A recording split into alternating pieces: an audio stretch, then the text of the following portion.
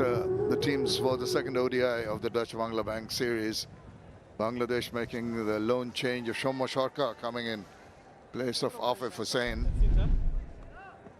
No change for the New Zealand team. It's the 100th one-day international for Liton Dash, and earlier he was handed over a commemorative cap by Nafis Iqbal, the team manager, handing that over to Mustafizur Rahman, and also the captain alongside. Smiling faces. What a big moment, what a big day for this cricketer from Bangladesh who's done it over the years. And on this special day, he'd like to make it even more memorable. Shariful Islam bowled so well in the first ODI.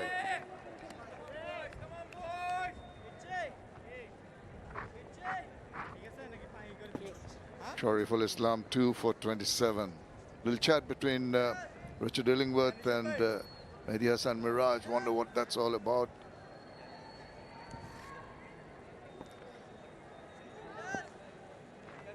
Everyone getting back into place. You can see the slip in position and the gully. Deep third man on the boundary. Backward point, cover and a mid-off. On the offside, on the onside there's a mid-on. A short mid-wicket and a deep fine leg. You've got to be on or about that off stump or just outside it. Oh, that's nice. It's a good line. Getting into rhythm is so very crucial early on. What we did see from New Zealand in that first one-day international was they just had a good look at the surface in the first 5 overs. They didn't look to take it on. Then gloves were called for, and the back half of the power play they looked to accelerate. It's been in some form, Henry Nicholls, over the last month or two. Granted, most of it's been in domestic cricket, but form is form. That's straight to the fielder.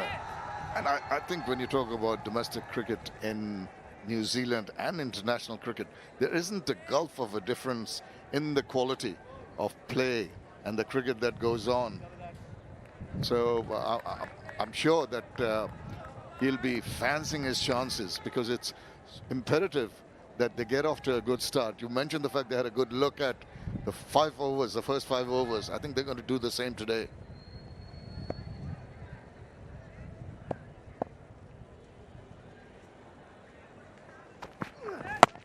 Oh, inside edge. Shariful keeps on. The batsman guessing. Very tentative little push at that one.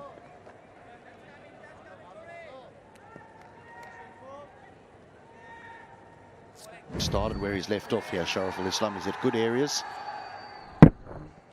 He has the ability to swing the ball away from the left-handers as well as just nip it off the seam back into them. We haven't seen much swing as yet.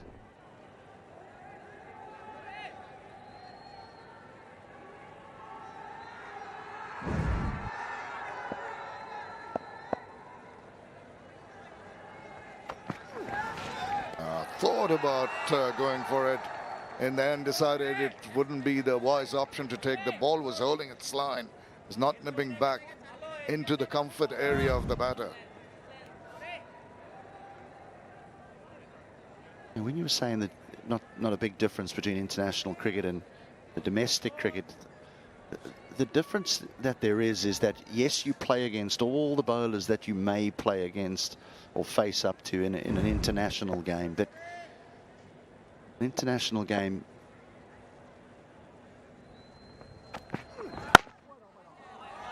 you face the 5 best.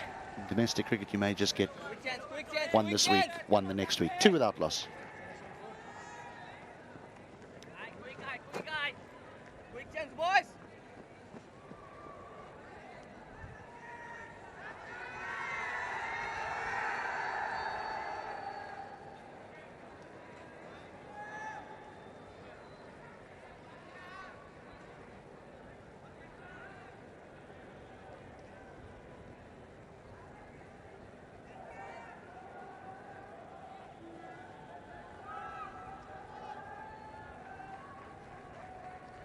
With Pannan to the Sherry Bangla National Stadium, the home of Bangladesh cricket, where Bangladesh have started off with the ball reasonably well, and they keep on doing that. There was a maiden, that first over from Shoriful. Have a look at what we have in store. Dutch Bangla Bank ODI and T20 series. First ODI won by 26 runs by New Zealand, and second on right now. We move to Chattogram for the third and final ODI. That's on the 23rd of April. Couple of T20 internationals on the 27th and 29th in Chattogram. And the whole circus moves back to this ground for the third T20 on the 2nd of May.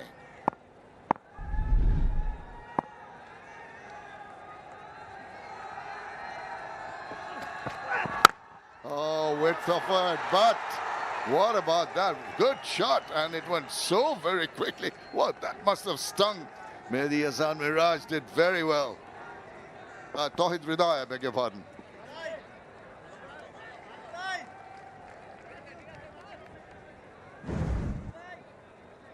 Bit of a cliche here, but this is good cricket. Not a bad delivery, wonderful stroke, brilliant bit of fielding.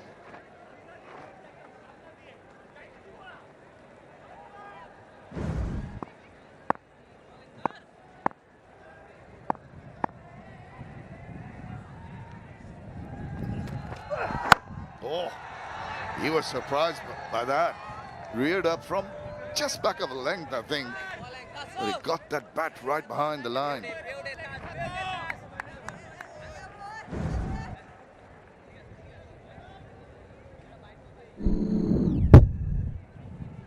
High up on the bat, hence the reaction from Nicholls.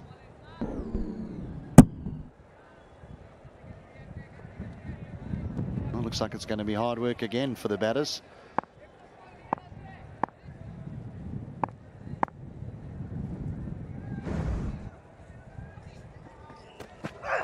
And he comes back with a slightly fuller delivery. The mix of lengths has been excellent, and the doubt in the batter's mind, you remember the very first ball that he bowled was kept very low, and a couple of deliveries back, reared up, surprised the batter, got him almost on the handle, the splice of the bat.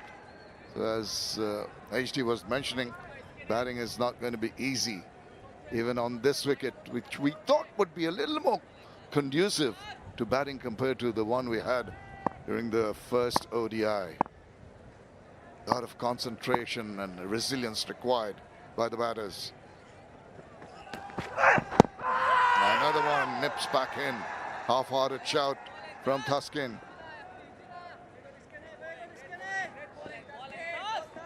He's been much better from over the wicket in the second ODI so far. In the first one, he struggled a little bit because there was some swing on offer, and he gave a few wides down the leg side and was quick to change his angle of attack. He went around the wicket. But here he's managed to find quite a good line, particularly to the left-hander, not allowing any room for the left-hander to be able to free his arms. It's been tight on the stumps.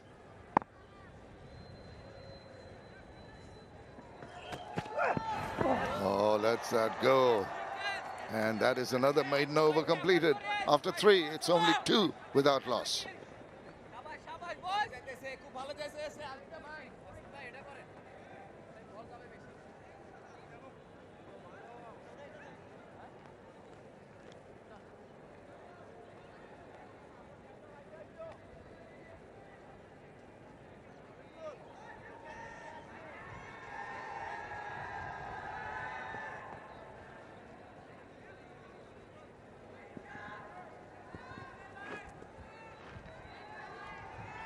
It's been tough for the batters. New Zealand winning the toss, deciding to bat, but they're going in a similar manner to the first game.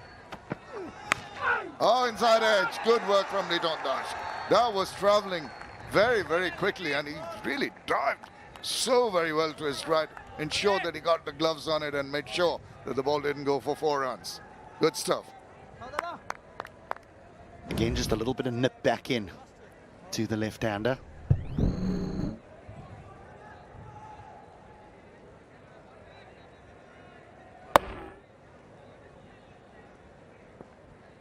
Great stuff.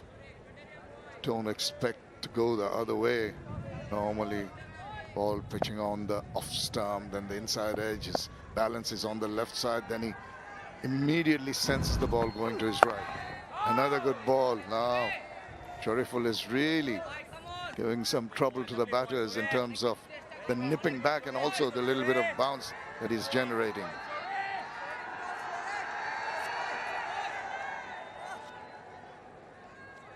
Not too much swing. Average swing 1.1 for Tuskin, 1 less than 1 for Naid Rana. As you mentioned, hardly any swing in the air.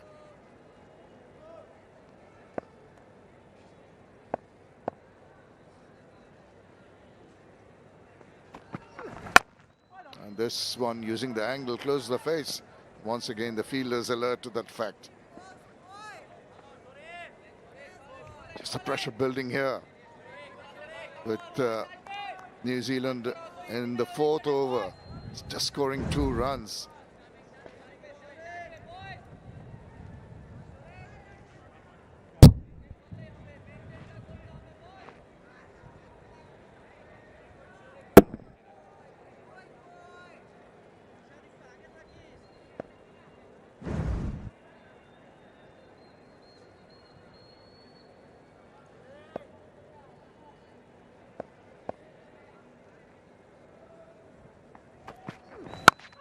And this time around, he tries to guard it away on the offside, again finding the fielder. This has been good.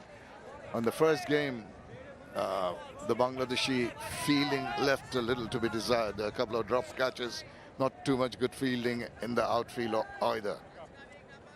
And they left a few runouts out there as well. Now, I know creating a direct hit is tough, but they had numerous opportunities where they could have run out some of the New Zealand batters and just failed to hit the stumps.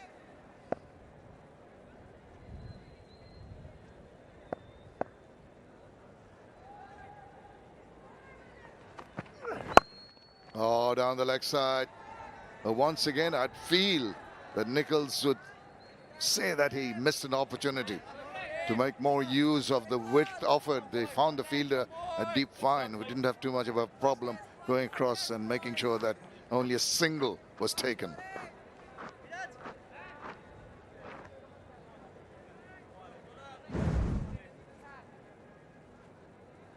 The first one. The first one that's just strayed down the leg side from Shariful Islam.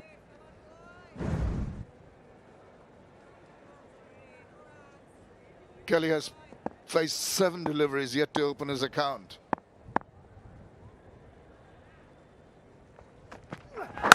And it stays that way. Another excellent over from Shariful.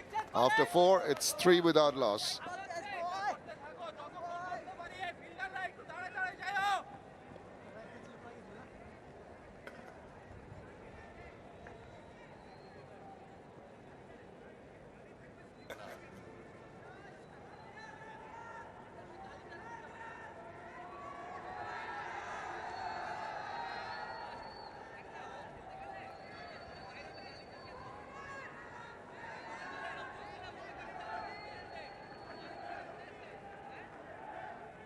The national swimming pool right next to the ground here, practicing the dives.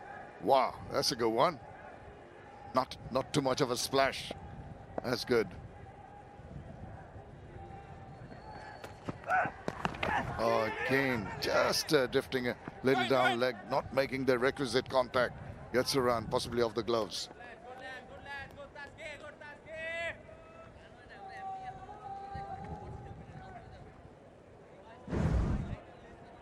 Both these batters will be well aware of the difficulties that they're encountered in the first ODI, and so they know, just have a little look up front here, take your time. We can score some runs in the middle period. New Zealand didn't hit 1-6 in the first ODI and they still won the match.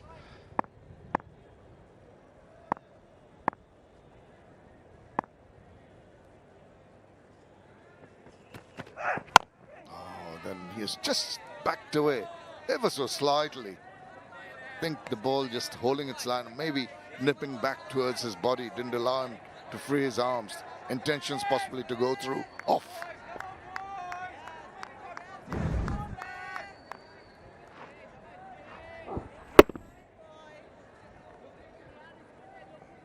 seen both batters now use their feet. It hasn't yielded any runs, but what it could possibly do is say to the batter, do I need to change my length? Sometimes you don't look to use your feet in order to attack. It's just to get into the mind of the bowler.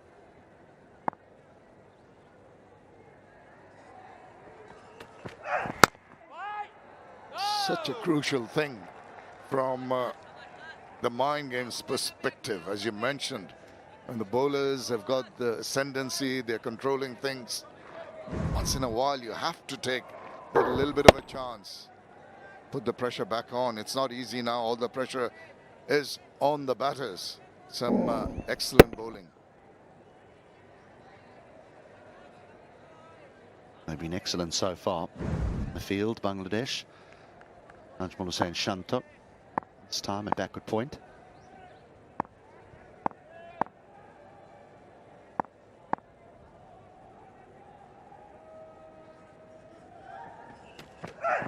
Kelly goes big and misses out. Big appeal from Tuskin.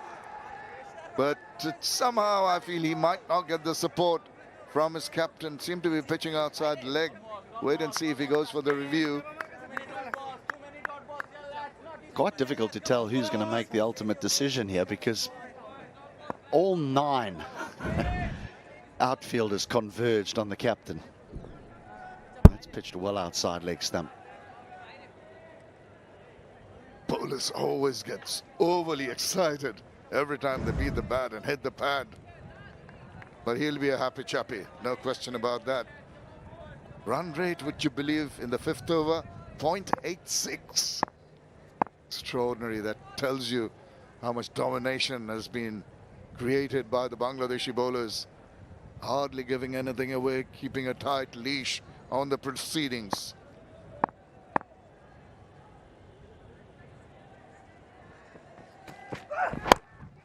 Drifting down leg, whips that away, and it's going to be the first boundary. Nexus pay 4.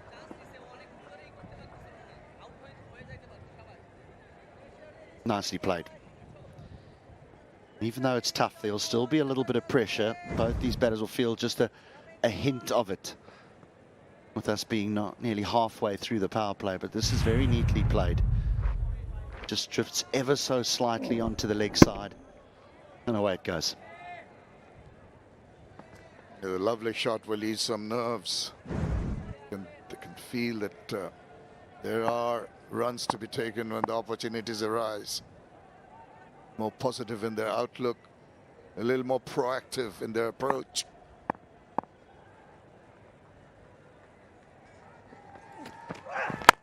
You can see that immediately after getting that boundary this time around. He's threaded the needle. He's hit it very nicely to deep cover for 4 runs. 5 overs done. 12 without loss.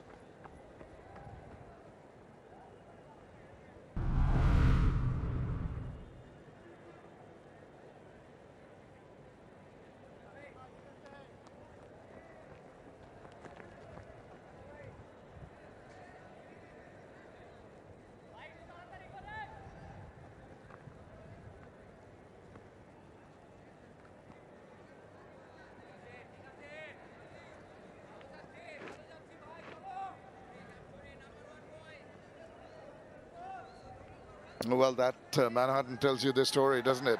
Controlled bowling. And the batter is now getting a move on. Fancying their chances. This is an excellent shot. Just managed to get the right part of the bat. A lovely swing. And 4 more runs. That run rate's not 0.8 anymore. It's gone above 3. Lovely little shimmy down the wicket.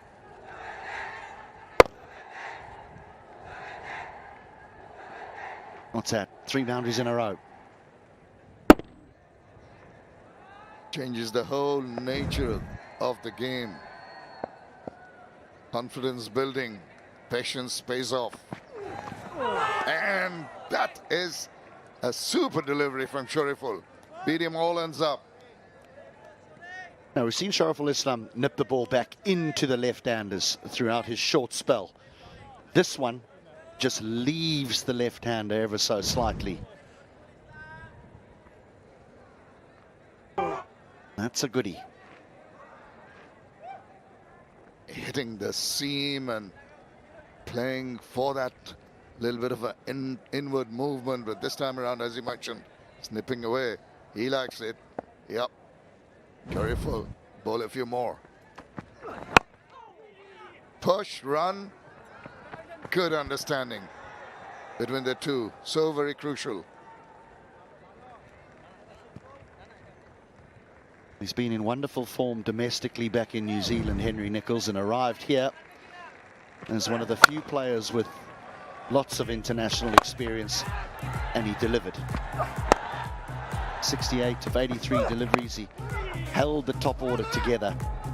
Played some delightful strokes. Be a little bit disappointed that he didn't go on to a real big one, but he certainly gave New Zealand a platform for where they could post something that was very defendable on this pitch.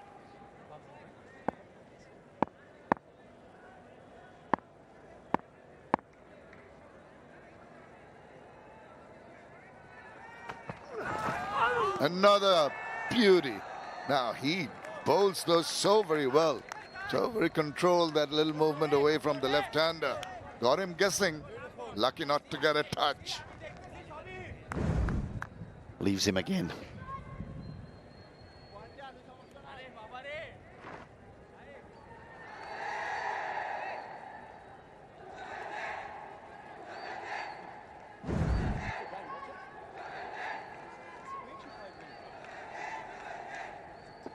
He's bowled two very, very good deliveries, beating the bat with ones that nipped away off the seam.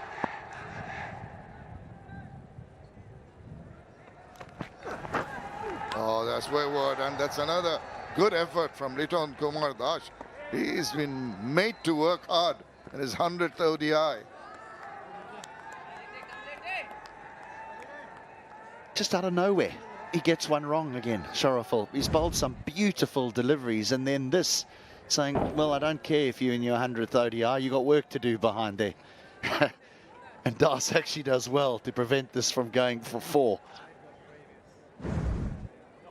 Congrats for your 100th ODI. And congrats and well done for all the hard work you've already had to put in. Two very good diving stops. One was a stop, one was a parry. But they all count into lifting the spirit of the bowlers.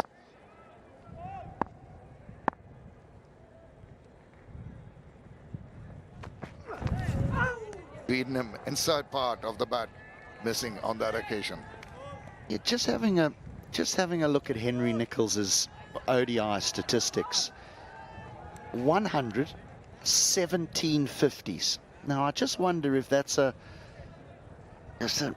nasty little habit that he's got into, and I say that because if I look at his last few scores he scored back in New Zealand before coming here, I'll read them to you. 96, 52, 44, 66, 68, 77. Henry Nicholls could have an incredible record if he just converts a little bit better.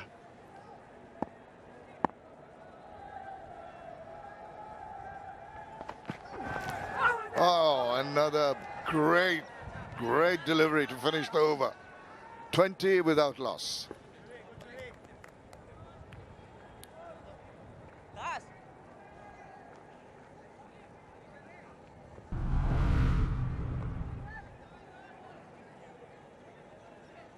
চলো ভাই চলো যে কয়টা পারিস করে নিস ভালো বলে হচ্ছে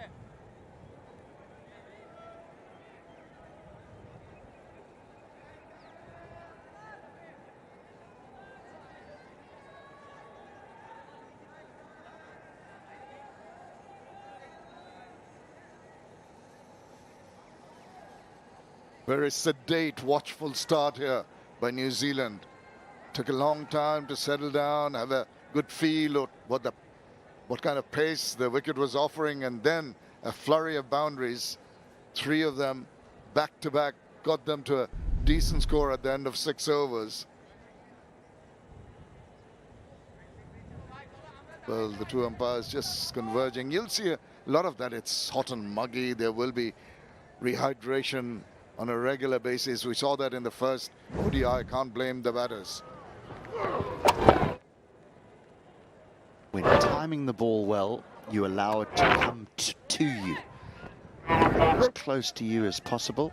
That's when you time it well. But against the spin, a couple of sweeps and then a nice use of the feet.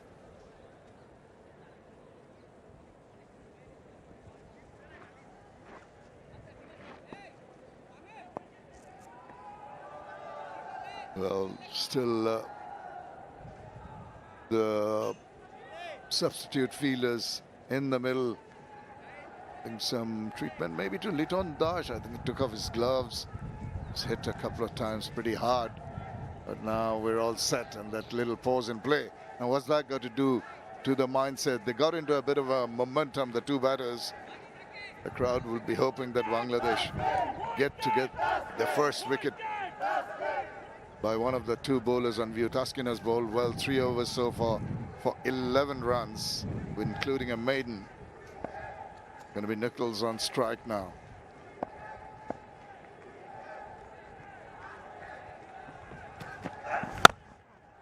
Nice ball to start off with.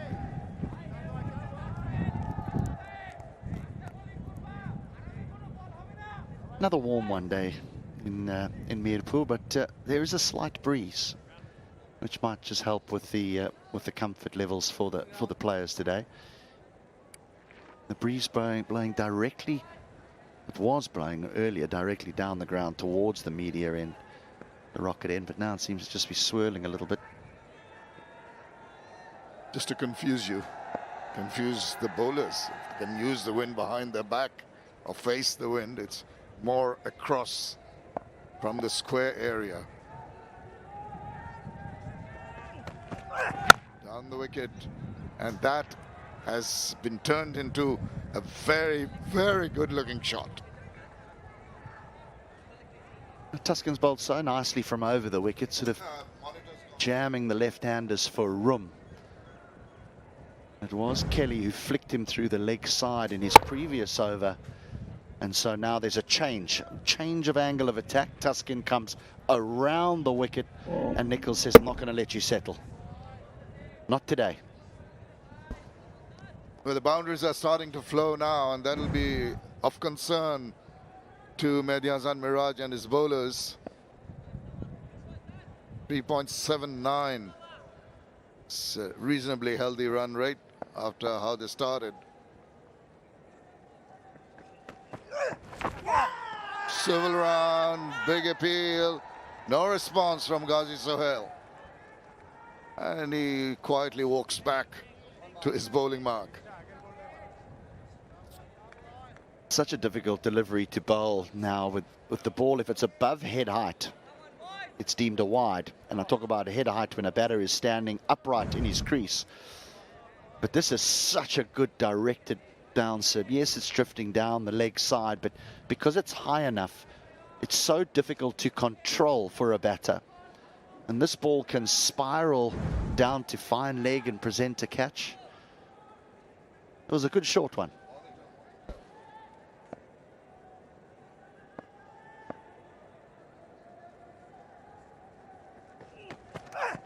Oh, he innovates and Toriful quickly anticipating that, does well to get across and get a hand to it. Make sure it's nothing more than a single. So the confidence building amongst the batters now, going for innovation. Seems like a bit of a game plan that New Zealand have decided on. If we look at that first ODI, it's sort of running in similar fashion, isn't it? Nothing for the first 4 or 5 overs as they had a look at the pitch and assess the conditions. And now the decision to try and accelerate. And absolutely the right way of going about it. Get a feel of the wicket, make yourself comfy. Doesn't matter what kind of a run rate you achieve early on. And once you settle down and making sure you can play the proper shots with the balls that are being offered. Sensible cricket.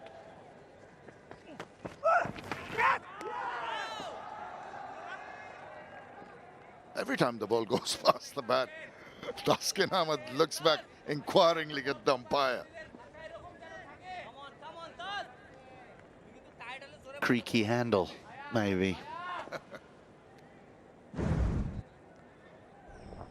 There you go. No sound nowhere near but the bat. Despite that, the expression on the face of the batter surprised him for height, I think, more than anything else.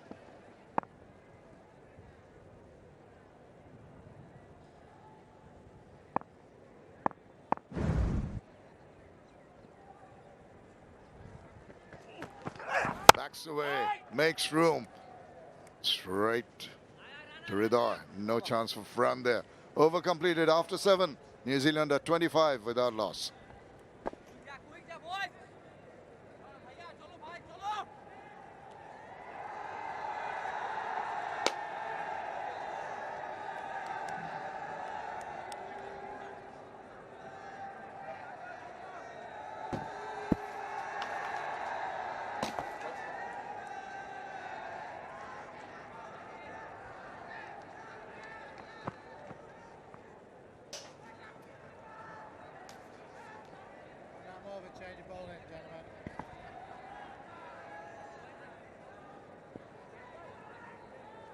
Good to see school children in the Mirpur Sher-e-Bangla National Cricket Stadium, especially on a weekday.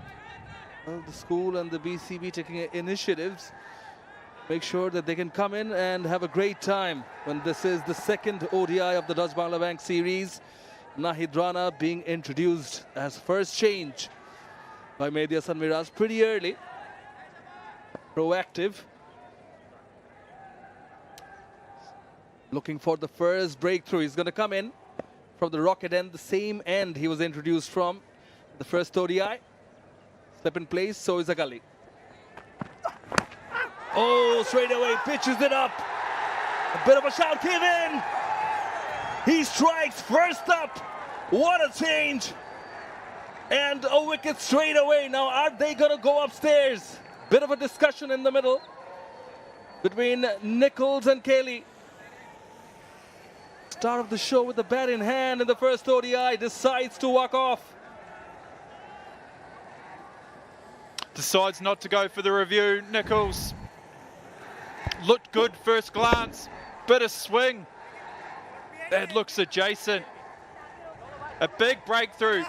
First ball of his spell. Important wicket for Bangladesh. Nichols departs for 13. 25 for 1.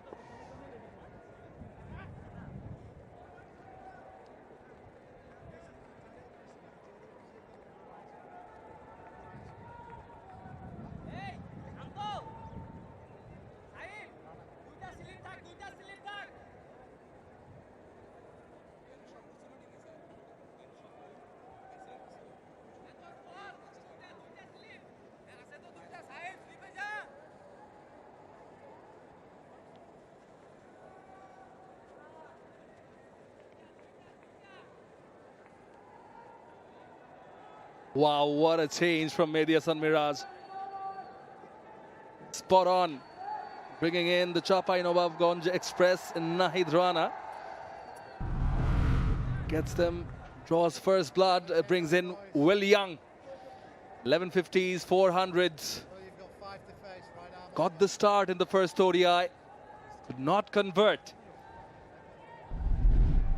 It gelled together with Henry Nichols, who he's replaced.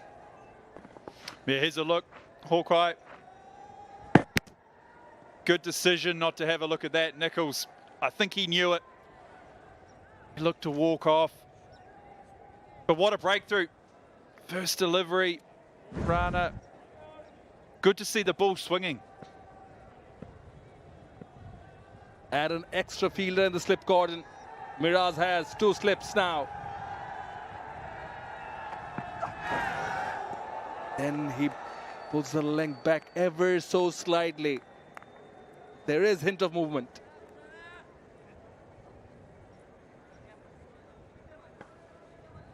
Yeah, we saw Nathan Smith the other day get some good shape for the New Zealanders. Bangladesh hasn't really swung so far. We've seen a little bit of sideways off the pitch. But it's a good first up delivery. The wind blowing in Nahid Rana's shirt. Moving as per that. Sun is hiding now. of the mark is Will Young. But they've looked much more disciplined this morning, Bangladesh fast bowlers. The first boundary came in the 5th over. Toriful only gave away 1 run in his first 2, and then Nahid Rana comes in and strikes.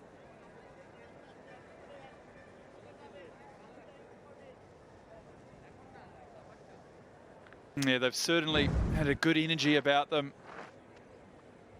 Oddly enough, the seam presentation on that delivery, not perfect, but still swung. They certainly have a nice energy about them today. They know how important this game is, Bangladesh. They need to win today to keep the series alive. This time movement of the deck.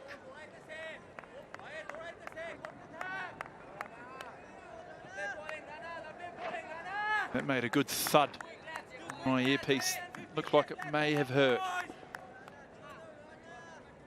What I like from Nahid Rana here is he's not afraid to pitch it up. He prefers to bowl back of a length, that hard length. Today, from the get-go, he's slightly pitching it up, slightly more, ever so slightly. That was the key to the success behind the first wicket.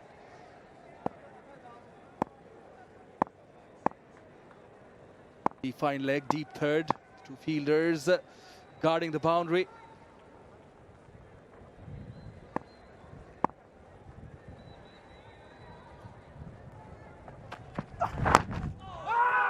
Tentative, because the ball's doing a bit. The on song, there's the speed. Late 140s, good seam. Good speed in his first over here, runner. It's been impressive.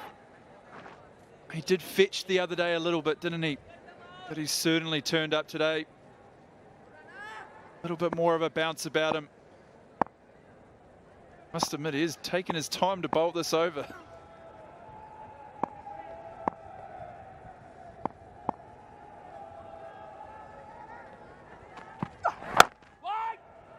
Good looking punch from the back foot. Straight to the field. So wicket taking over this from Nahid Rana. 26 for 1 New Zealand.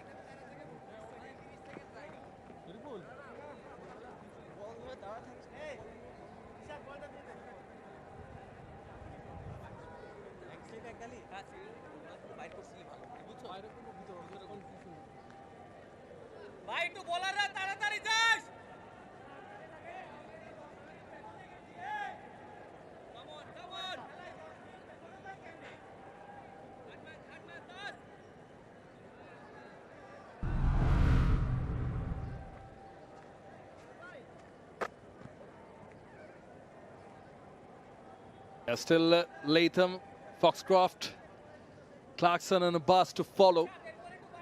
They rely heavily on the top order though. Delivered in the first ODI of this Dutch Bangla Bank series. Powered by Rocket, co-sponsor Nexus Pay. Shoriful from the Dutch Bangla Bank end. Back of a length. Now this is going to be a crucial period. Again, bowling in partnership. We've seen Nahid Rana find rhythm. Shoriful did well in the morning, but it's very important for Bangladesh that he bowls tidy from that other end. He's been impressive again. Just the 9 runs from his 3 overs. Obviously changing ends here and on the money again. Will Young just faced the 3 balls. Used his feet beautifully the other day. Tried to create some length. On cue. Looking to make a little bit of momentum for himself. It's a real strength of his game just the other day, and Foxcroft as well.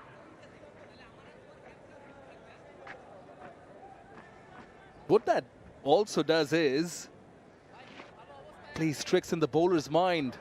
You try and deter the length of the bowler, upset the rhythm. Yeah, it's exactly what he's trying to do. He's telling the bowler, no, you can't just nestle in and settle in on your length. That's good batsmanship.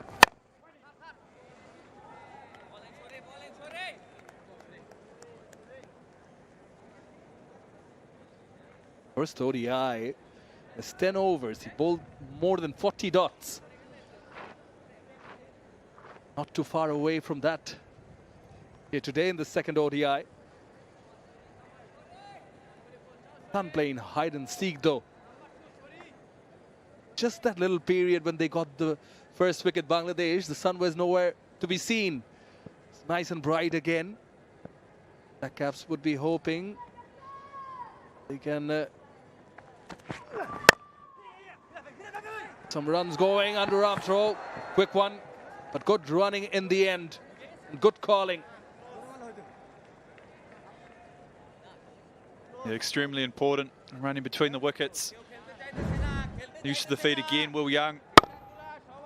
Oh, he's pinched a single there. Might have been tight.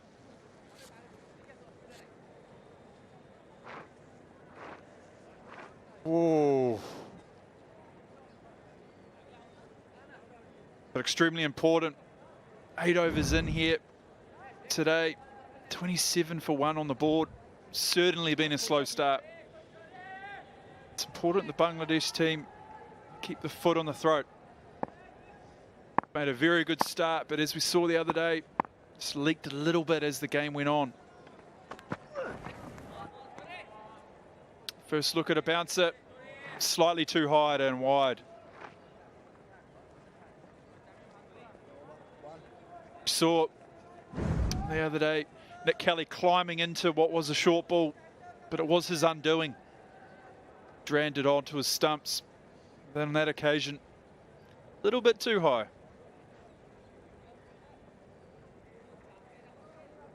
Trying out the different weapons in his armory. Shoriful.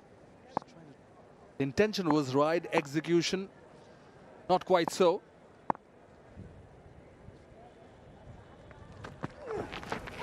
Yeah, another short delivery.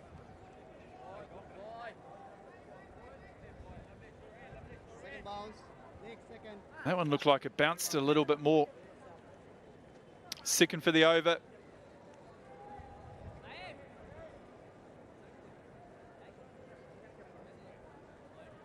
Yeah, good to see. Keep the pressure on.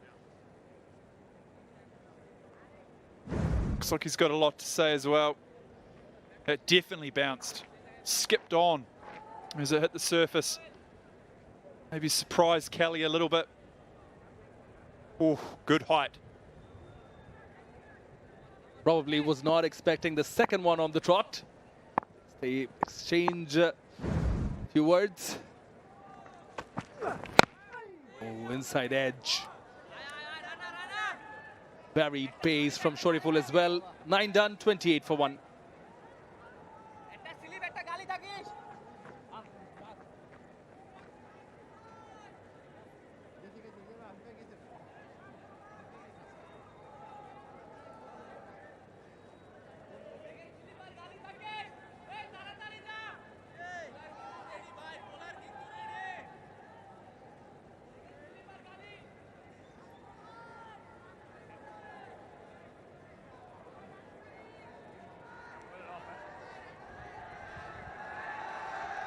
New Zealand captain Tom Latham winning the toss again and deciding to have a bat first. The bowlers, the Bangladesh fast bowlers in particular, have been on the money. Much more disciplined. Nahid Rana with the breakthrough in this previous over. Oh, surprises the batter in the air! First ball, wicket again! Nahid Rana again! Will Young has to go. Extra bounce, extra pace. Runner, a wicket with his first ball of the over again. Just climbed on Will Young. Don't get many more simple catches than that. Grabbed the shoulder of the bat, and what a breakthrough. Too early. Will Young, he's got to depart for 2. New Zealand, 28 for 2.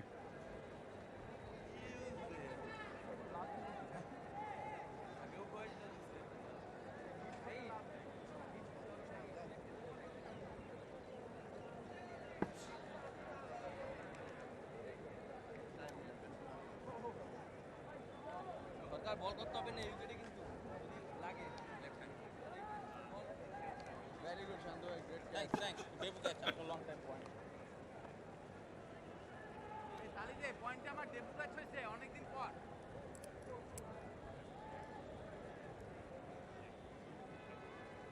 Got a wicket the first delivery of the 8th over. He does the same. First delivery of the 10th, that brings in the Kiwi captain, Tom Latham. Closing in on 5,000 runs in his ODI career. 26 half centuries, 8 centuries. Definitely a strong pillar, but he's there because of this. Yeah, good piece of bowling. Extra pace, just bounced a little bit on Will Young. Tried to ride it almost. Unfortunately for him, grabbed the shoulder of the bat and a simple catch out to point. Also important was that it was a well-directed bouncer, surprising Young.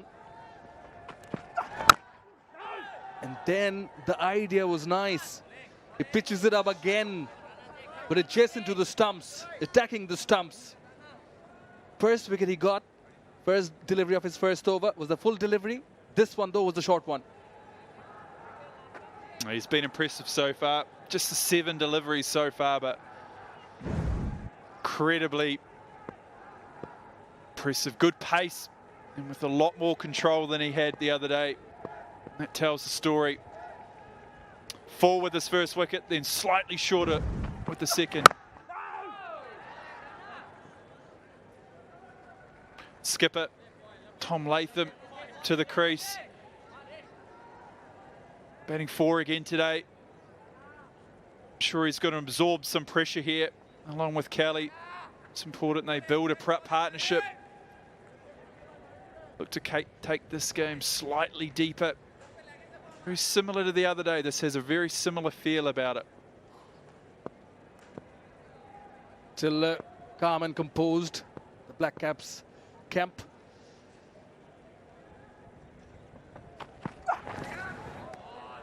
Well bowled, well bowled. Happy to let it go, Tom Latham.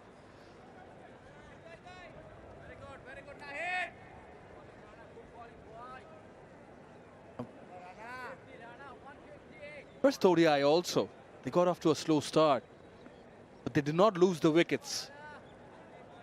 Nahid Rana has given Bangladesh those 2 wickets, so it's a different challenge, slightly different. But Tom Latham is one of the most successful batters against Bangladesh, in this rivalry at least. 747 runs in 16 innings. Again onto the stumps. Yeah, Latham, very good player of spin. Very good with his sweeps and reverse sweeps. So naturally, when you come to the subcontinent, to be able to play spin, you need to play spin to be able to be successful. And he has done well against this opposition. It'll be vital this afternoon if New Zealand are going to get to a total.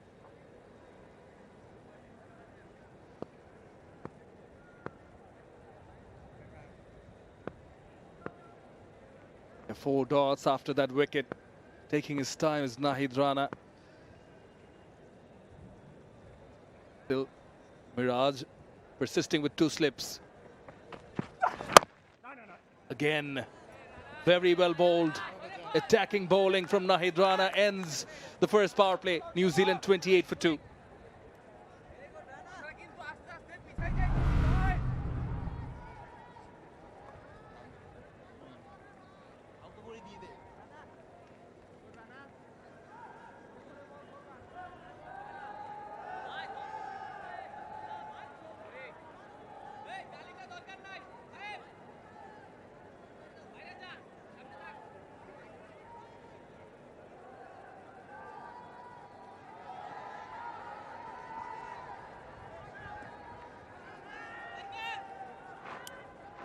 $28 for 2.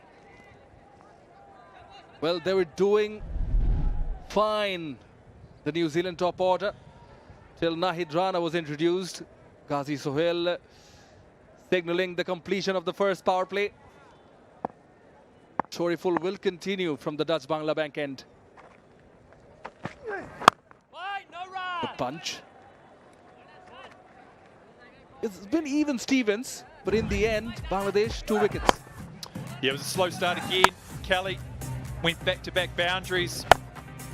Nichols looked to be a little bit more aggressive as the power play went on. But we saw first ball, run a spell, full, and then the extra bounce was the undoing of Will Young. It's been an extremely good start from the Bangladesh players today. A must-win game for them. Those 2 wickets. The back end of that power play.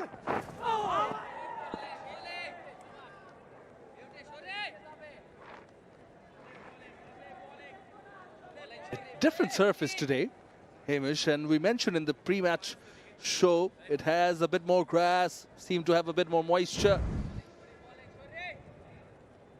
Yeah, it's just seamed. We've seen a little bit of seam. Feels like it keeps happening to Nick Kelly. Feel like he's played some nice shots in between. But unfortunately for him and his side, he's found some fielders. He's been out there now for 25 balls, so he spent some good time there. Needs to build on it. Take positive from that at the middle of the bat. Good strong position. Pitch number 6 in action today. Seen some uneven bounce. Match day 1, the Razban Bank series, the first ODI that troubled the batters. Not so much today. Tony Hemming there. Yeah, it's a good bounce test, isn't it? And we have seen some good bounce. Been a little bit variable. That one certainly surprised Will Young. They've been on song. I've mentioned it before, but they really have been on song today. Good energy about them.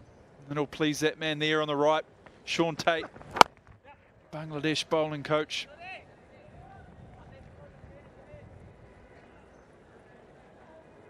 He surely would be happy. Sean Tate, the fast bowling coach, is an express bowler himself, but what that brings into this management is he would know very well how to manage the likes of Nahid Rana, Shariful Islam's.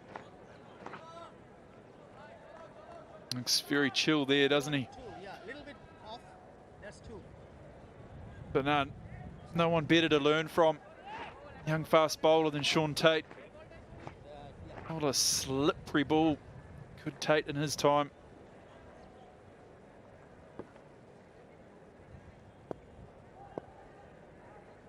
Only the 3 seamers so far. Yeah, Latham, well, clearly indicating that he's happy to soak in the pressure. That's the need of the hour.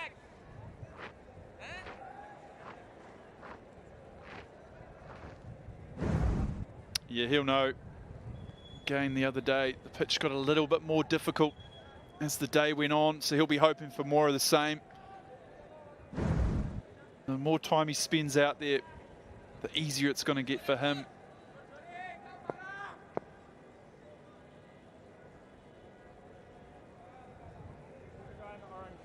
No, Hamish, we mentioned the bounce. Mentioned how Nahid Rana's bouncer surprised Will Young. I think it's more to do with the express pace that he offers. Came as a surprise. Bit on though, standing slightly close for Latham. Bit of a shape, but another tidy over from Shariful. 11 done, 29 for 2.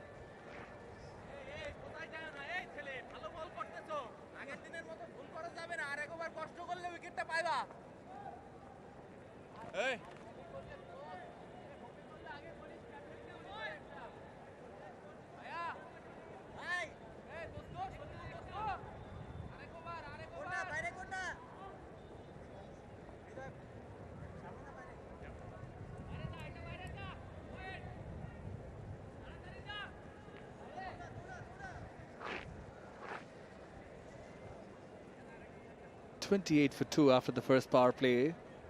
No sixes, not yet. The second ODI, there were none in the New Zealand innings in the first ODI. Not necessary that it has to be, as long as, well, they got a win in the first ODI. Depends on the circumstances. Nahid Rana, a bit of a leading edge.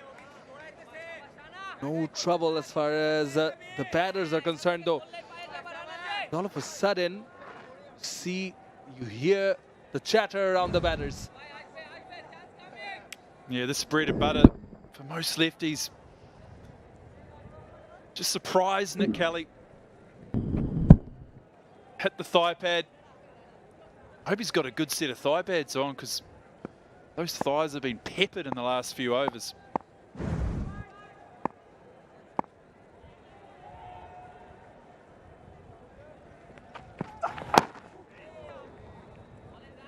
Targeting the middle and leg with the short leg fielder inside the circle. With that pace, and if he gets the odd one to bounce extra again, surprise element is there. He was very square as well. That man at square leg, almost slightly behind. That's that extra pace. A hint of shape as well to the left-handers. It's been impressive. Rana with the ball. Bowled of good pace. Look at that. 146 average speed. Yeah, well bowled again. Putting bat to ball, the New Zealand captain yet to get off the mark.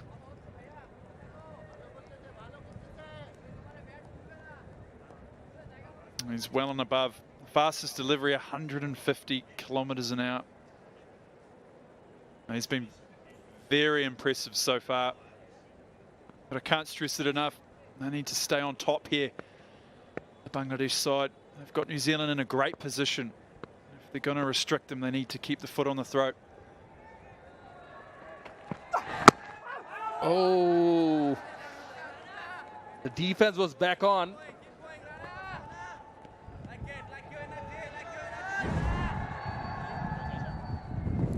Bit of seam presentation there. Little inside edge from Latham. Looking at his partner to try and sneak a single. It wasn't on.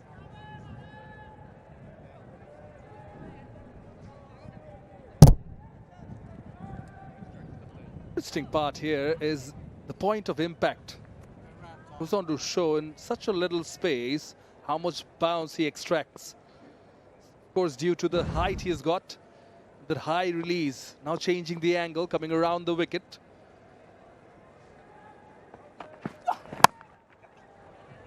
Get a run. Also, that last delivery was 150 clicks, Hamish. Yeah, I'm intrigued by this change of angle to Latham around the wicket. He's bowling so well over the wicket. 2 for 2, his third over. Hasn't bowled a bad ball yet. Just hope he's not getting frustrated with the lack of wickets. Just needs to keep it simple. Doesn't need to go searching by changing angles and being funky. It's back over the wicket to Kelly.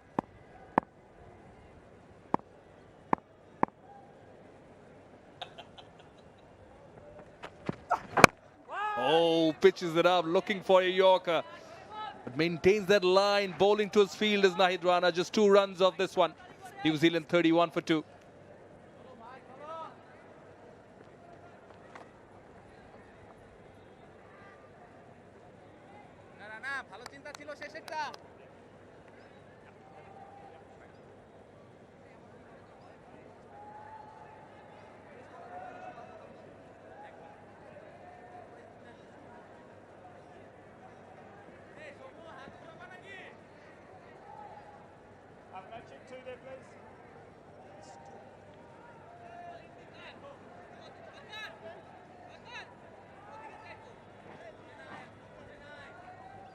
Here in the buzzing Dhaka city, the heart of it, the Mirpur Sher-e-Bangla National Cricket Stadium.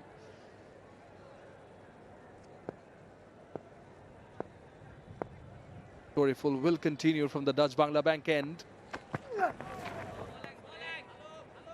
Well, Latham, happy to be patient. He's off the mark, yes, in the previous over. Speaking of patience, a fellow commentator, Hamish Rutherford, has been patient also. You were thinking of a flip and dip? Quite tempted after you saw the pool? It does look like a good place to be. Certainly when we're doing our build-up earlier today, it was warm, wasn't it? I felt like I was swimming just sitting on the sideline here. It's certainly warm today, isn't it? But that does look like a good place to be. Here we go. Oh, that's very nice. I wouldn't be that pleasant. Got the flip you were looking for? Would you rather prefer a reverse flip? Yeah, I'd be more the sort of the bomb variety. Try and see how much of a splash I can make. Not much of a swimmer, to be honest. The hotel pool was getting a wee refurb over the last 24 hours, so a little bit disappointing, but can't have everything. Now it makes sense. No wonder. I thought you spent the whole day yesterday there.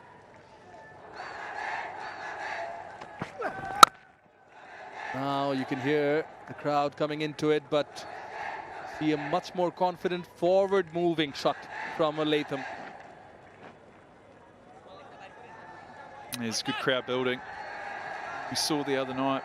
They built throughout the day, so I'm sure they'll come in later on. Bangladesh are batting to chase the total. Going for the extra overhead. It's into his sixth, Shurafil. Looking for this third wicket. Yet to see spin yet. 2 for 27 in the first ODI. An economy of 2.7. Sixth economy of 2.36 so far, Shoriful.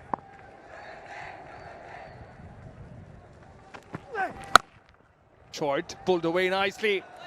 That's a cracking shot. And Kelly will get a 4. Nexus Pay 4 it is. Shurafil looking for that short ball again to Kelly. This one not getting up as high as he would have liked. Kelly in a good position. On top of it nicely. In front of square. Field was set deep on the leg side, but behind square. And a timely boundary for Kelly.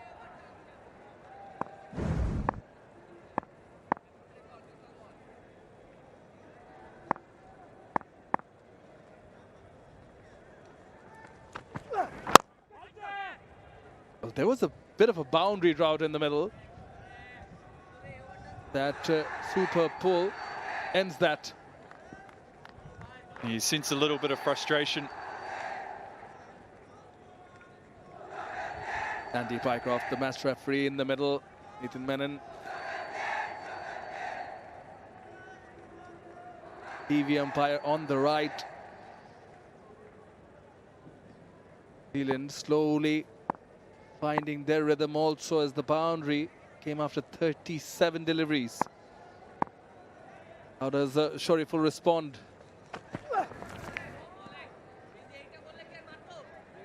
Good one to leave. 5 runs of the 13th. New Zealand are 36 for 2. And the players, the officials will have some well-deserved drinks.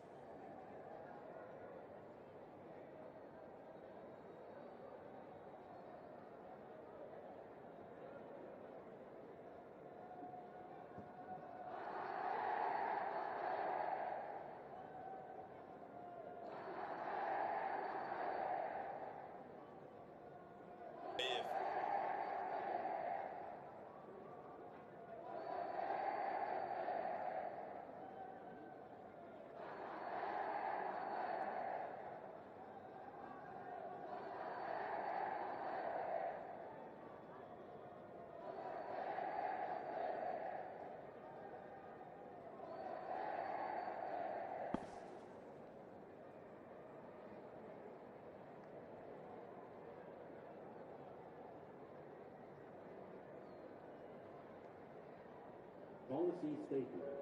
Attention to all. ICC anti-discrimination policy. Policy statement on inappropriate conduct. It shall be a breach of the terms and conditions of entry to the venue for any ticket holder to engage in any conduct, whether through the use of language, gestures or otherwise, which is likely to offend insult, humiliate, intimidate, threaten, disparage, or vilify any other person, including players, match officials, or spectators. New Zealand skipper won the toss and elected to have a bat first. They were patient until Nahid Rana came in and caused havoc. Sexual orientation. Yeah, here's the first wicket. First one full, next one short. The reaping rewards. Such action will not be tolerated. And is He didn't use the review. Did Nichols? He knew it was straight. Jason. Next one to go, Will Young. A little bit of extra bounce. A comfortable catch. It's a point. You can't drop those. It's been good disciplined bowling from Bangladesh so far and supported well in the field. Definitely have a good energy about them today. Yeah, they've already lost two top order batters, and Nichols and Young, who did really well in the first ODI, stitching together a partnership of 73 runs. Not to be today. The onus is now on Kelly Latham. They would hope that they can gel together, lay the foundations right for the likes of Foxcroft to come in later and capitalize.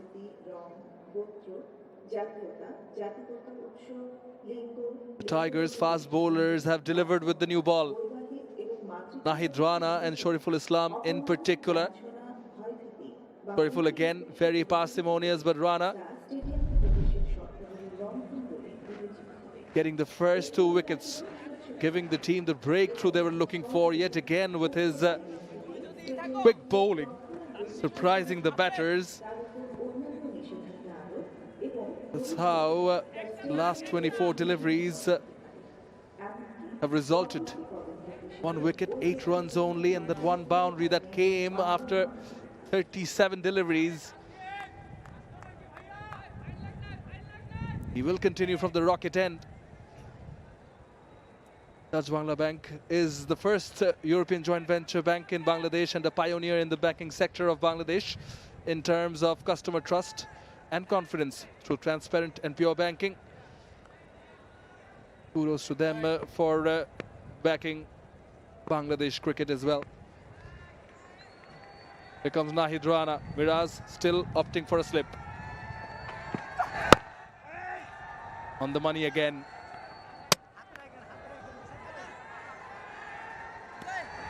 And it's a good opportunity, the drinks break, just to have a rebuild. Just a little bit of a break in a think tank. Yes, it's been a watchful start from Latham, but it's important they put some pressure back on the Bangladesh bowlers. You can't just let them bowl. You can do that by running hard between the wickets, looking for those ones. Goes without saying, finding the fence. Hopefully a 6 as well. They hurried the bat on this occasion. A very interesting point you bring up. I think Bangladesh fielders too need to be on their toes. Make sure that they don't allow those easy singles to release the pressure. You can tell they're hunting as a pack today, coming in tight on one. And after every ball they're in, sure they're encouraging the bowlers.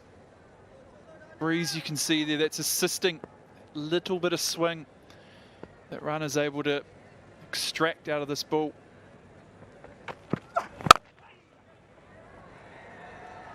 Good shot. Square drive and gets the result as well. Next is pay for. Fantastic shot from Latham. Looks like a cross seamer. He's not going to miss out on that. He's been grafting away. Gets an opportunity. He's in a fantastic position to put it away. He's a fine player. He's not going to miss out that opportunity.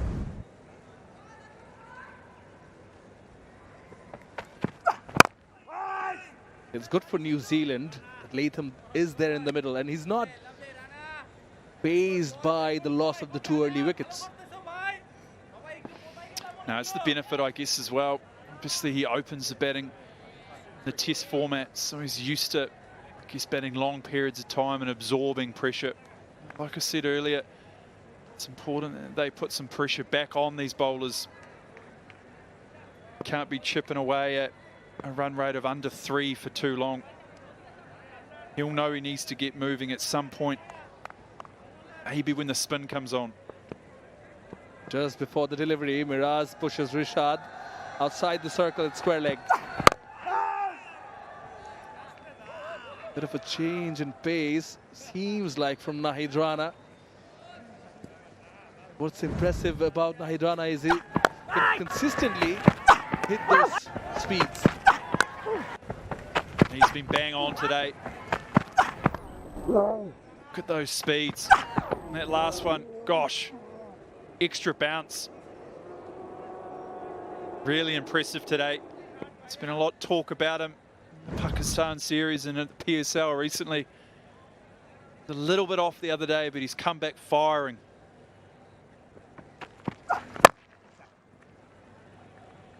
Nicely coming forward.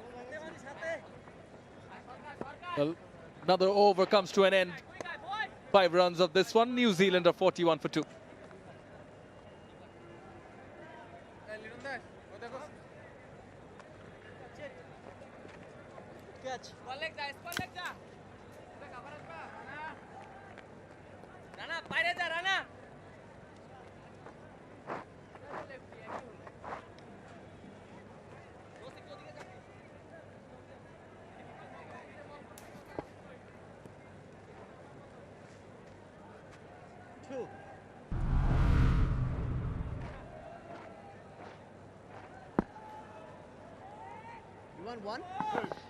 Been a very impressive start by the Bangladesh seamers.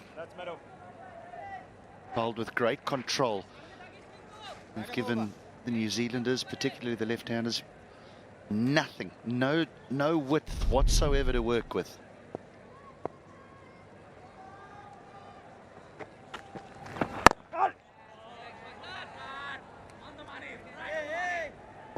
Now here's an interesting bowling change. Playing in his first match in this series. Shumasaka, just a little medium pacer.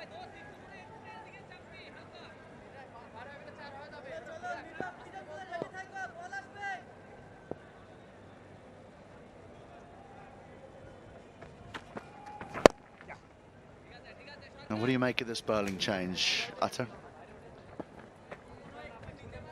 You mentioned that we've seen a improvement in terms of the channels that seamers have bowled so far here.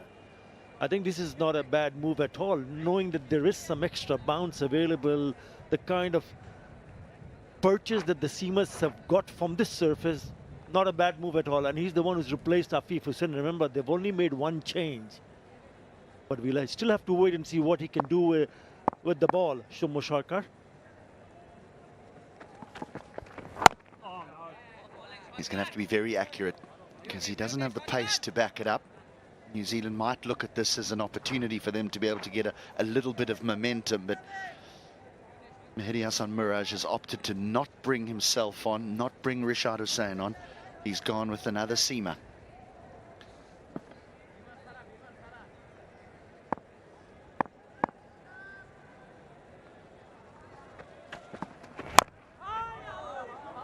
That can also work. That can also work in favour of Bangladesh. New Zealand looking at this as an opportunity to get some momentum, and then there's an error that's made, and you almost buy yourself a wicket. Because in fairness, he's a part-timer. He's not a frontline seam bowler for Bangladesh. Yeah, he'll be happy. Sean Tate, the fast bowling coach for Bangladesh, having a chat with Taskin Ahmed.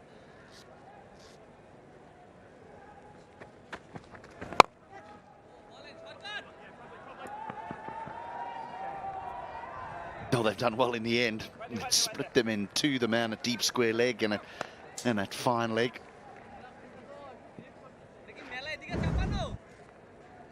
Yeah, that's another thing that might just to worry for Bangladesh, because as you pointed out, part-timer. He's not a frontline bowler. Good work in the deep.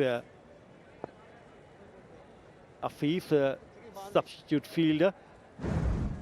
So whenever you see a bowler who's not a frontline bowler, then the batters will look to score and look to score quickly. So they want to cash in. A single to finish the over, 5 in that over. New Zealand 46 for 2.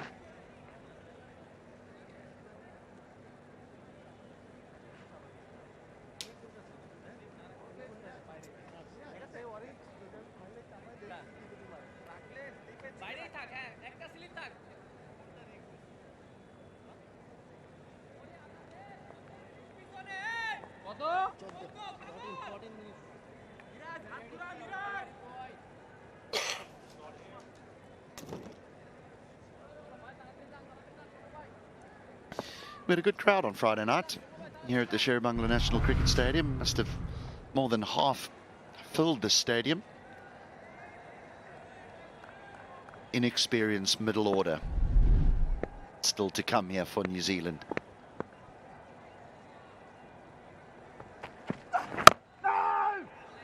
Now this man's been mightily impressive, Nahid Rana.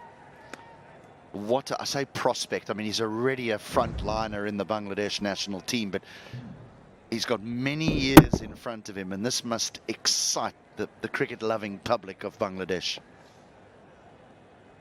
No, not just Bangladesh. We recently had a stint for Peshawar Zalmi in the PSL, and everyone who saw Nahid Rana thought he was special, and they need to take care of him, manage him well.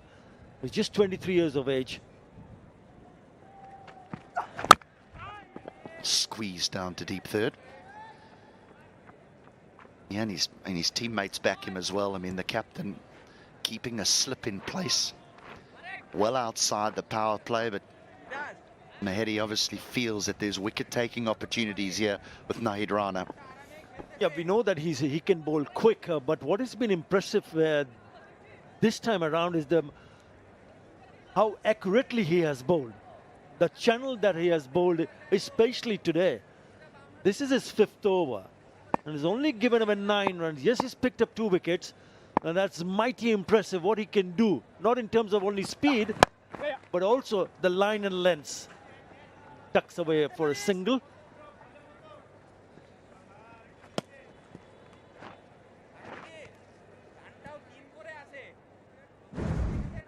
It's real pace up front. Trapping the form man Nichols in front. That was Plum. And then getting one to bounce to get rid of Young.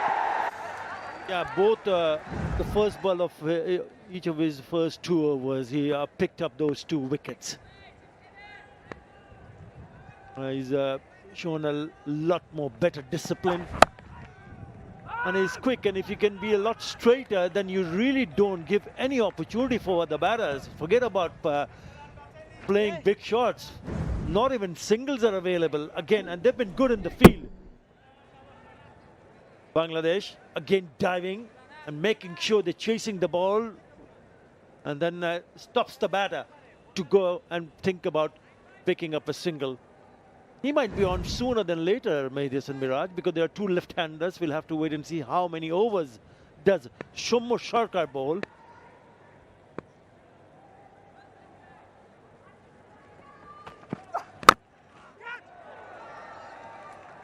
You just glossed over that quickly about the fielding. Now, I think Bangladesh has definitely been spoken about after that first ODI because they've been mightily impressive today.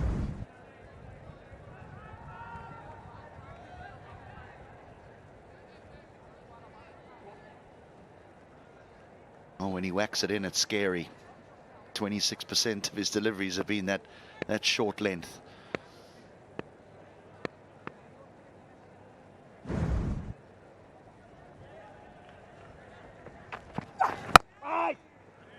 There it is, that back of a length again. End of the 16th, 48 for 2.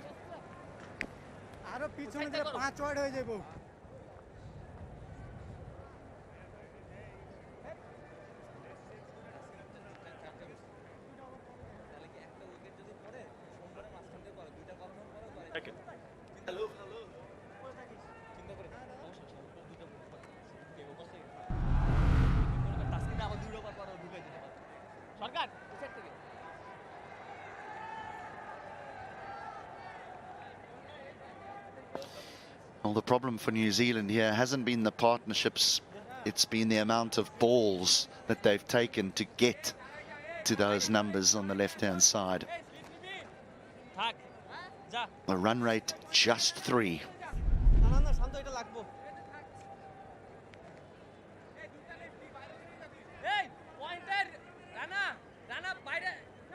Took nearly 4 hours for each innings to be completed in the first one-day international, or just over 4 hours, I should say. And that's because a number of drinks breaks have been permitted. They allow the batters to change their gloves because it is very, very hot and extremely humid. Well, you said sooner rather than later, Atali Khan. It is sooner, as the captain, Mehdi Hassan Miraj, is into the attack. Yeah, 2 left-handers, so why not bring himself on? Just a single over from Somo Sharkar. Right. This is what he's achieved in his ODI career.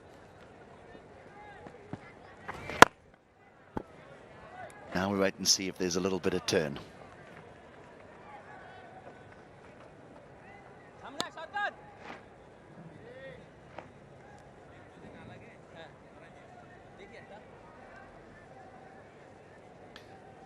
Slip in place in case there is some turn.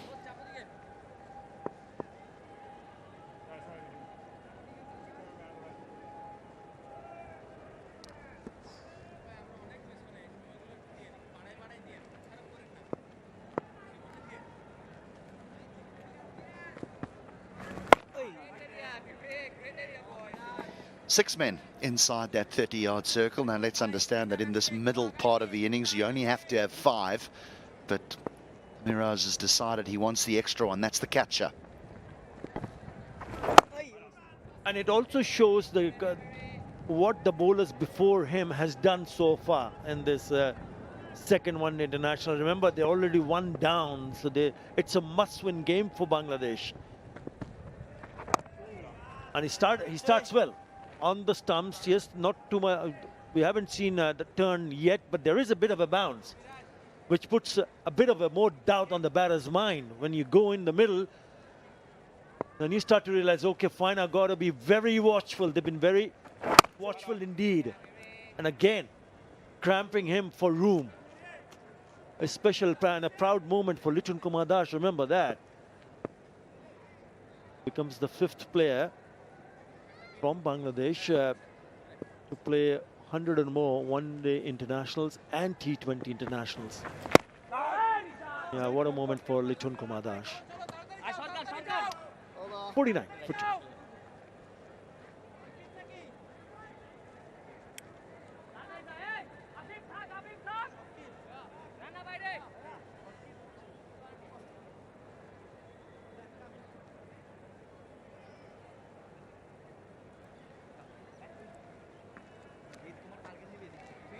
আমার মনে হয় সরকার এটা বাইর করলে আমি পিছনেই ভালো বাইর করলে তুই পিছনে যা হৃদয় একটু হেল্প করতে হৃদয় রানা আউট ওই ভাই রানা বাইরে change bowling right arm over. Well, if my arithmetic is correct, 102 deliveries have been bowled and 78 of them are dots.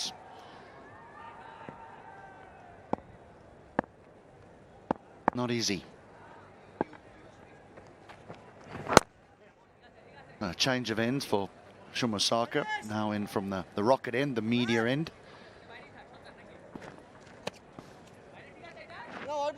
Yeah, it also says a lot about what's going on, you know, with that single, the 50 up on the board for New Zealand. Change of ends for Shomo Sharkar. It's the kind of a surface where you need to be a little bit more patient. Just wait for a loose delivery because it's not coming the way it came last time. So you need to work around the fielders. Nicely played, guiding the ball towards third, a little bit square to his left, so he comes back for the second. That's smart batting. I think that's what they need to do a little bit more to release the pressure. Well, the skipper is the most experienced one-day player in this this New Zealand side that's touring Bangladesh. They're going to need all of that now.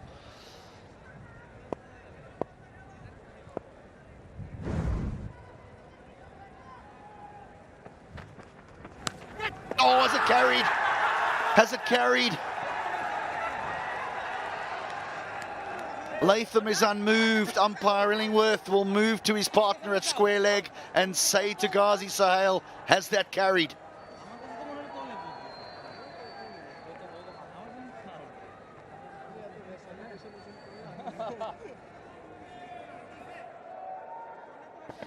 A Dutch Third umpire to Bangla director, Bank we have decision umpire review pending. for fair catch. I have checked the feet, it's a fair delivery.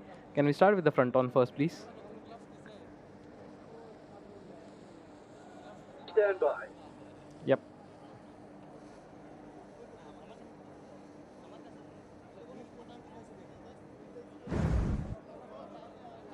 I need to check first the bat hitting the ball piece, Lawrence.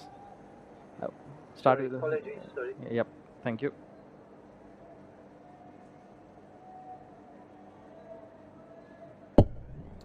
Okay, I come back again, please. Just rock and roll once again, please.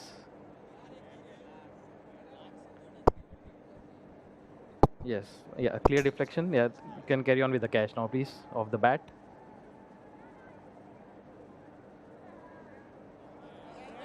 Just rock and roll one, please. Rock and roll. Yeah, go back one frame. Go back one frame. I'll go to clear shot. Yes, please. Can you zoom it up, please? Yes, thank you.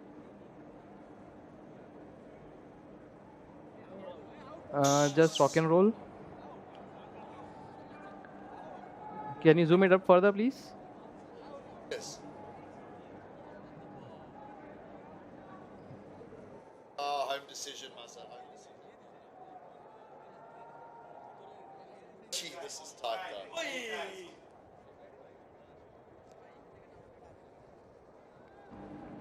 Mixed result. Do you have anything from the side on Lawrence? Yes, it maximum zoom. No, we won't have. Stand by. Okay. I can see the ball is bouncing on the tip of the fingers. I don't see the ball hitting the ground here. Okay, thank you. Yeah, and in the hands. Keep it rolling, please. Let him finish the catch.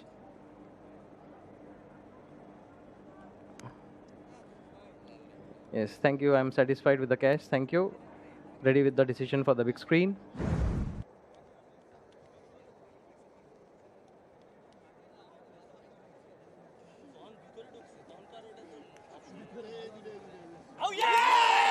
Rock it out. You don't get closer than that. The decision was that it hit the fingers, the end of Litton Das's fingers, and then went into the glove.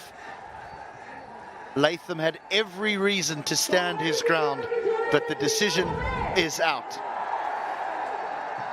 And the third umpire kept on looking at it, making sure they got it right. In the end, I think he's got that right. The credit to Shumo Sarkar, part-timer or no, or a front line, doesn't matter. He got the ball to move genuine neck of Tom Latham. And Lichun Kumadash does the red. Gone for 14. New Zealand lose another one, 52 for 3.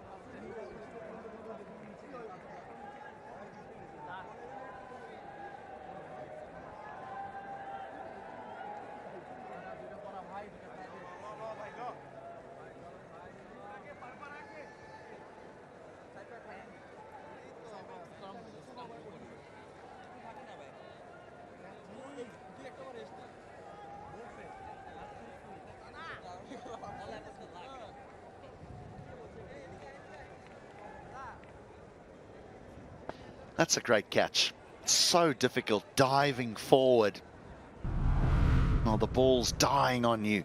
But it does bring the new man, Mohammad Abbas. Just a handful of one-day internationals to his name, so making his way in this game. The highest score of 52, they came in double quick time. Now, New Zealand need an innings of real quality. But this is a good catch. This is an excellent catch because, as you mentioned, it was dying and also had to be really sure when he goes and tries to grab it, that the fingers, the gloves, had to be underneath the ball. It is a sort of pitch where it's not easy for the batters. That's the challenge for the new batter now. Muhammad Abbas.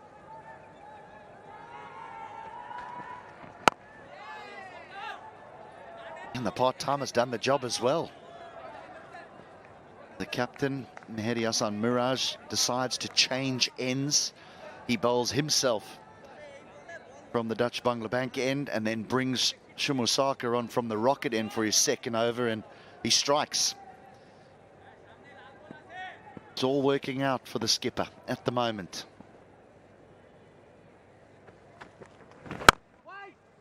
Yeah, the other thing about that catch is there's a point where Litton Das is definitely unsighted. You know, a lot of people will say, oh, why does he not know whether it's carried or whether it hasn't carried? He's not going to know, because there's a part where you cannot see this. The ball is traveling at such a pace, you think it's come in, but you're not sure if it has. That's why there's a little bit of indecision from Litton Das about claiming that catch. Abbas is off the strike with a single, a successful over for Bangladesh. 18 gone, 53 for 3.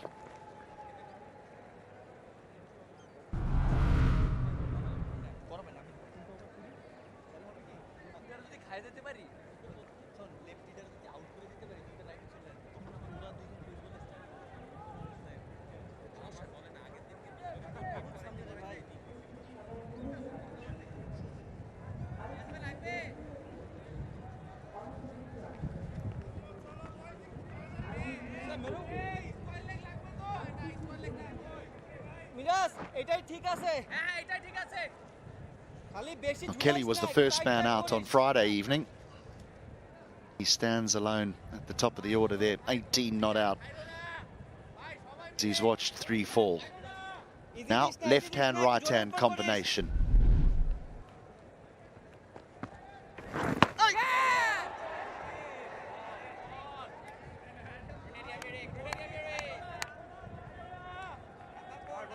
Again, extra bounce for the spinner.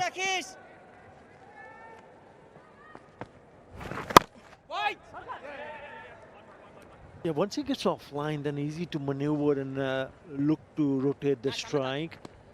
But it's been mighty impressive, Bangladesh bowling attack. The fielding has been very good, catching excellent. Look at that turn also. That's the first delivery. So there is turn and bounce.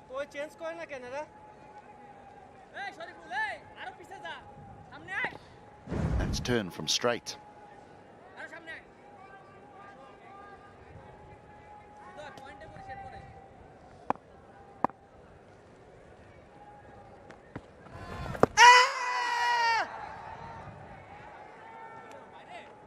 There is his pace so well, does Mehdi.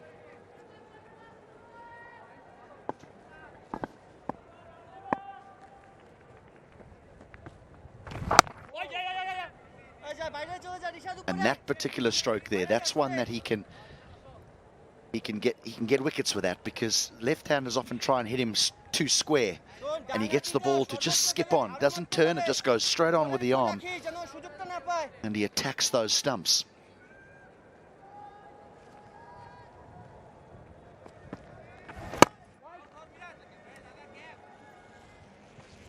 And there will also be a discussion in the dressing room in what kind of total are they looking forward to with this kind of a start and the surface behaving in this manner. I mean, these are the deliveries that needs to be put away. Only a single. 3 in that over, 56 for 3.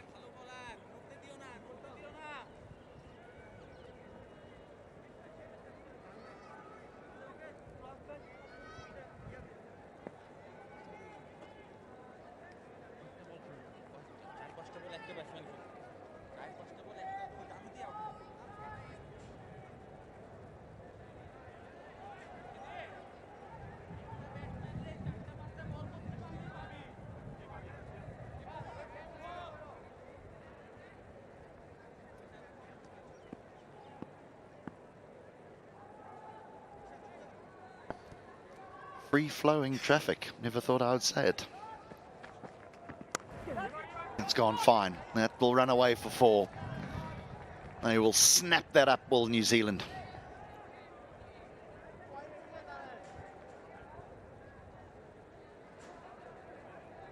The 33 deliveries, they find a boundary. And a welcome one for New Zealand. Yeah, again that wet, this time from Shumo Sharkar. Muhammad Abbas was up for it. Yes, it not from the middle part of the bat. That helped because it went fine. There is a feeler in the third. That might be a wide. Yep.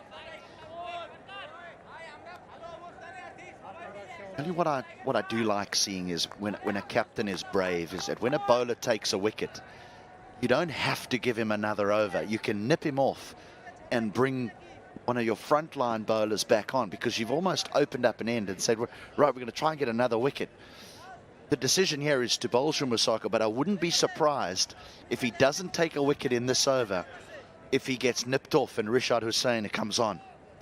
Because there is a right-hander there now for the leg spinner to have a look at. All right, catcher goes in, out of a finish gully.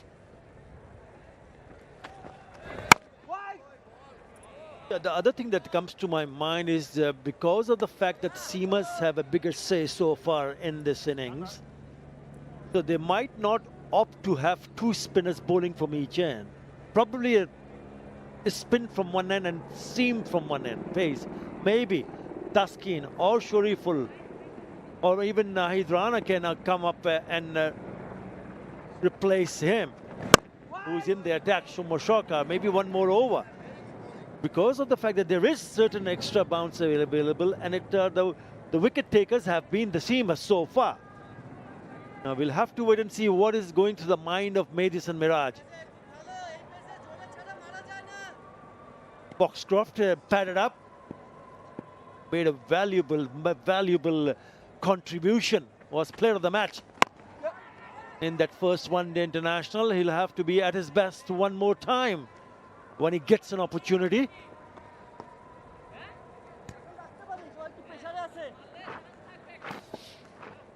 I must admit, I'd be prepared to bowl the leg spinner. I'd be prepared to have 2 spinners, one from each end. When Sharker's going at, well, he's going at 5 to the over, and where New Zealand are only going at 3 to the over, I'm thinking he's scoring a little bit too easily. Look, if he keeps nipping people out, fair enough.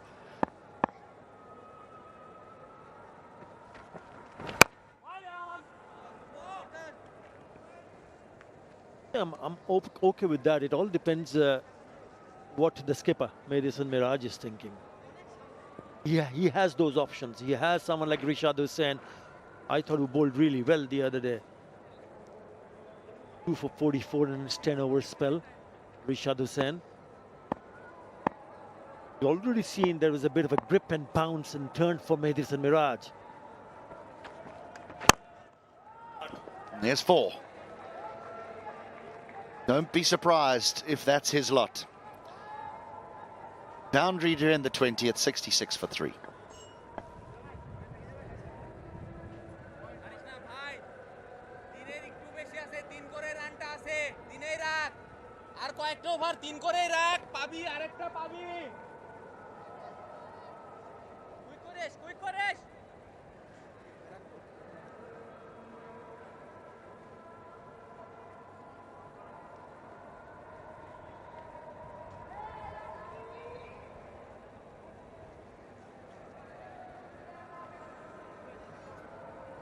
So 2 batting all-rounders at 6 and 7, and a bowling all-rounder at 8.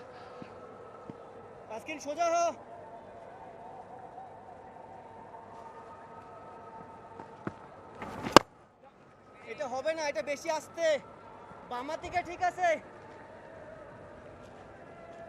the right-hander should be able to score a lot more freer against the off-spin of Mehdi Hassan Miraj.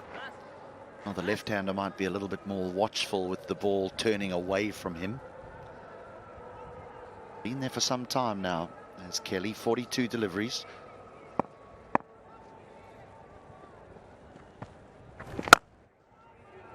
shot. Half volley put away. That's the second one he's put away. Remember the last ball of the previous over, he finished it up with a gorgeous looking boundary down the ground. And now in the second ball of this over, he gets to free his arms. We haven't seen that too many times because they've been so very good in terms of lines. But what a shot that is.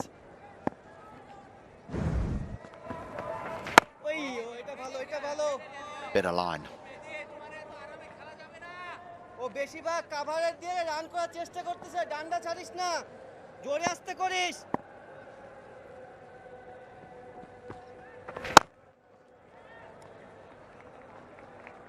Time he bowls the ball with a little bit of flight, he tends to just overpitch it ever so slightly. It's more of a test match length where you're wanting it to turn and try and find the outside edge. One day lengths, the ODI lengths, T20 lengths, they tend to just pull it back a little bit. About conserving runs rather than taking wickets. They get their wickets through errors, batter errors.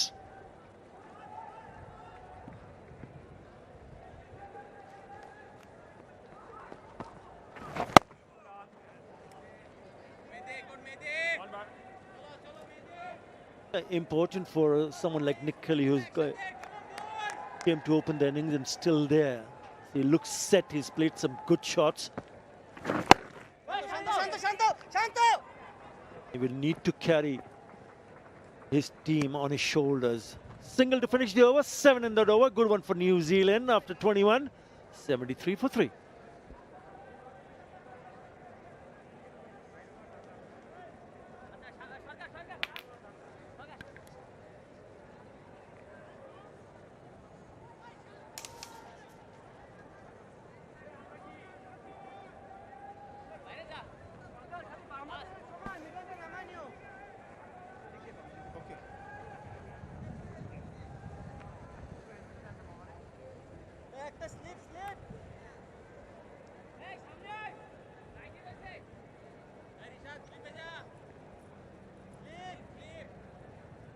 New Zealand have really got to work hard to just improve the run rate. Going at 3.48, 174 will be achieved. Much rather go over the 200 mark. At least. Runs on the board, you never know. 247 the other day looked to be a middling total, but they managed to defend it. And this wicket also not really conducive to batting. The ball not really coming on. You see evidence of that. Tough work here, Hamish, for the batters. It certainly is. And on song so far, the Bangladesh bowlers, also the fielders, hunted nicely, restricted this New Zealand batting order. There's got to be more of that rotation of strike. You've got to make sure that when the boundaries dry out, you just get the singles and twos. So important to ensure that the pressure is not created upon yourself with shots like this. Yeah, change of pace. Occasion. Field spread now a little bit more for Kelly. 6 balls he's now faced. You'll see a lot of that. They will wait for the loose delivery to come along. You mentioned the fact that Kelly has been there for 46 deliveries. He's seeing the ball well. He's read the wicket. He's waiting for that opportunity. But all credit has to be given to the Bangladeshi bowlers for being pretty systematic and accurate in the manner in which they bowl. Fingers right on the seam from Shomo Shokar. He can be deceptive, not a regular bowler, but he can just tire out a batter with some accuracy. Yeah, it has that feel about it, doesn't it? Almost English in his approach. Might find on county cricket this time of year, probably. A longer format. Just trying to nestle in on a length. Obviously got the key wicket. Latham Well, that is a delightful looking shot. That deserved to go to the boundary. As I mentioned, they would wait for one loose delivery to come along and pounce upon it. Saw a few hands in the air. Was this close to cover? Maybe an opportunity. Yeah, catching height, maybe just low. But a good shot from Kelly. We've seen a couple more boundaries recently. He's starting to build into his innings nicely. A new career high for him. This innings. Over the top. He's looking much more aggressive, much more positive. Gets a single to finish off that over. 8 runs from it, 81 for 3.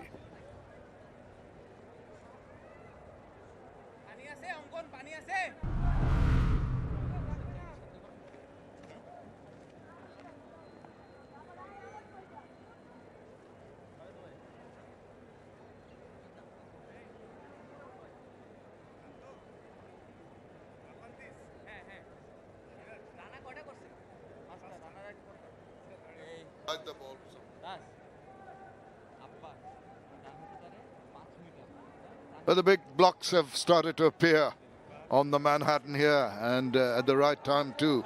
The run rate now improving to 3.68. New Zealand will be happy if this pair, which has already got 29 in good time, quick time of 28 balls, they can carry on. This is the last ball. Yeah, good full swing of the bat. Just the 1 run though. Seen a couple more lofted shots from Kelly. Close to a caught and bowled. But 1 to the score. Seen in that break, Kelly some attention, some more liquid. He's been out there now 22 overs. Sure he's feeling the heat. A warm day here. Raj now being replaced by Taskin Ahmed is been a little bit of a mixed bag. He started to bowl very, very accurately. Once in a while he'd just err in line and length. Gone at 4 runs and over, 16 in his 4.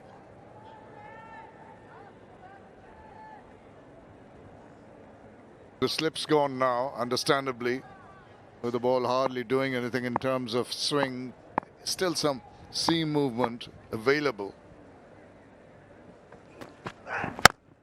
Oh, now that definite signs of aggression to get a move on. That's pretty obvious. Here's a clear intent shift from Kelly. Got a 1 to 22 overs of batting in this heat. Starting to lose a little bit of concentration as well. Can certainly happen. A little bit blurry. Important his partner works with him, Abbas. Keeps talking to him, encouraging him. Oh, squared him up. Wasn't quite sure. Ball seemed to be, if not holding its line, maybe even just jagging away a little bit to the offside. Didn't get a bat to it. That's a leg by nevertheless. There's enough out there for the seamers to get in that area. Nice and straight. It's missed everything. Back leg. But Kelly. And that bounce, Hamish, even now in its 5th over, in the 23rd over, that little surprise element, that's so disconcerting for the batters. And early on, there are some balls keeping very low. The very first one, Taskin bowled. And now he's getting it to rear up from back of a length. In his arc, couldn't quite put it away past the fielder. Yeah, we saw on Friday in the first game, saw a lot more variety from the wicket. Mostly down, but the odd one went up. But seeing that signs today, again, this time it's a little bit more bouncy, the surface. Looks like it's favouring the seam bowlers today. Sure, the New Zealand bowlers watching this will be learning. Be looking forward to getting their ball in hand. Well, I think more than the credit of the ball, which seemed to be just holding its line, it was Mohammad Abbas playing down the wrong line on that occasion. Just maybe hoping that it would angle in, held its line.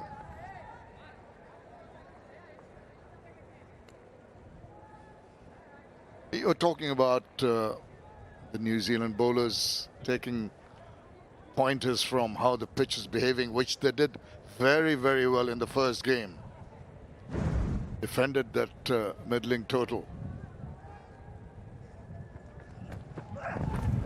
Once again, he's going to be happy.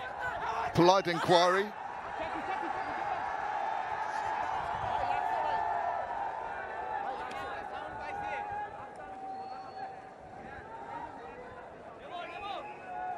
Thinking about a review. Are you sure? Well, they've taken it.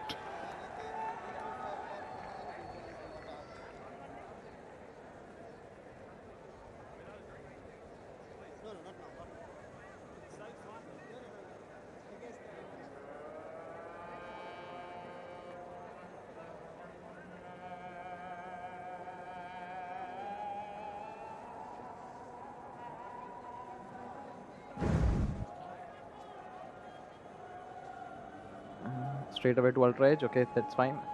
Keep it going, please. Keep it going. Okay, clear gap. There's a clear gap. No bat involved. Thank you. I'll go back to Ghazi on field. Ghazi, you can stay with your decision. You're on screen now. You can signal not out. Yeah, good decision by the umpire. Easy decision by the umpire. That was miles away from the bat. Can't understand why they took the review. Rather wasted it.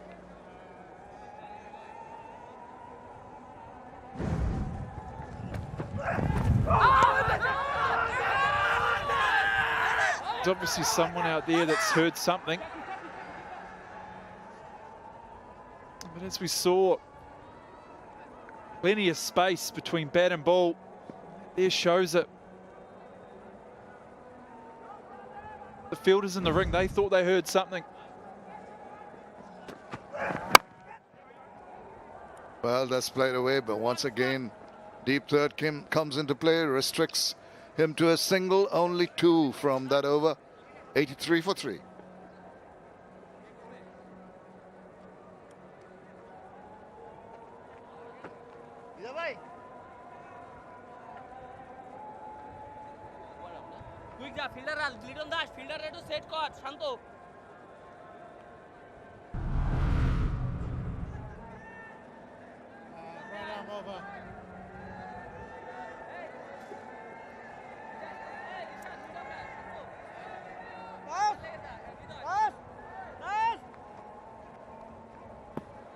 Painstaking first wicket partnership of 25 or 45 between Kelly and Nichols.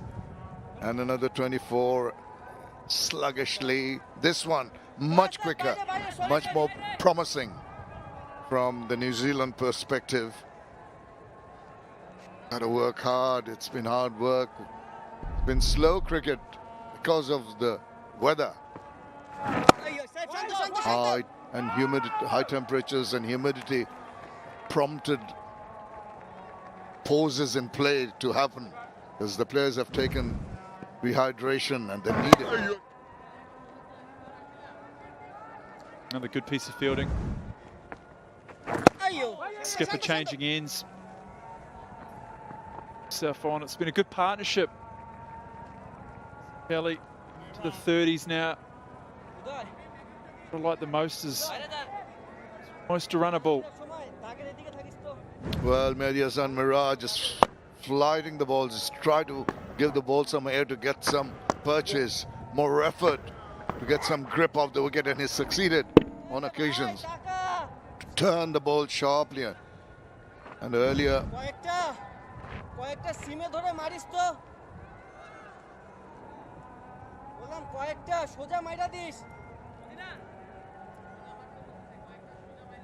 always the attempt to try and really get a good grip on the ball to get the revs going.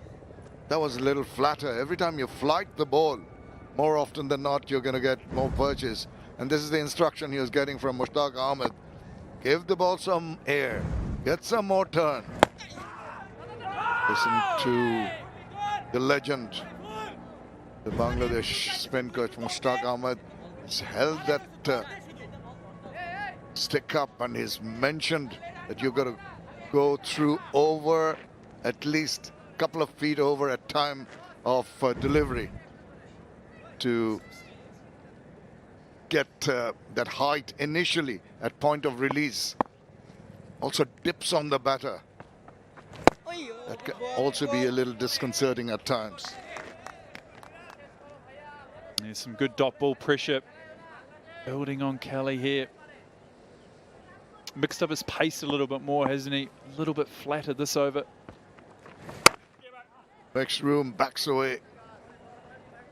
Single is all he can muster from that. Another good over, 2 runs from it after 24. It's 85 for 3.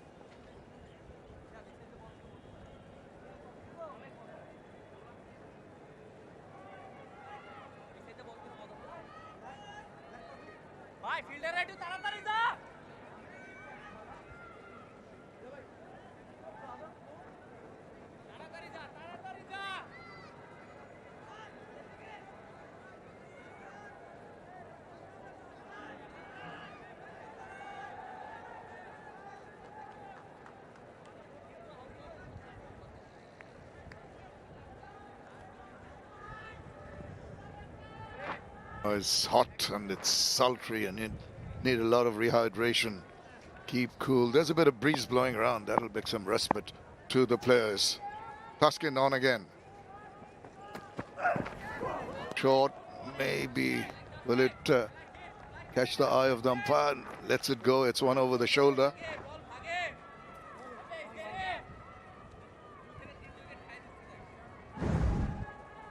Yeah, they've bowled a few short balls to Kelly. About his innings so far. Was his undoing the other day. Maybe not short enough Friday and dragged it on. Been in a good position today to play it. They're hunting for the breakthrough.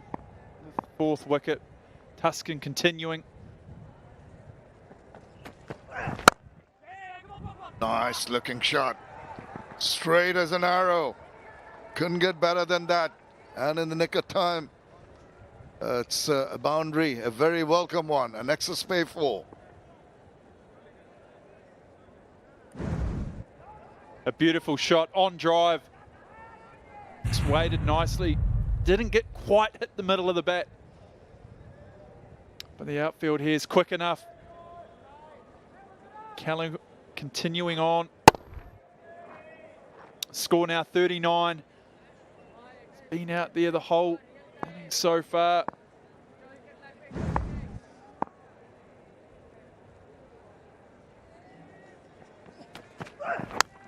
Oh, it comes back with an excellent delivery. Just back of a length. He was stuck at his crease. Just seemed to hang out his bat.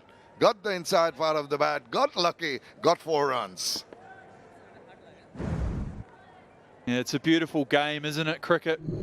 First half of his innings, he kept hitting good shots to fielders. Bet the bat on the inside and the outside. Spent some time in the innings. Now he gets an inside edge and it goes for 4. That'll frustrate the bowler, frustrate the Bangladeshi fielders. To change the angle and come round the wicket.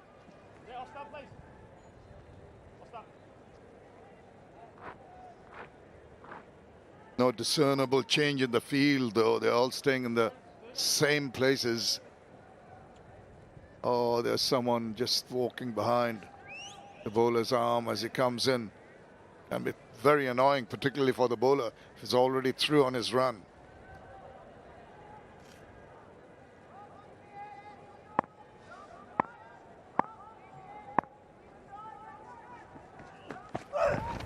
Oh, yeah, no pace bowler likes to be hit away from for 4s, whether it's inside edge or not. You more than expect a bouncer immediately. That's lovely aggression. short ball followed up. Good pace on that one. Kelly watched it through.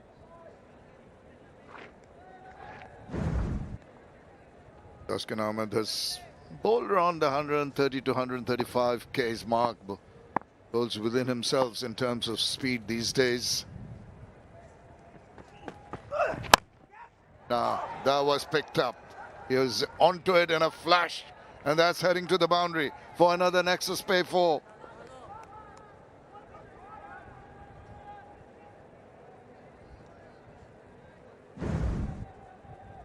Looking for hard into the wicket. Tuscan, Kelly on the attack, on the front foot.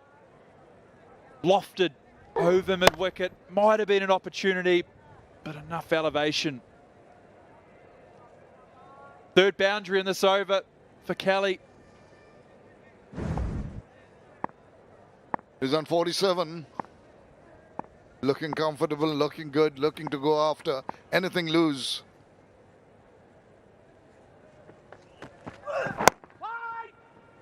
Good comeback delivery to finish the 25th over. 97 for 3.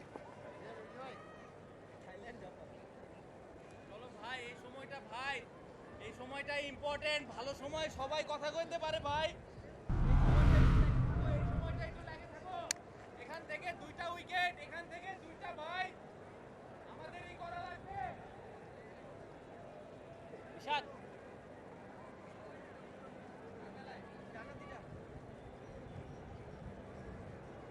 আমরা বাইরে বুলবুলে ওখানে যা নাসির বুলবুল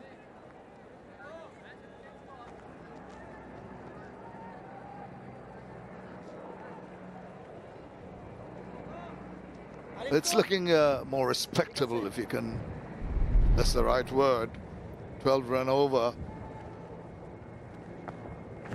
It's been difficult to get the runs, but every time the opportunity has been accorded by the bowlers, they have not shied in going for the big shots. No, they haven't, and there's the projectors. Like to think they're going to get more than 193. 5 and over gets them 220. These two batters and the team on the sideline, they'll be assessing what they believe is a winning score today. A bit of bounce there. We're certainly seeing bounce on the surface. But Nick Kelly, through to 47 now. It's definitely changed his intent.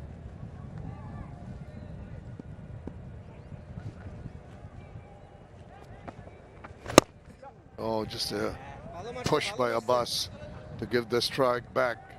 190 at this rate, 191 it would be. 220, that's what they should be looking at 5 and over from now on. And with Kelly on song, just getting the rhythm right, starting to get the boundaries. There hasn't been a 6 as yet. But remember, New Zealand didn't score a single 6 in the first game, still won it. So that's not the most important thing. Every time he's getting bat and ball, there's that lovely little flourish of the bat, getting more and more confident. He certainly has. Last 20 odd balls, it's going at over 100 strike rate. Certainly started to find his rhythm, find the middle of the bat. Most importantly, find the gaps. I think it'll be up to Abbas to keep him company for some time now. Overdone, it's 99 for 3.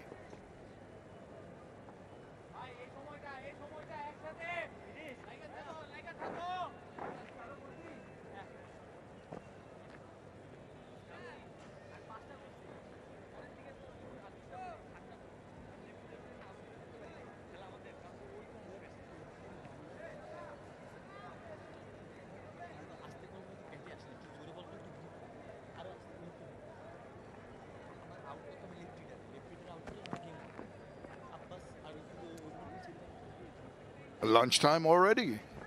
You're feeling peckish, Hamish? Yeah, I am actually. What would they be eating there?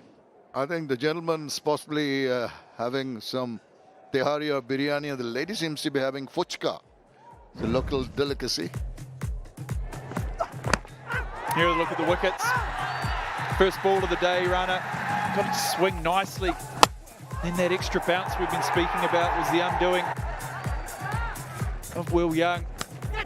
Faint edge. Deliberated about whether that carried or not. Third umpire said it had. 3 wickets to fall. Finds New Zealand after 26 overs, 99 on the board. This partnership is building nicely. 47, just the 52 balls. Our first look at leg spin. Rashad, well the other day.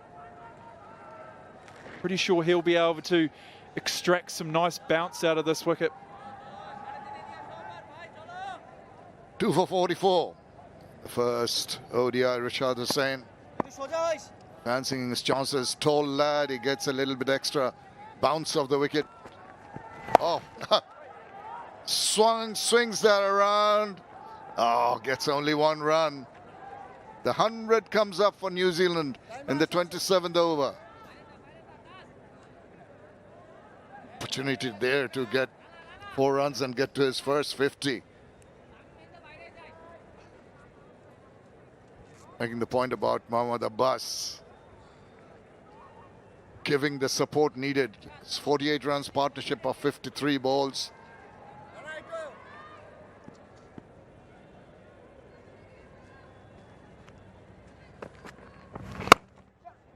Nicely eased into the deep.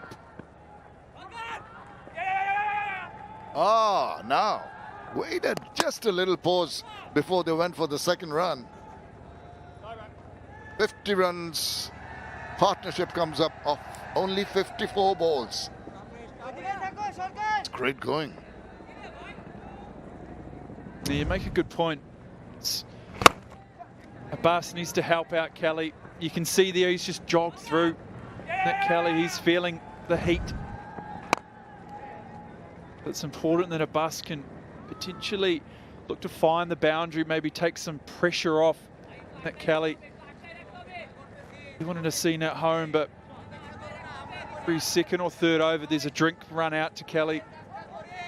Definitely tell he's starting to feel the heat.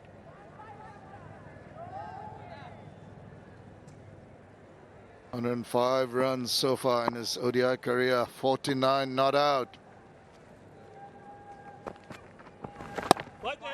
Doesn't get the single, he has to wait for his first 50. But good work from Rashad Hussain. Always be butterfly in your stomach whenever you're on the verge of a milestone. This will be a big one for him.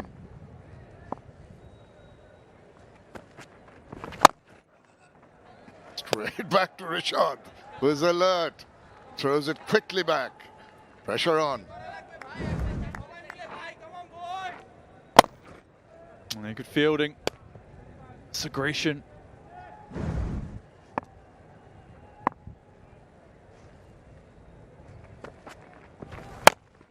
And there it is. Backs away. Scampers through. Is the ball going to reach the fence? Not quite. Well stopped there. But Kelly has got his first 50 in one-day internationals. And it's been a very, very difficult time for New Zealand batters. And he can take a lot of kudos. Take a bow. Excellent work. Appreciation from his teammates as he reaches the 50 mark, 51. And New Zealand go on to 105 for 3. They're having a little boundary check. I think he's all right. Safe. Safe.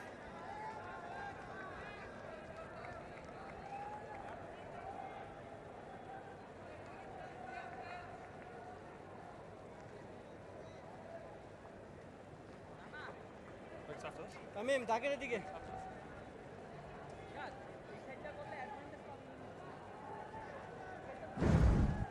Yeah, good piece of work. Kept it to 2. 105 for 3 after 27.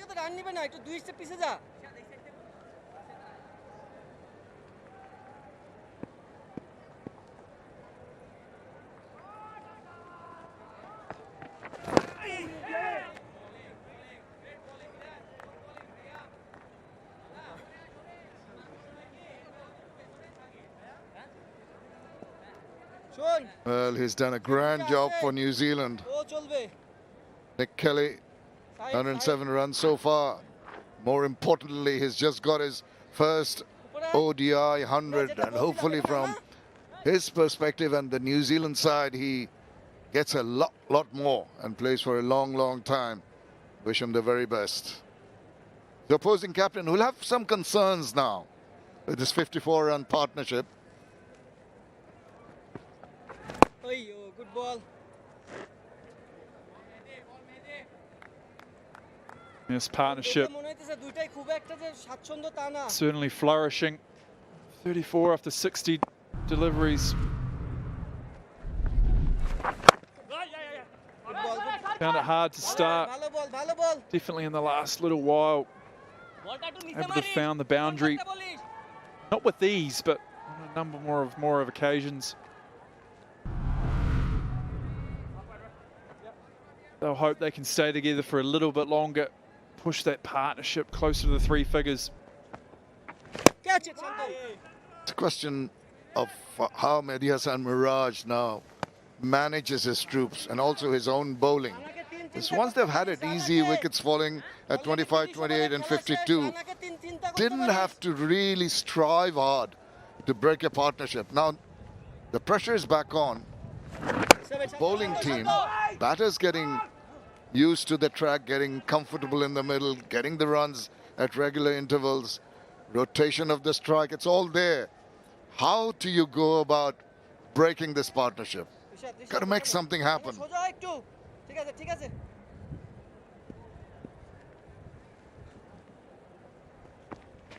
Down the wicket, just has to check his initial intentions, but the bowler saw him coming, dropped it short.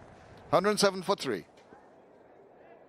And it's time for the players to have a very welcome drinks break.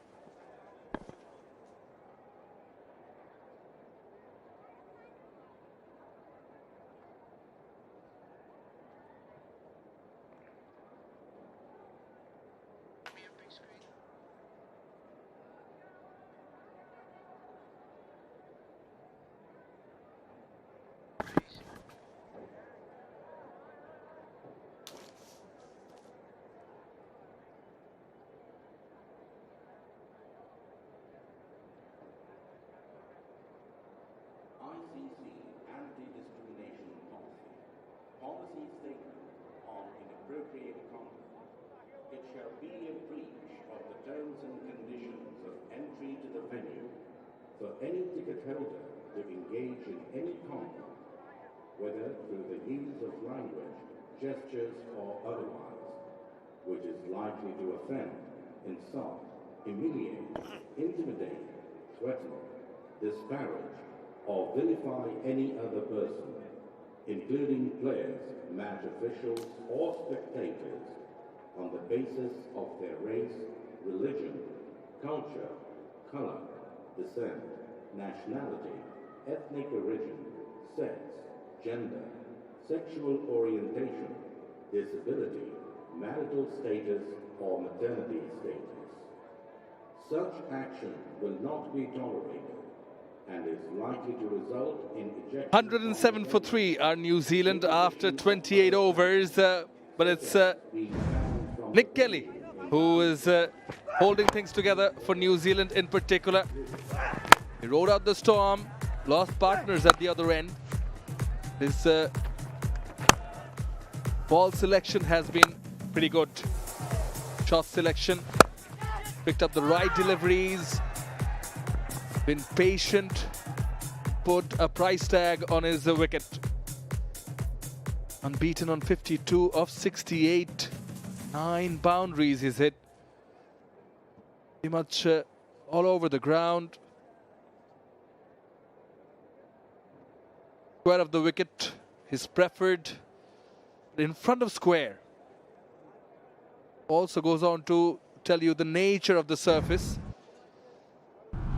Bangladesh bowlers bowled back of length deliveries, but he was on top of them on most occasions. 52 of 68, but an important partnership along with Muhammad Abbas as far as New Zealand are concerned.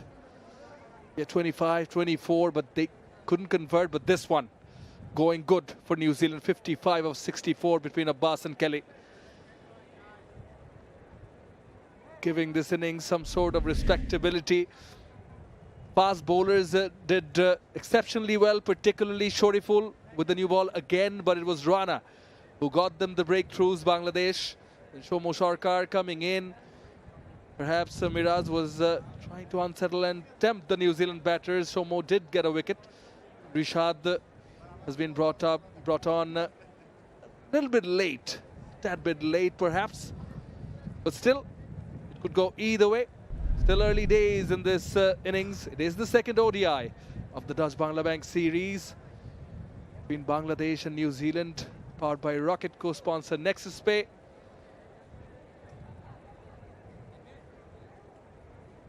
It's a weekday, warm conditions, but thankfully a fair bit of wind as well. Company of Atar Ali Khan, Atabhai.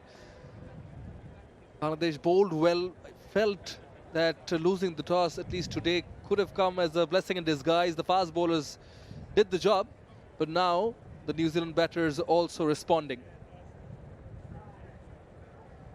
Yeah, especially Nick Kelly, who's picked up his first one-day international 50, an important one in these conditions.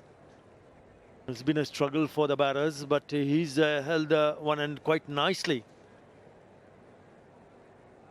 And also the partnership in the middle between him and Mohammad Abbas, as we see Nahid Rana back in the attack. Yeah, he absorbed the pressure earlier on, because not easy batting earlier on. There were quite a lot of things happening, especially for the seamers. Bangladesh also bowled well, but in the last, maybe 6-7 overs, New Zealand has looked very comfortable indeed. This partnership with 55 have come in 64 deliveries. Rana, excellent so far. 5 overs, he has bowled 2 for 10. And he's back in the attack. In search of wickets here, Mehdi Hasan Miraj, and straight away going to his main man, the speedster. Got most of his success from the other end, the Rocket end. So change of ends for Nahid Rana, coming from the Dutch Bangla Bank end now. Protection square of the wicket on both sides for him.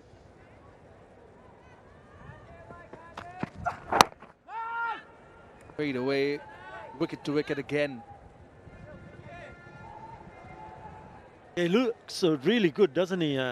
Nick Kelly goes behind the line of the ball. He's picked up his first one-day international 50. He's got 5 list A hundreds, more than 3,000 runs in domestic cricket. Nahid Rana has been quick. The first one, he's bowled 145.8 clicks. His touch already 150 today, and even in the first one-day international. Attack. Not in full control though. Losing his feet, then slicing it to deep third. Yeah, I'm not sure whether that's a smart move. He's picked up a single. This is the very first over, and look what he has done here. He's moved down the wicket, he's exposed all his stumps, and it gets an outside part of the bat. He's the batter who's set, and he needs to carry on. So he needs to show a little bit more responsibility. That could have gone anywhere. He's got away with that. So far, he's been very responsible, not on that occasion. Now for Mohammad Abbas, kept a solitary slip. The tall Rishad, that position. Short ball, top edge. Liton Das chasing it, dives, takes it. Brilliant catch from Liton Das, and Nahid Rana strikes again. He's taken a very good catch earlier on. This is even better because he had to go, and he had to run to his left. Yes, all smiles, playing his 100 one-day international. And what a catch, yes. Hang on. Just want to have a look. What are they looking at? The only thing that comes to our mind is the front foot on a no ball. Well, we'll just have to wait and see. It looks a good one for me. He's already walking off. But what a catch. Yeah, credit to Nahid Rana. It's a short one. Comes up quite quickly, never in control. And look at that catch. Oh, brilliant. In the end, a dive and into the gloves.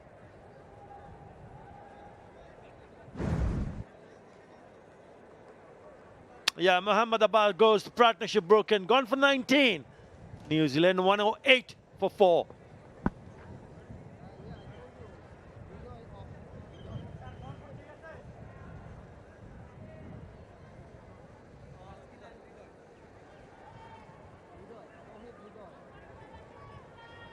front foot আমার ঠিক আছে না one bounce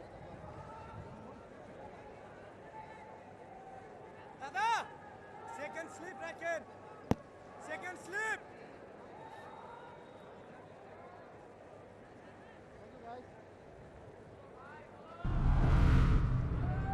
Dean Foxcroft, player of the match in the first ODI, on his maiden international 50. That was the highest score. Score again, needs to deliver again. He's in the middle because Nahid Rana has fired again. Yeah, he's been too hot to handle, Nahid Rana, and what a catch. This is very good. Great anticipation. Straight away he was out of his blocks and then manages to cling on to it. Nice round of appreciation from the bowler, but he has to go.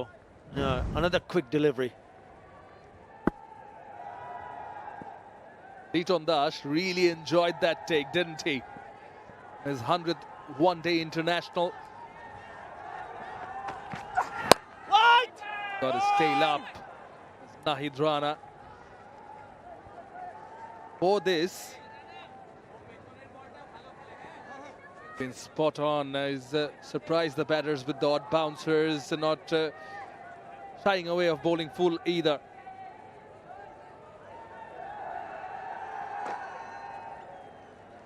Yeah, he hasn't bowled too many away from the stumps. That quite a lot of stuff has been on the stumps. That's been the most important aspect of his bowling.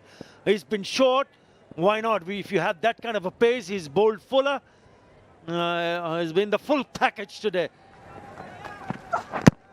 Again, full and straight. Is that straight enough? Maybe just going down the leg side.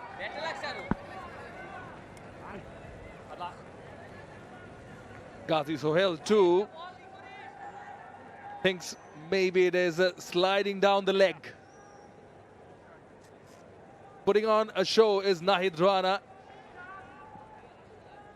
serving his captain. Too much movement, and just the body probably at the end of the delivery stride, he just fallen over on the left side, so it creates that angle which would have gone down the leg side. Time outside off, and Foxcroft happy to let it go. 29 gone, 108 for 4.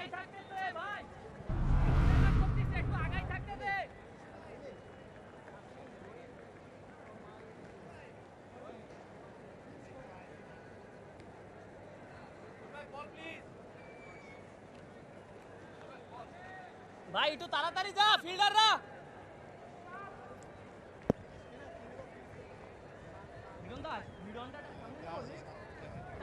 যদি নতুনটা out হয়ে যায় পুরনটা বেশি risk নিস না এ বাইরে কে Nick Kelly standing strong, still standing strong, but the partnership broken. Bangladesh would be happy for that. Yeah, mixed crowd. Miraz opting to bowl himself from the rocket end now. Around the wicket to Nick Kelly.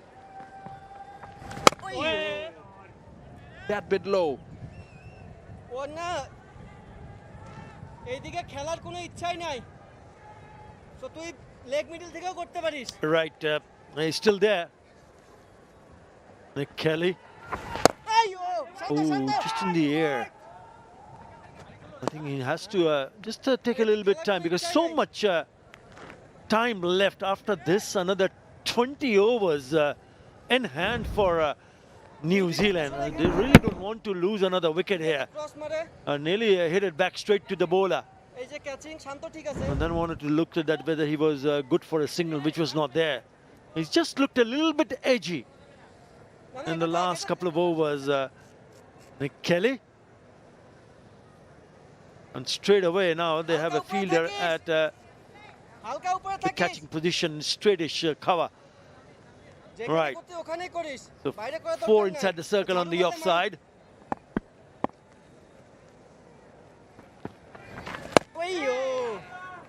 Noticeably again giving it a bit more air. Liton Dash on his 100th ODI before this.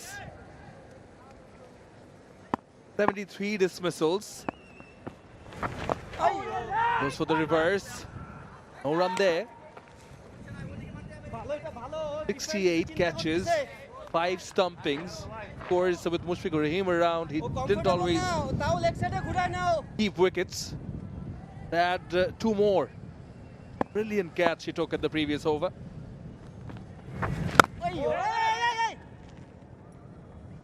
I think this is what he needs to do now from here on, because it doesn't allow him to give anything away.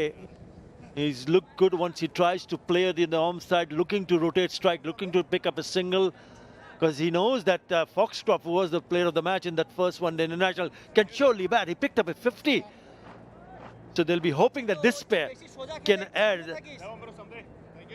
another good partnership here.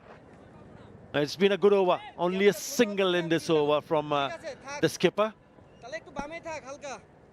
What's optimistic to see is his placing fielders in catching positions. Straight to one of them. It's a very tight over, just a single of it. 109 for 4.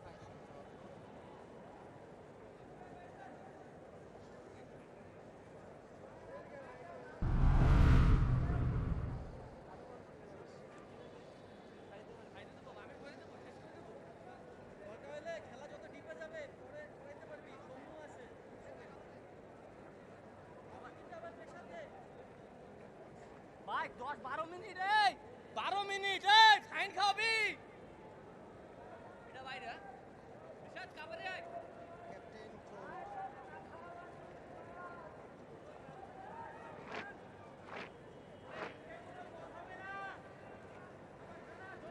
The 3 fast bowlers have bowled 6 overs each. Rana, the pick of them, will continue from the Dutch Bangla Bank end. Innovation, brave, and gets it 4 runs. Next is pay 4. Well, certainly looks like they decided to take on the bowlers. When it comes good, it's fine. This time he goes inside the line of the ball, goes towards the offside, and he gets into a position to scoops it. Nice, really nice stroke, which says that yes, he's well set, he's watching it nicely, and then picking up the gaps. That is a very good, so nearly went all the way. So another boundary to start the over.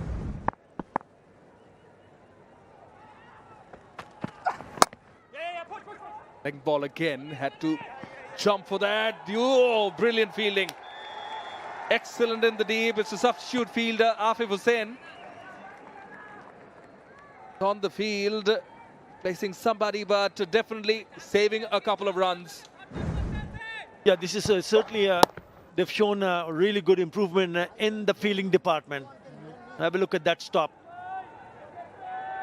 To sprint to the left and then realizing that it has to be a dive, and it is. And pulls it back with his left hand. Really good piece of fielding in that E from Afif.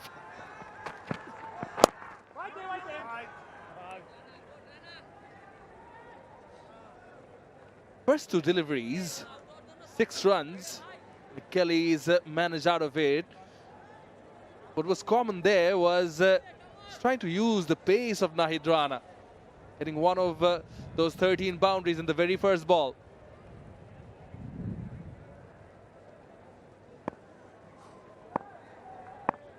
Waiting for the first 6 on New Zealand in this Dutch Bangla Bank series. Oh, follows the batter.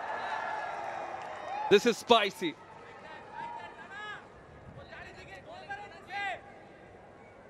Living dangerously.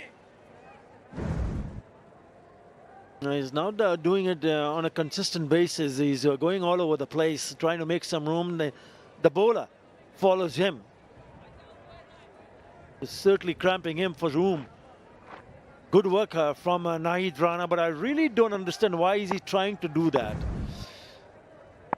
If they lose another wicket here, and if that wicket is of Nick Kelly, then they're in trouble. Pulled it away.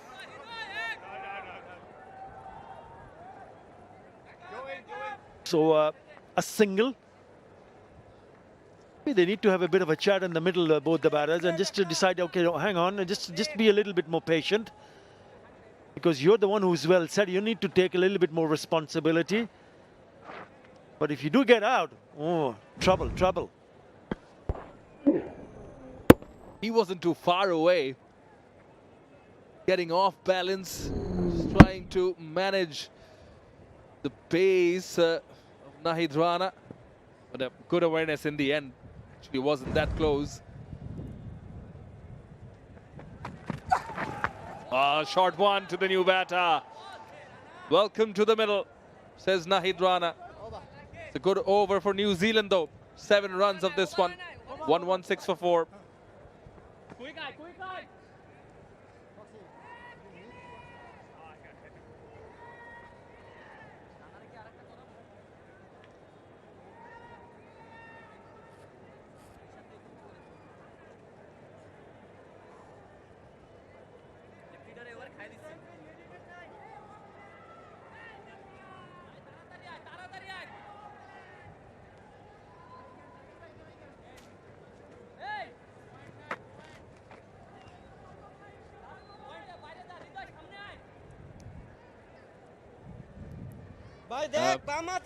Ever since Foxcroft has come to the middle, seems like Nick Kelly in particular against Nahid Rana seemed more confident. Just makes me wonder if there's a message from the dugout.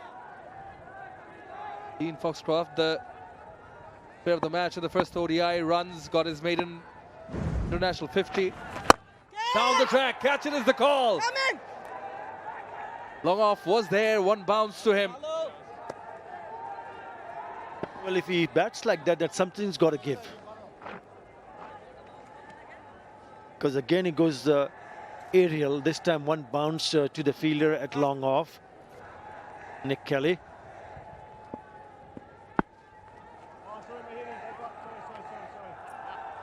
I was saying otherwise, just makes me wonder if there's been a message to Nick Kelly.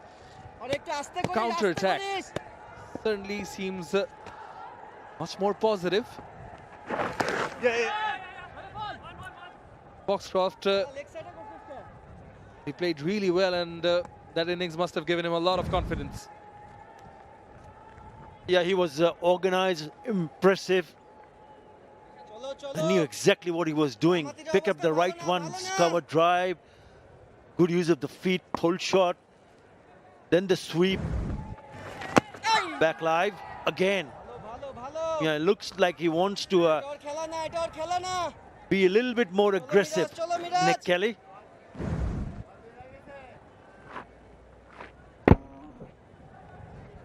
A bit of an inside edge. He was eyeing that deep mid-wicket region. Oh, slightly quicker and flatter from Miraj. Yeah, Foxcroft in the first ODI looked more often than not in control. The shots he played pretty clean, likes to hit along the V. There's evidence of intent from Kelly. Oh, that's nicely played. Piercing the gap. Will get 4. Next is pay boundary. He's trying to do quite a lot of things, going down the way again, moving away from the stumps, but this time he forces the bowler to bowl it short and wide, and he was up for it. Again, backing up, making room on the offside, and cutting it for a boundary. This is good batting. Very good from Nick Kelly. Oh, quicker again. Very interesting contest brewing here. 1-2, 2 for 4.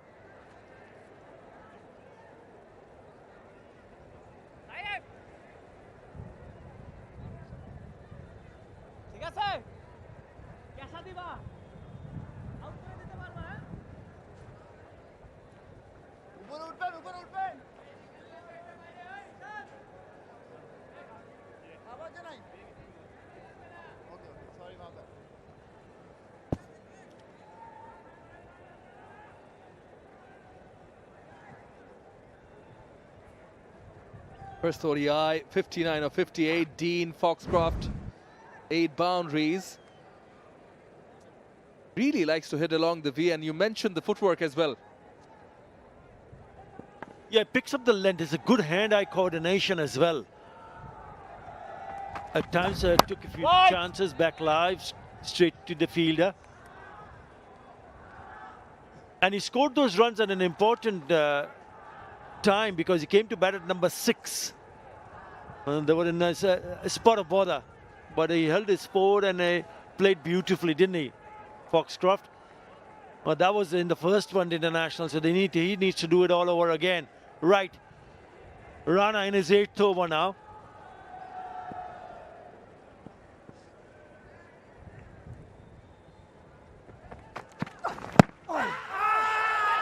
The angle coming in.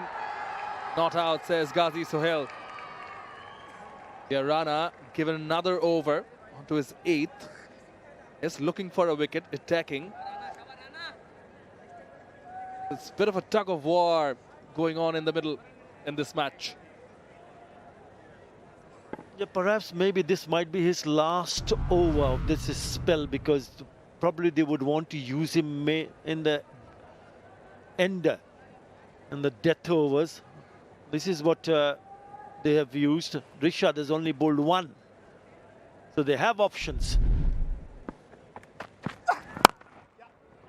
I think it's about time that Mehdi Hasan Miraz calls for the services of Rishad Hussain, with him having 9 overs still to go. Just given the solitary over.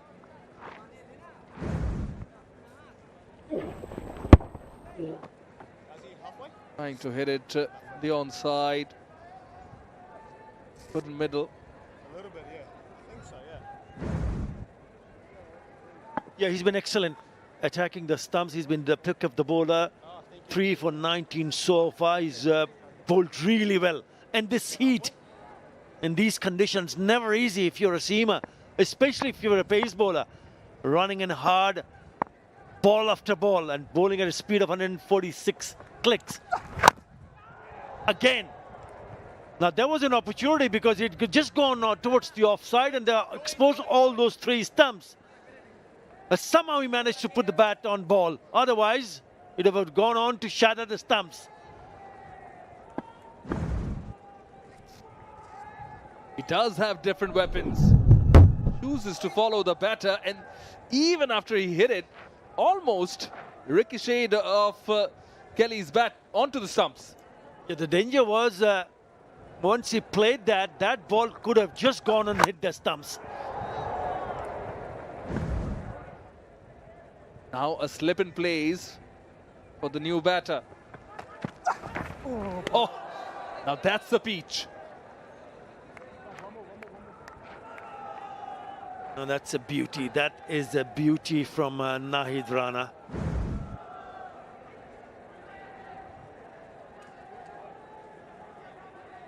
Back of the length and then a movement, pace and bounce. Look at this. Ah, lovely. Look at that carry also. What a find for Bangladesh. Yeah, this is wonderful bowling. Still heading those mid 140s. Mentioned the heat. Very tight over again, just the two singles. New Zealand are 1-2-4 for 4.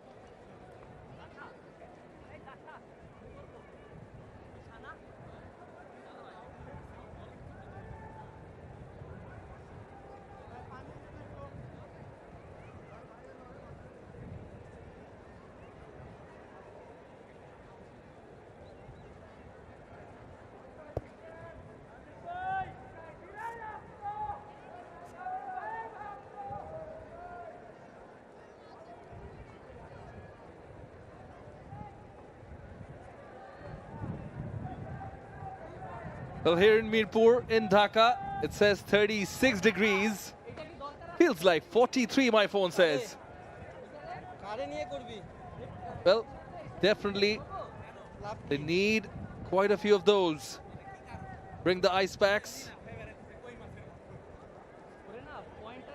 Well, the odd wind certainly helps. Nahid Rana, yet again, putting up a show in this heat. Still heading the 140 clicks. Always good to see the heart of it. Spectators coming in, even though it's a weekday here in Bangladesh. 1-2-4 for 4 after 33. Looking to level the series are Bangladesh. They certainly do have more at stake in terms of the ODI World Cup qualification, which is to be held next year. South Africa augurs well that the pace battery doing well for Bangladesh yet again. Well bowled from Miraz. Rana picking up 3 for likes of Tantim Sakib, Hassan Mahmood still not there. Must bode really well for Bangladesh if they can qualify for the South Africa World Cup, Bhatabhai.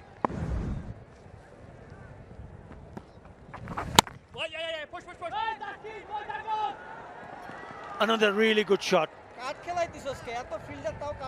Top shot from Nick Kelly is producing some really good looking shots into the 70s with that boundary. Again short and wide, he latches onto it and cracks it away. Taskin Ahmad in the deep, no chance to stop that one.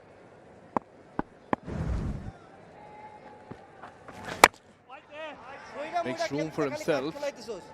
Connect as well as you'd like, Kelly, on this occasion. Miraz bowling is 9th, still no Rishad.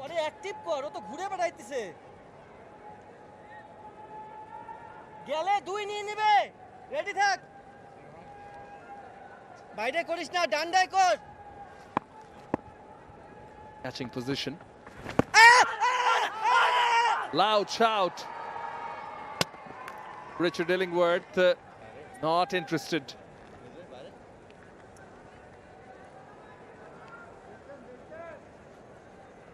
Bowling round the wicket, the angle usually would take the ball down the leg side until it turns, grips and turns, and also they needs to pitch in line. You know, just going with the arm, just going on straight.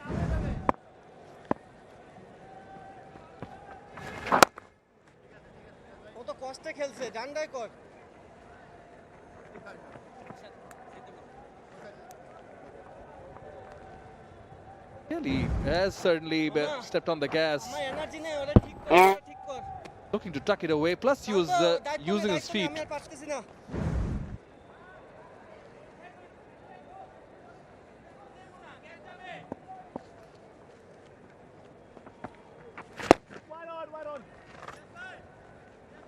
Straight to the fielder.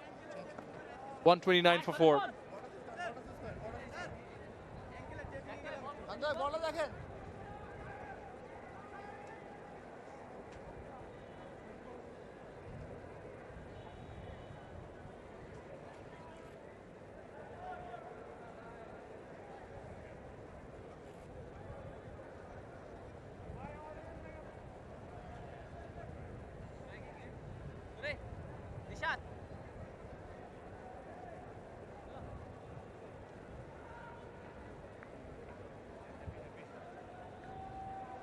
current run rate under 4.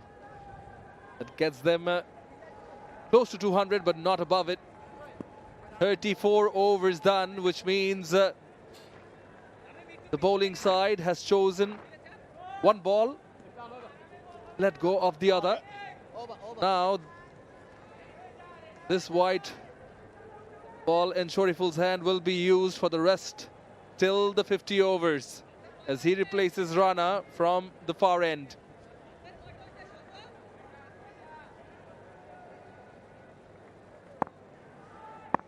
Kelly still in there, holding things together.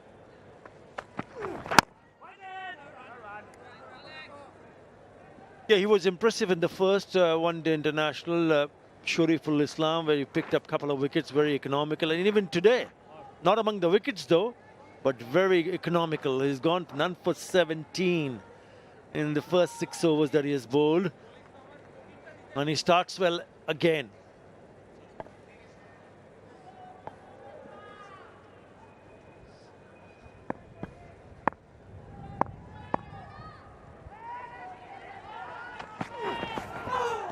Oh, coming down the track, giving it the charge.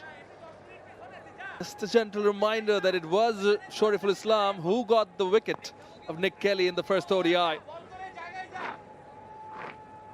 We've seen him taking few chances here and there, Nick Kelly.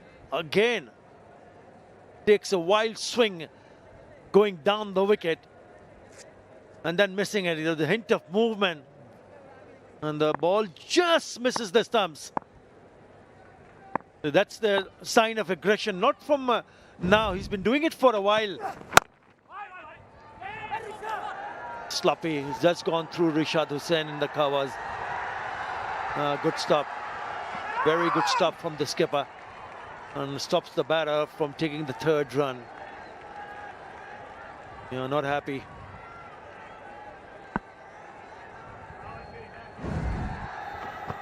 Yeah, had to really run for it through the legs of Rishad. What that does is sort of releases the pressure. There is the build-up. 2 dots, 3 dots would have helped. Whereas not giving up, not giving up. Showing commitment. Oh, now that's a lusty blow. That doesn't look good. I would hope that he's fine. I'm sure the concussion protocol will be followed. The Bangladesh players also gather around him. The physio runs in.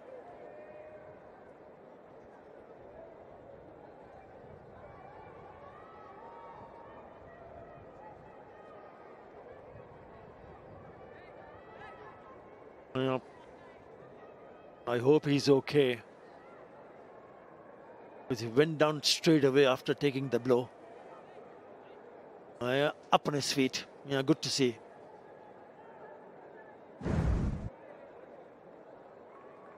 It's a short one. Bang on the grill. An extra bounce. This has been a spongy bounce. And knocks him out.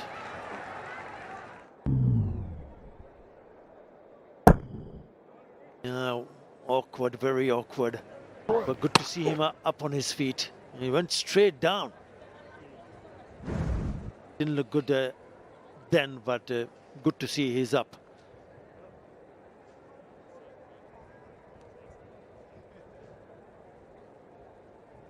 Yeah, he's on his feet. But things are getting spicy in the middle. Again, Shoriful extracting some extra bounce. Nick Kelly, well, initially when he took the blow, didn't look good. All I could hear was the impact on the grill, but it's good to see that wry smile on his face.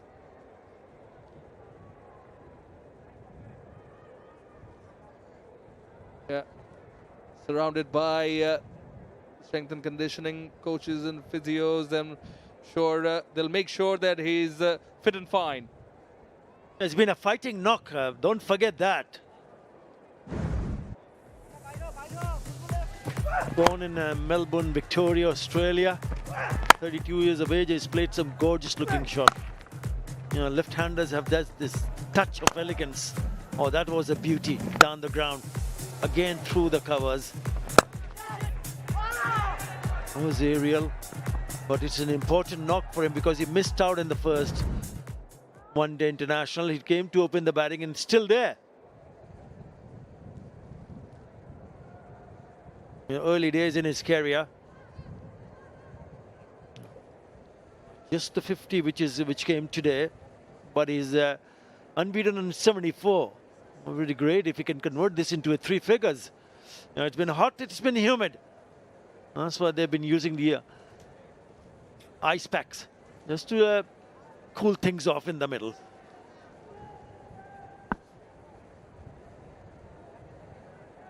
This partnership now worth 23 of 37, so his presence will be of immense importance.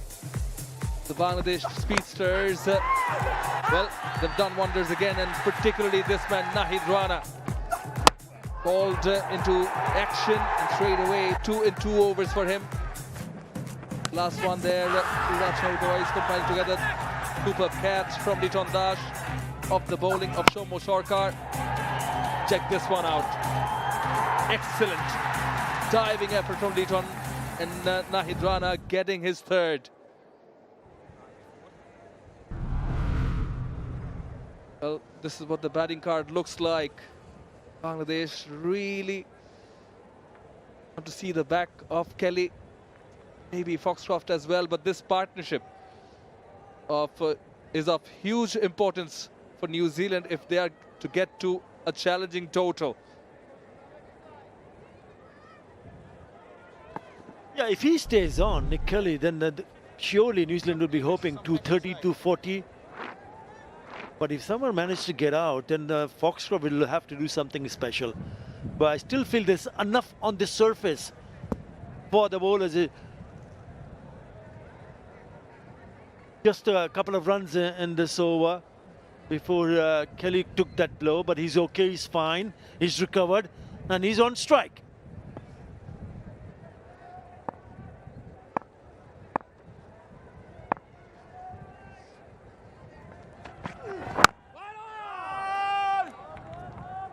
On the stumps again, Shoriful. Not forget that Nathan Smith came in with the cameo with the bat in hand. 21 of 22 he scored. We do have some batting to come before the tail is exposed.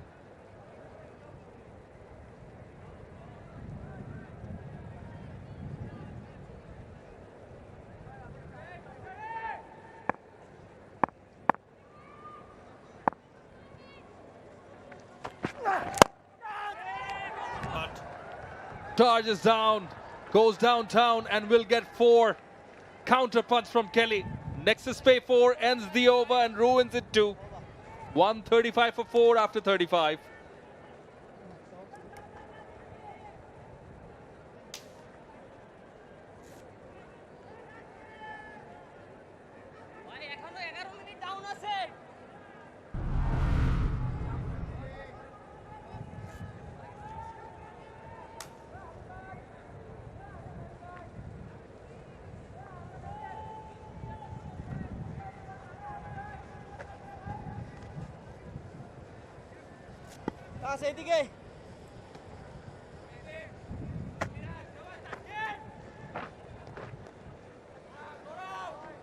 Very crucial period in the New Zealand innings with this partnership between Foxcroft and Kelly. Putting on 27. They're just about stepping on the gas, increasing the run rate.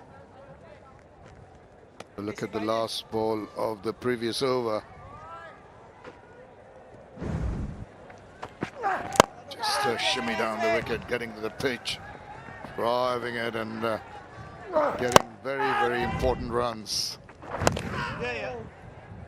It's the way they're maneuvering the balls around, rotation of strike, once in a while getting the boundaries, just falling into rhythm at the right time. Good afternoon, HT. Afternoon, Shamim, and to all our viewers who are tuned in around the world. Got a fine 5 overs for his 5th bowler as Mahedi Hassan Miraj. Shumra Sarkar's only bowled 4 and Rishad's only bowled 1.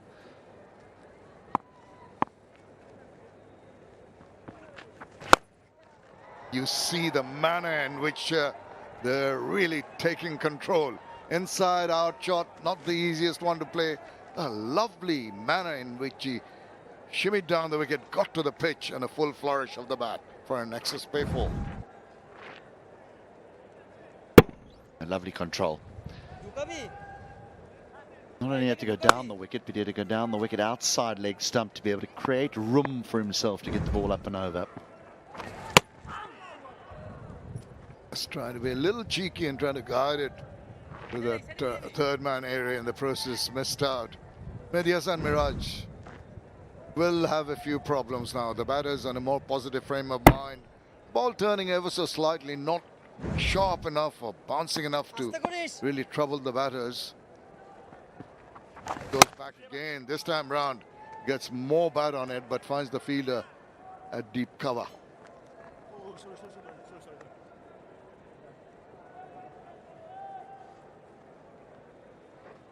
Mahedi Hassan Miraj hasn't taken a wicket, given 37 runs. He's just got the single ball to bowl, and question that HD was posing about the remaining bowlers. Eases into that one. He completes his quota, Mahedi Hassan Miraj, 144 for 4.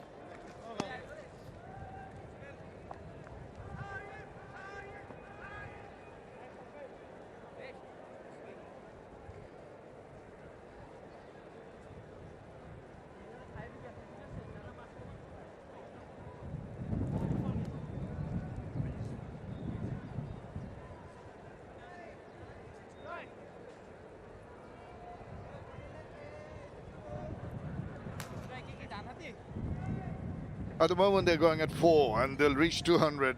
That's definitely on the cards. I'd love to get over the 228 mark. It'll be about 6 runs for the remaining 14 overs, 6 runs per over. Gettable, Kelly at 83 of 100, looking positive. And he has looked to be the most comfortable manner in which he started his innings. Just quite sedate way, and then every time the opportunity was given to him by any kind of loose delivery by the bowlers, he was not shy of taking advantage of that. It's been an excellent inning so far. He needs to stay till the end.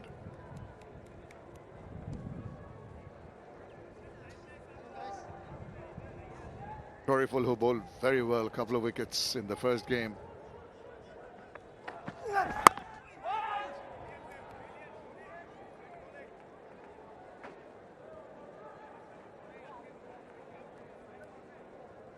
You reckon HD, we're talking about the heat and high humidity, conserving your energy, not the easiest thing to do for a pace bowler. You can see, except for Naid Rana, was generated raw pace. Both Taskin Ahmed and Shariful have bowled within themselves.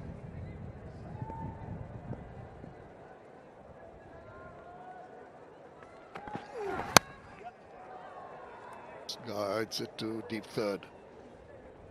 I think the seamers have been excellent. I really do. I mean, I know Rana's got 3 wickets and Tuscan and Shariful don't have any, but as far as run rates go, they've still been very quiet. I mean, Shariful's into his 8th over. He's only gone for 24. I still think that the concern for Bangladesh is this 5th bowler and when he's going to bowl.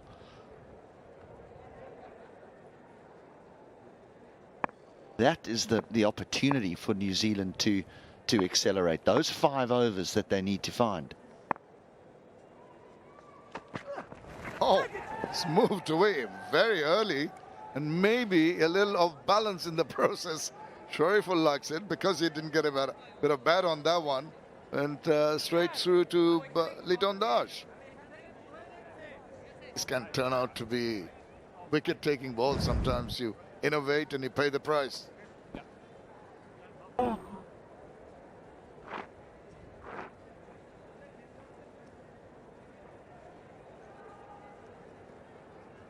not seam up. Cutter bowled hard into the pitch.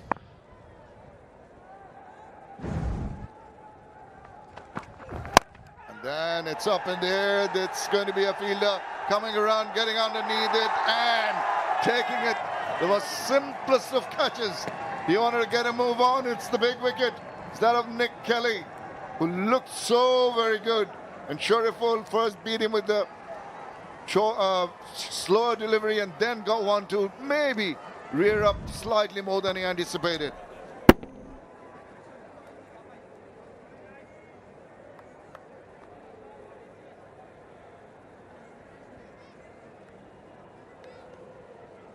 Well, they've been excellent in the field, Bangladesh. So when this went up in the air, you thought, well, that's going to be held on to. Tawad Ridoy takes the catch. A lovely innings comes to an end from Nick Kelly, 83 from 102 deliveries. But now New Zealand, well, could be in a spot of bother here, 145 for 5.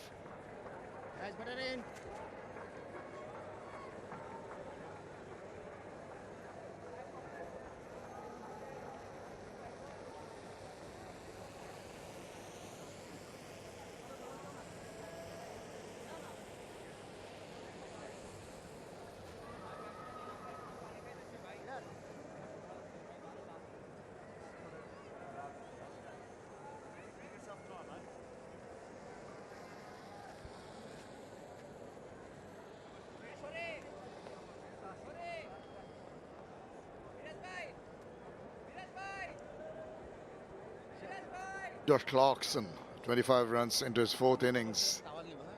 Oh, he's coming at a difficult period. The 5th wicket down, the main batter. Nick Kelly, who's looking so comfortable, is back in the hut. Might have just got onto him a little bit quickly. Wonderful innings, though. Really was. Dominated the New Zealand innings. Nick Kelly had some lovely strokes and just felt it was the right time that he was going to now look to get on with things, but it hasn't worked for him in New Zealand. Lovely variations from Shariful in this over. He's bowled the first 2 deliveries at 134-35. The next one, the 3rd delivery, he slows it really down, foxes the batter, and then he has one just back of a length at the 135. Back, and it's a little high and gets the splice, and it gets the wicket. Very nicely set up. There it is. Hurried on him, tried to swivel around and hit it away, and a simple catch taken by Ridoy. End of Kelly.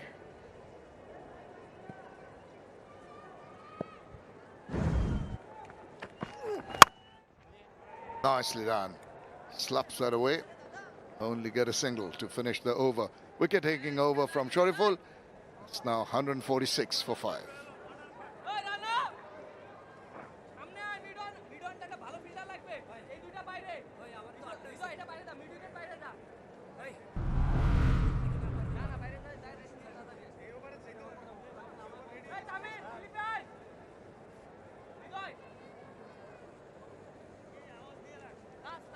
Right arm over, change the bowling, guys.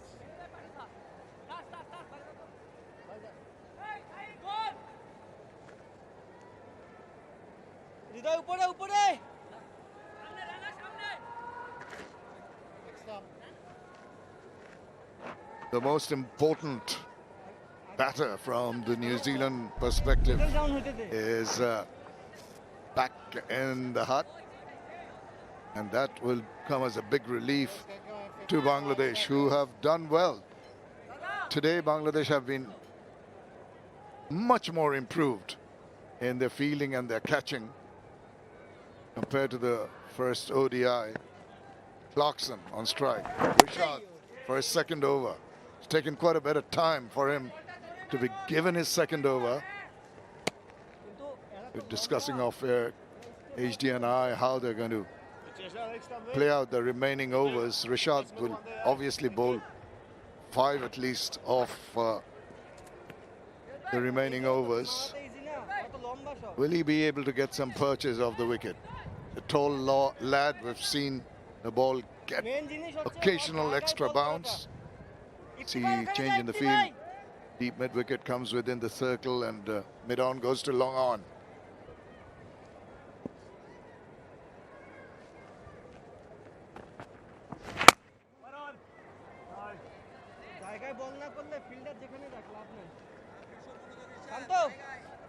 Foxcroft also likes to play the hard sweep shot. Now that might be a little tougher against someone like Rashad Hussain because the extra bounce that he'll get as a wrist spinner.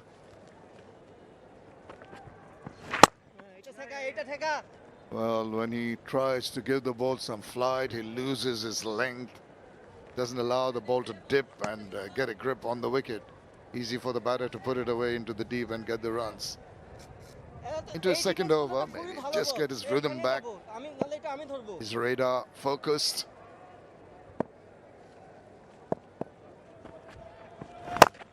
Wide, enticing the batters, but too comfortable and too full, and put away with utmost ease for another Nexus Pay 4.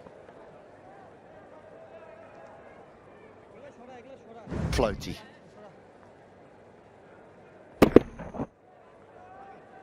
Got to bowl that ball into the pitch. Talked about a little bit earlier around Mahedi Hasan and Muraj in that you can't bowl test match length here. You can't be trying to get it up to the bat. You're going to be bowling it into the wicket on a length at the stumps. 150 has come up. It's 152 now. Look it through the air. Chora and gone. That is it. That is the variation that was required. Entice the batters. He was a little bit full this time round. Just the length and just the grip, and gets an important wicket. Just holds. It just stops a little bit in the pitch. And so the timing's not found. Good catch at backward point. Clarkson's innings doesn't last long. Goes for 6 off just the 5 deliveries. New Zealand have now lost 6 with 150 on the board.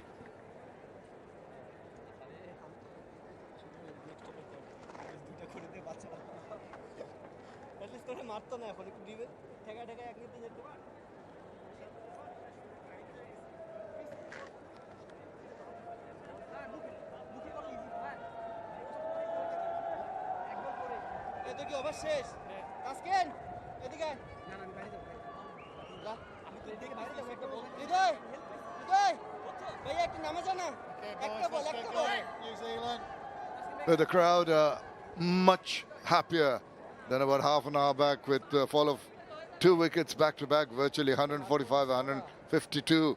Bangladesh back with some venom now. At a period of time when the domination was from the New Zealand team, but as usual, we've got Bangladesh striking back. Nathan Smith, 64 runs into his 11th innings. 21 not out his best. Rashad Hussain coming back surprisingly after a while, after being given the first over, he's come back and struck in his second.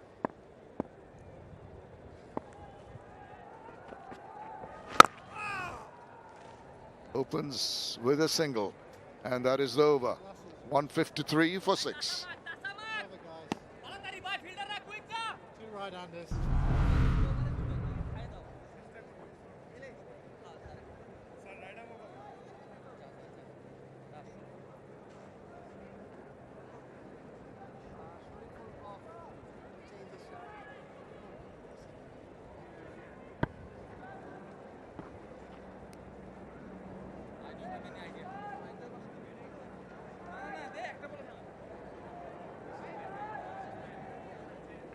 12 overs to go in this Dutch Bangla Bank ODI series, the second ODI. And it's Foxcroft now who holds the key for New Zealand to take them deep into this innings and make sure this is the wicket. Just stood his ground, I think.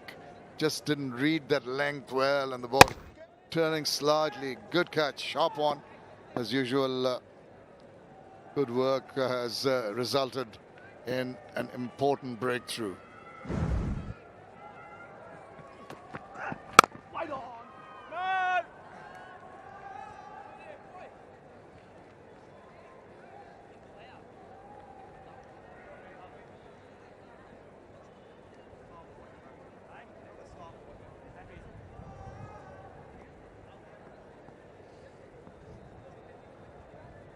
Be a couple of overs here for Tuscan Ahmed, you would think.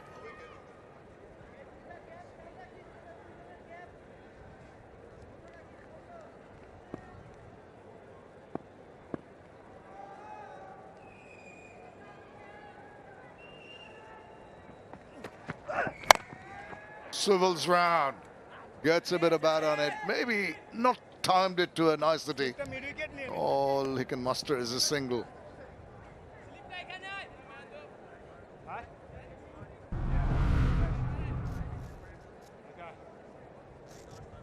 So the fifth bowler's bowled 6. Shumasaka 4 and Rashad Hussain 2. So Rashad, you would think, would bowl the remainder of those 4 overs that are required by the fifth bowler, which would leave just 2 left to be bowled from the rocket end.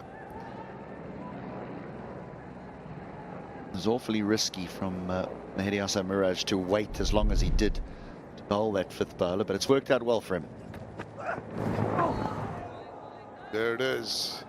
Batters will be surprised by those deliveries that keep lower. You know, you expect ball from that length to come up to a higher, with a little bit of a higher bounce, and then it sort of dies on you. Have we seen the ball bounce more today than what we did on Friday? On Friday we saw quite a lot of balls keep low like this, but maybe today it's been the other way around. I think we've seen more balls bounce. Definitely, but the problem has been there have been a few too which have not. That's a bit of concern for the batters. On average, you're absolutely right. There's been definitely more bounce, and that was expected. After all of us saw the wicket and saw the little bit of grass on it, seemed to be more compact. The cracks had not opened up, and you'd expect that bounce. But it has been variable. It hasn't been easy to play shots.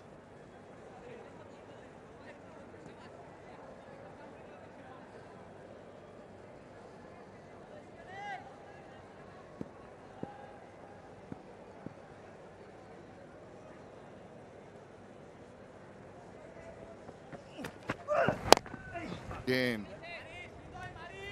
missed timing. One more run.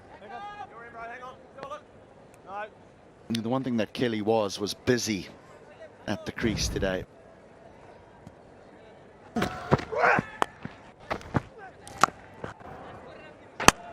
He varied where he stood in the crease. Sometimes he was a little deep in the crease. Other times he stood outside the crease. He was happy to come down the wicket as well.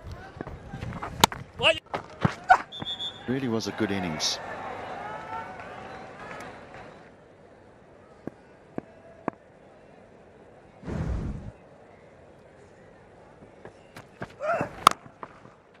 Well, he's done well to put it into the deep, but only for another run. Only 3 from that over. 156 for 6.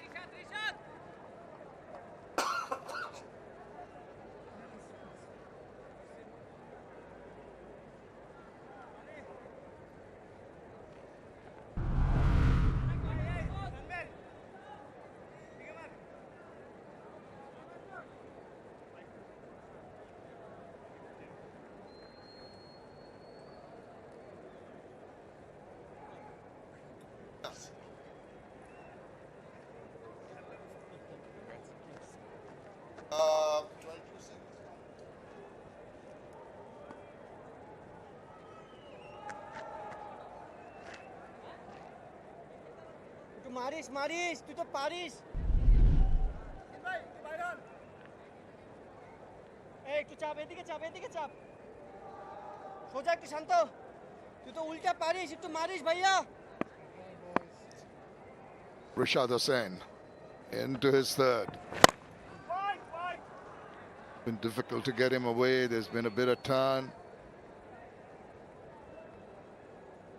Trying to hit the ball too hard more often than not, as it's not coming on. There will be some mistiming.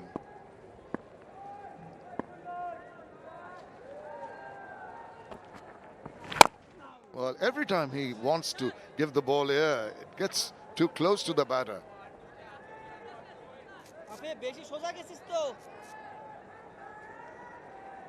Don't be too happy with that.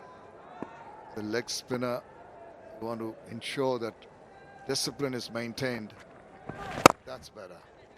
That's about the line and the length you want to bowl. Better from both. The way that Smith played that as well. He just leant on that. Pushed it up the ground for a single. The previous deliveries, you're right, he was just trying to hit it a little bit too hard. Does get the most turn, you would expect that as a wrist spinner. There it is. Talked about him getting fuller. He gets one reasonably in length, and the next one. This is a Jaffa. Lovely drift. Got the grip. Got the turn. Beat the bat.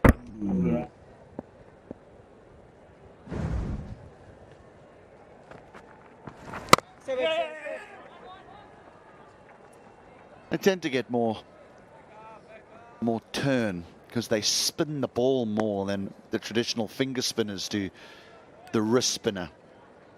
They're just able to get more revolutions on the cricket ball.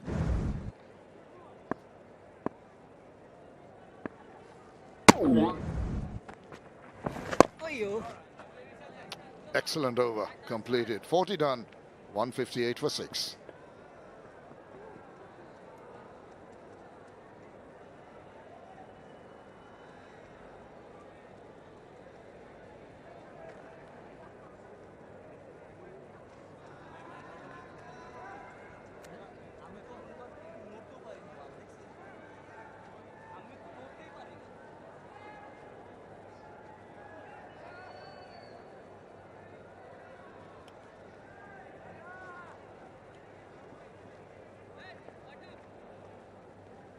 Into the last 10 overs, the last power play, there will be a signal from the umpire. More fielders allowed. Well, actually, one more fielder allowed. 5 now. There's a signal from Ghazi Sohail. They are more difficult to get the ball through to the boundary with the boundary riders in 197 currently. Well, they need to go at least 5 and over from now on to go past 200. And so this final power play just means that you have to have a minimum of 4 fielders inside the 30-yard circle now, which Bangladesh do have. That's just for the last 10 overs of the innings.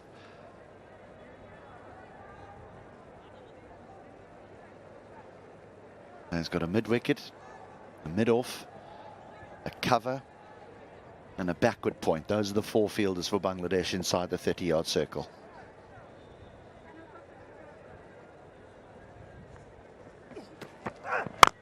Just a little bit of a trigger movement from the batter Foxcroft.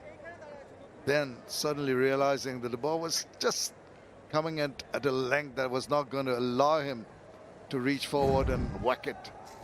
There's the movement, and then he has to check because of the length.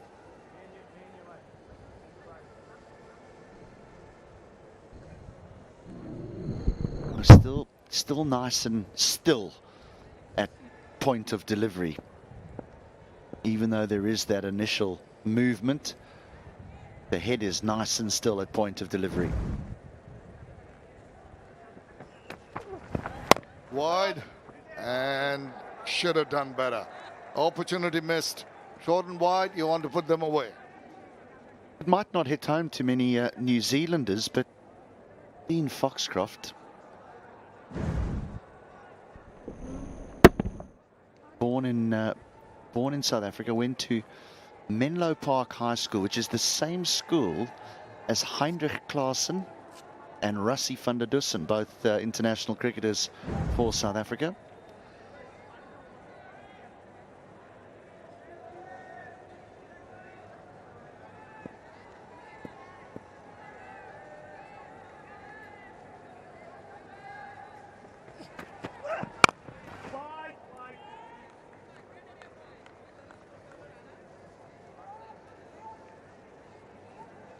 Hassan Miraj has led his team well. His team has responded with some good fielding all around. Wonderful improvement. The way through, diving around, getting behind the balls, covering a lot of ground, ensuring the ball didn't go through. Look at them, the efforts by Shantum, and spectacular catches being taken. Liton Kumar Das. The fielding coach will be very happy with the improved effort. Again, a ball that was there to be hit. Once again, opportunity missed. They got a couple of runs. Just thought they could have done slightly better with that.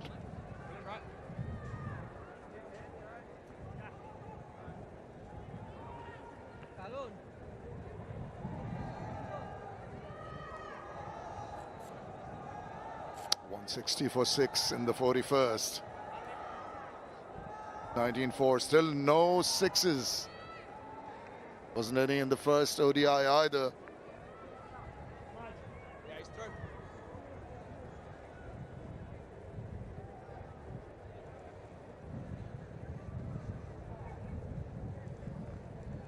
Back you got here, bro.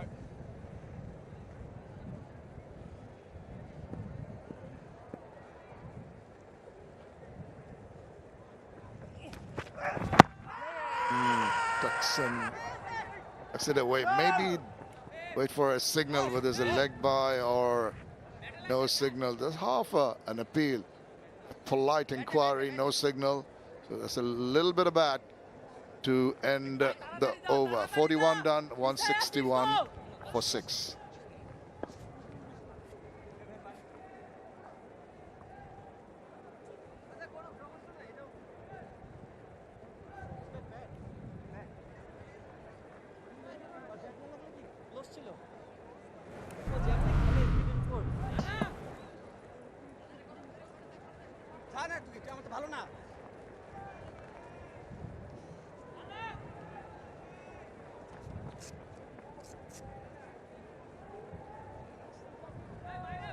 Rana has got a couple of overs left, 3 for 20.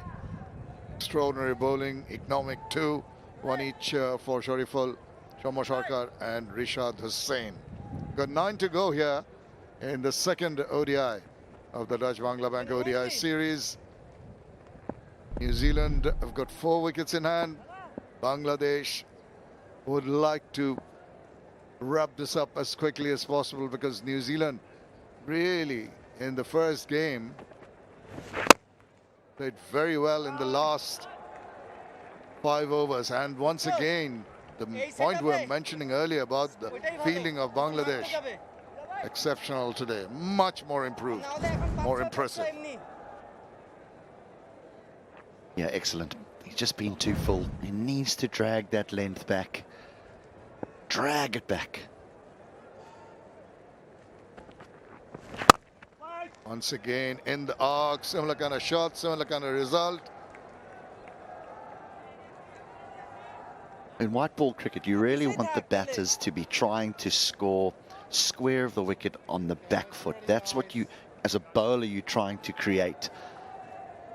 Think of Rashid Khan in white ball cricket. That he never bowls half volleys.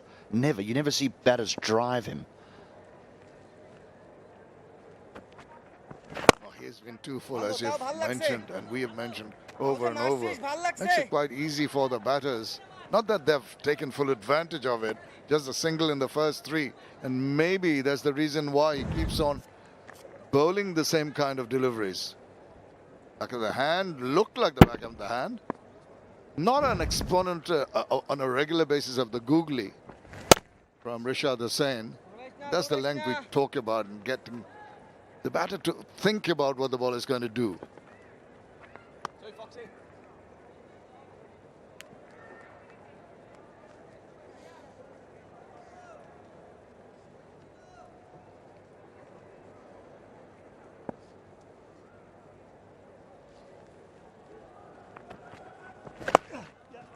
Now, quicker one through there. Still a single. Runs are drying out here. A little bit of pressure back on the New Zealand batters. Gap ঠিক রাখিস, gap ঠিক রাখিস, শান্ত পিছে থাকিস। মার মার মার, মন খুলে মার। Reversing, not connecting. Liton Das got a hit on the shoulder, but it's all right. It's just the 3 runs in that 42nd over. 164 for 6.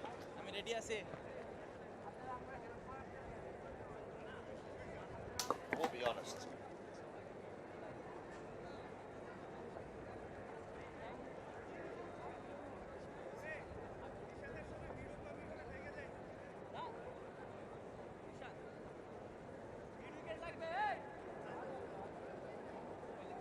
Foxy, right on over.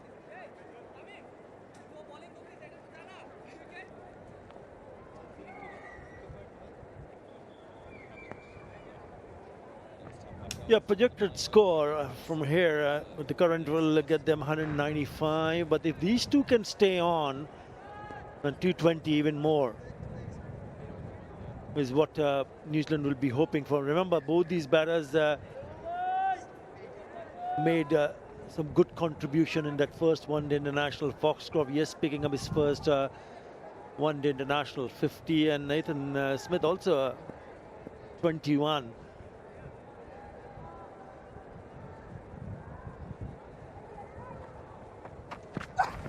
Right, Rana. Is he going to pick up a wicket in his first delivery? Yes, he does. This is the 3rd time today that he's picked up a wicket of his very first delivery of an over. Hello, Hamish. Every time I come into the hot seat, there's a wicket. First, as you mentioned, first delivery of a spell. Short ball to Foxcroft. Looked to ride it. And off the bat, I thought he had, but he picked out his man. New Zealand, they lose another. A key breakthrough. Foxcroft departs for 15, 164 for 7.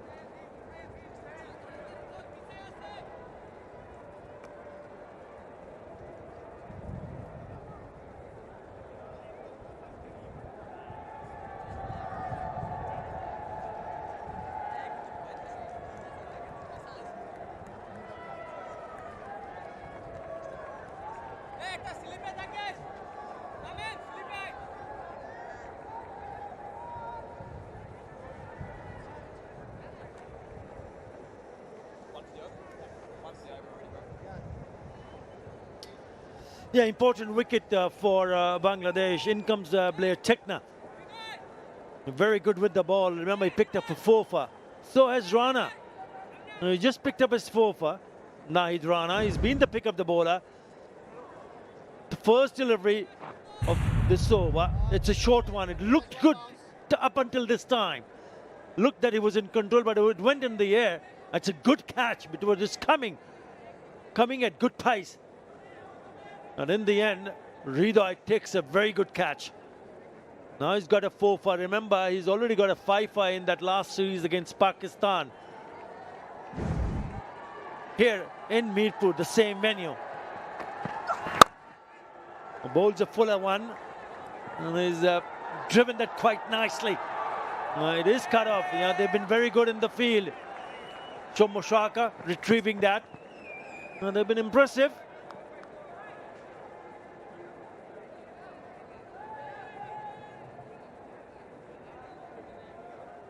Just double checking this piece of work.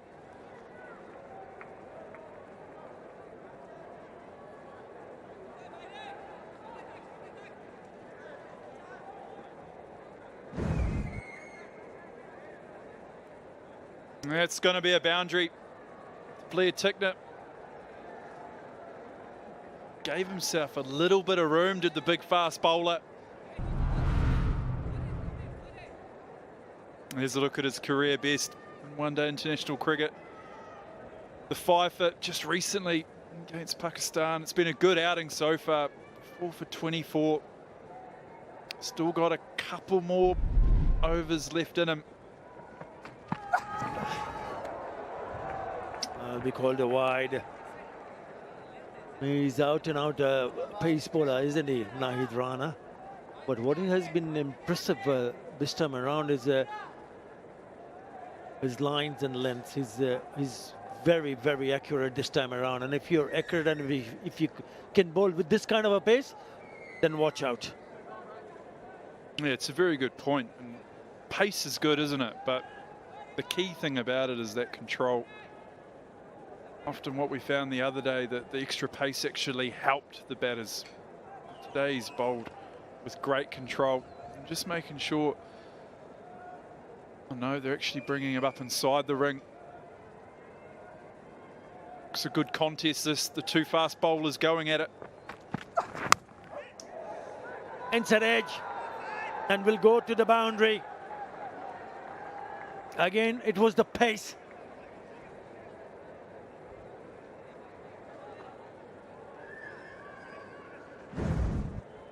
It's all happening here. Blair Tickner gave himself room again. He's trying to follow the ball. Big inside edge. Must admit, I'm enjoying this. He'll take it, definitely take it. Now, there's a couple of boundaries in this over already, 9 runs so far. Important for also Nahid Rana that when you see the lower order in the middle, maybe not a bad idea to bowl or try to bowl those Yorkers, those scorching Yorkers.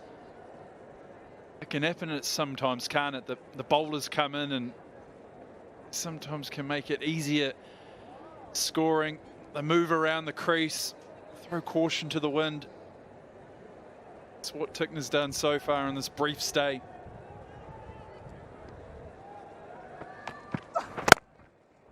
Better. 173 for 7. There's a wide there, so there will be another ball to be bowled in this over. Important, the run rate has just all of a sudden has gone above 4 runs in an over. So if you go at this rate, they will get past 200, but they'll be hoping they can add few more here.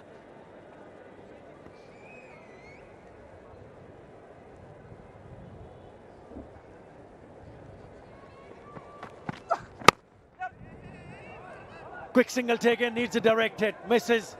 And they'll probably come back for the second. Yes, they will. Now, wild throw retrieved by the fielder in the deep. 11 in that over. 175 for 7. Now shy at the stumps.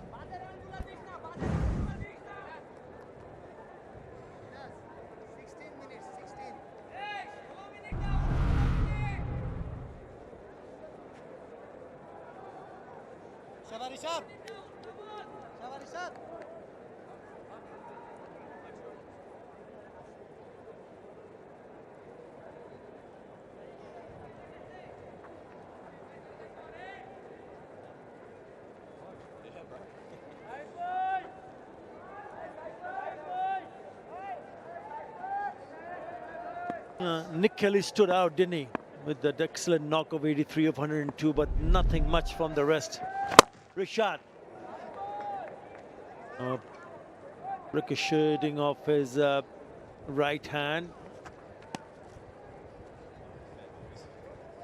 Might have just hurt his right hand. He seems to be in a bit of a pain here, Rishad.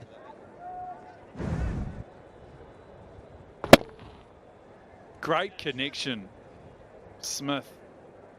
Not sure it was a catch. It looked like it was a bump ball. Oh, got a good piece of it right on the thumb. Physio's coming out here just to have a double check.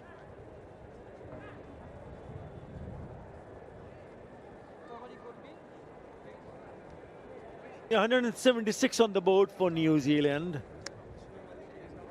They managed to score 247, which ended up for them in a winning note. What do you reckon? What kind of total would you think on this surface can be a little challenging? Yeah, I just think got to get over 200, don't you? As we have another look at the wickets that have fallen today. That was the first. Henry Nicholls, key partnership for the day. Saw that pace and bounce. And this, few in the commentary box weren't sure if it carried or not. It's given out. Seen a number of short balls. Had a bust and a great catch from the keeper on his 100th. Kelly played a very good 83, but that was his undoing. Parkinson, short, wide, straight to point. For me, I thought he rode that nicely, Foxcroft, but he hit it straight to his man. Would have liked to send him hit it up for 6, but not to be. There's a look at the bowling card. Rana, he's been in outstanding form today, bowled with very good pace, but most importantly, it's the control that we've been most impressed with. Mid wicket. Mid wicket.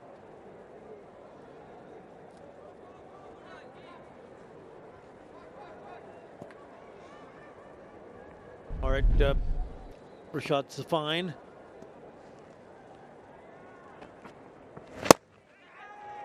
In the air, but in the gap, so it'll be a single. But yeah, he asked me earlier what's a good total, and I just think that number 200 rings a bell, and it should do well to get there. Nathan Smith can bat. He can bat in domestic cricket. He's batted at various different spots throughout the order, through 4, 5, 6. Here he finds himself at 8. Hasn't done it yet in international cricket, but if he can stick with Tickner for a couple of overs, score of 216 definitely can be reached. Yeah, in that first one, the international, they managed to score 62 in the last 10 overs. And that really made a big change in the total they ended up with. So if they can play similar kind of role, I know Foxcroft has gone, he's dismissed, but these two, if they can play similar kind of role, even if they go at 6 runs and over from here on, then 216 is there. So anything above 200 is a bonus at this stage of the game, provided if they don't lose wickets. If they lose wicket, then maybe the total that we are talking about might not be possible. But it's a funny game, Hamish. A big over, you never know.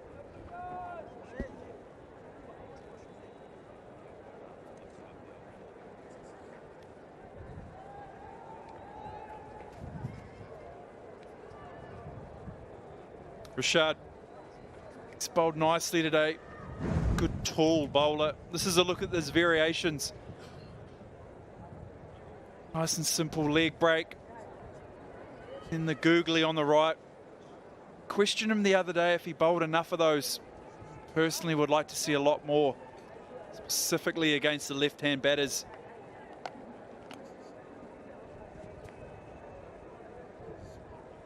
He's bowled well today.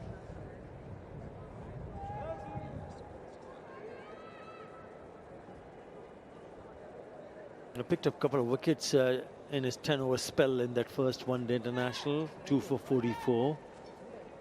That's a wicket to his name this time around.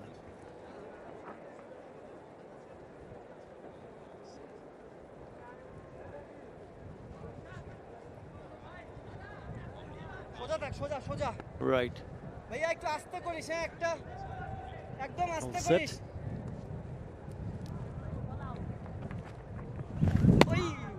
And you spoke about the turn which is available. Well, again, look at that turn. So there is something for the spinners also.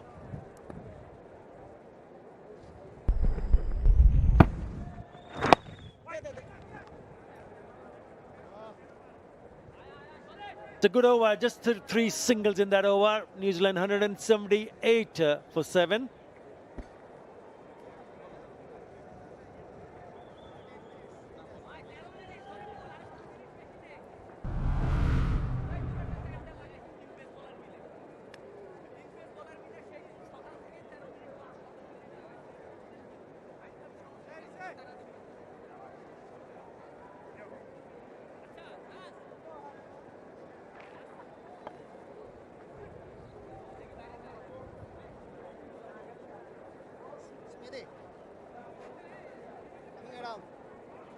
There's a look at the Manhattans. It's been a couple of decent overs. See, there are a number of overs in and around the 3 and 4. Wickets at regular intervals.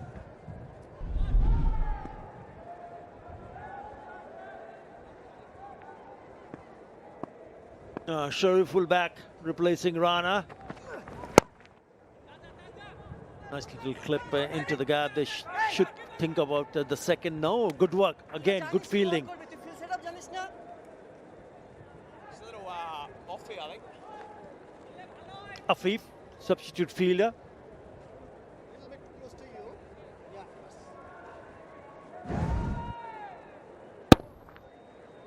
Around the wicket, the left armour.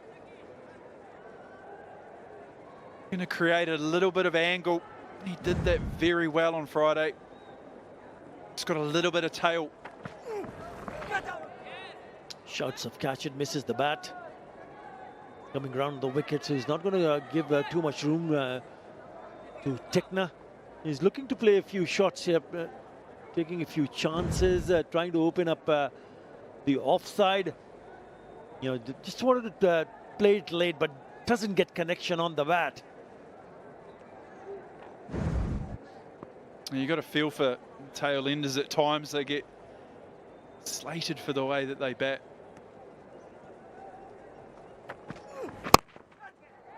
Short again, pulled out, just the one. I'd far rather see Blair Tickner get one, get down the other end. Let Nathan Smith play some shots. They certainly need to come together for a few more overs if they are a chance to get that sort of 200, 220s total. He's been back of the length, isn't it? But he cannot afford to bowl it fuller because there's mid-on inside the circle. Again, short. And it's been called a wide. So with those two fielders inside the circle, obviously the bowler is giving you an indication that it's not going to be up there. Extra bounce again on show. Like it skipped off the surface. Nathan Smith just watched it. These two batting now will be taking notes. They'll have the ball in hand and, well, hopefully not too long.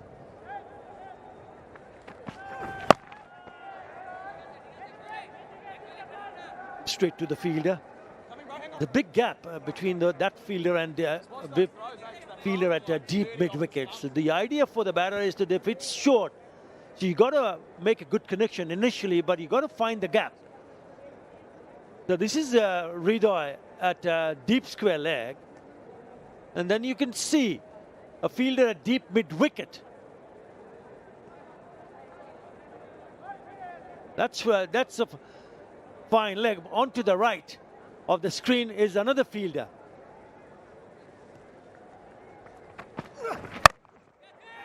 This time they found the fielder in deep mid-wicket and he takes it.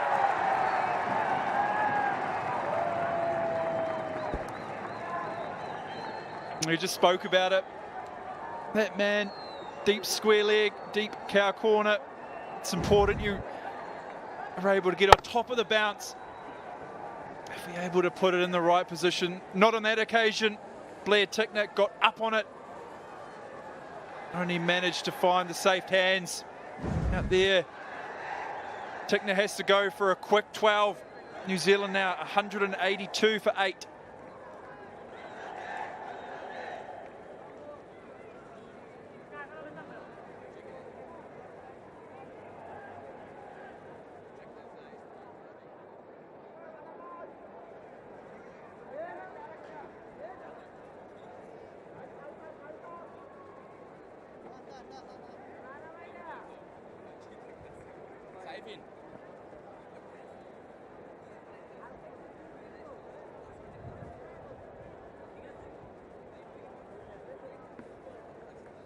Yeah, that was the danger, wasn't it? We spoke on air that there are fielders, if you don't find the gaps, then you're not only not going to score or get an opportunity to score runs, but you will also get yourself in some sort of a problem if it's in the air.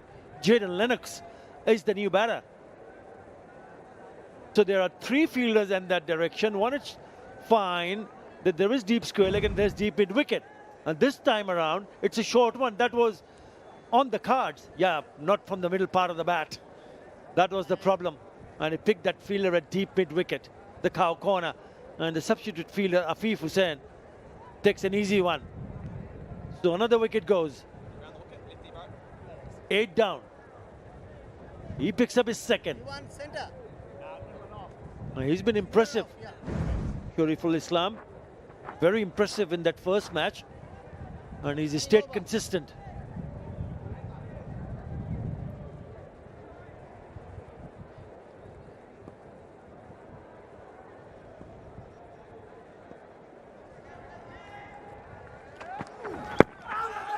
Oh, the idea was right.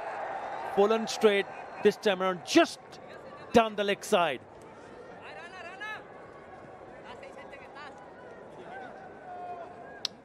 Right. A very good over. 182 for 2.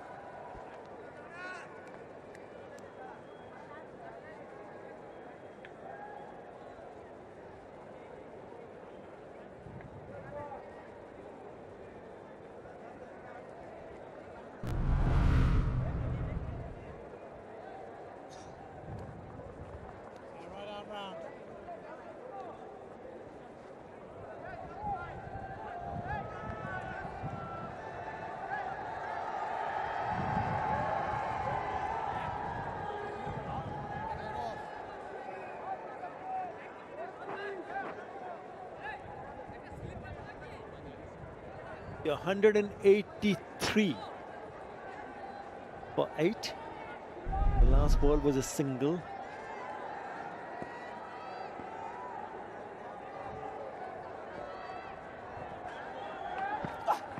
Runner back. Oh, lovely delivery. Just missing the stumps. You know, back to finish his full quote of 10 overs. Starts well here, Nahid Rana.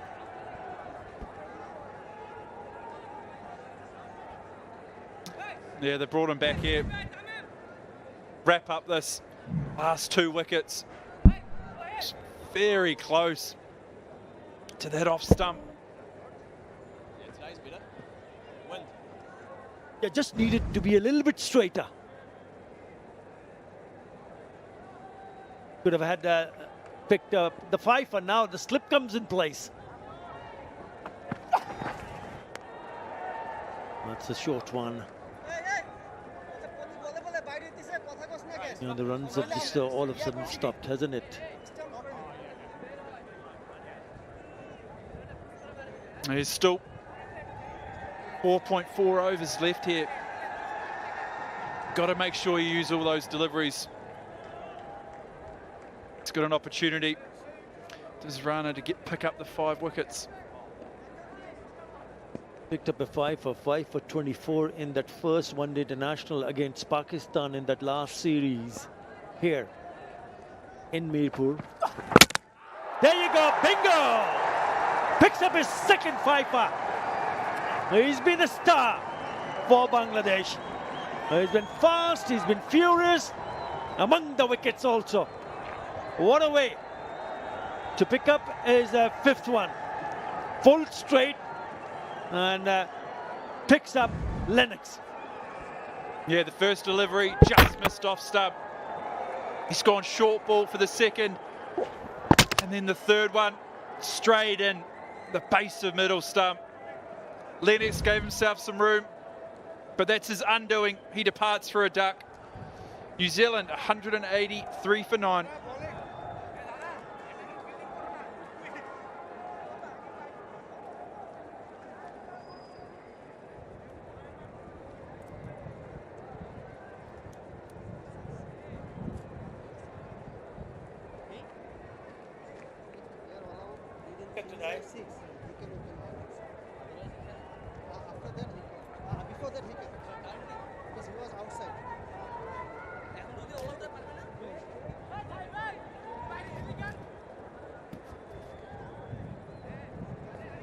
Will O'Rourke, new batsman, in at 11.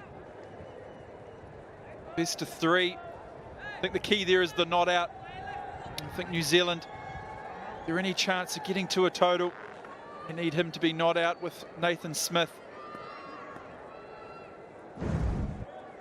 Here's a look again at the wicket. His 5th runner of the day, full and straight.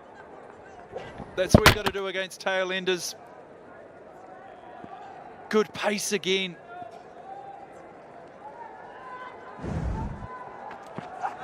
Almost finishing it off. He is appealed, and the umpire does not respond. It's been a fiery spell. This guy, wonderful future ahead of him. Thinking of Umpire to director. We have a player review for LBW. Original decision not Taking out. the review. I'll check the feed. It's a fair delivery. Front on, please.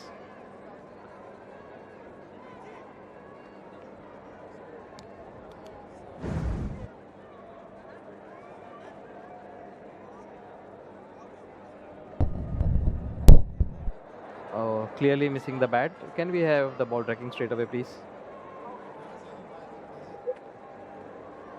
Building. Yeah, Ili, we are waiting for ball tracking. We'll give it to you as soon as it's ready. Yeah, thank you.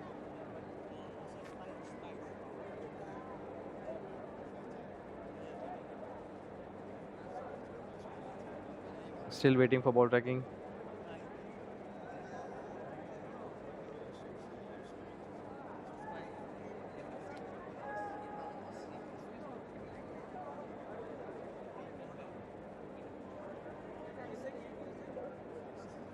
Stand by.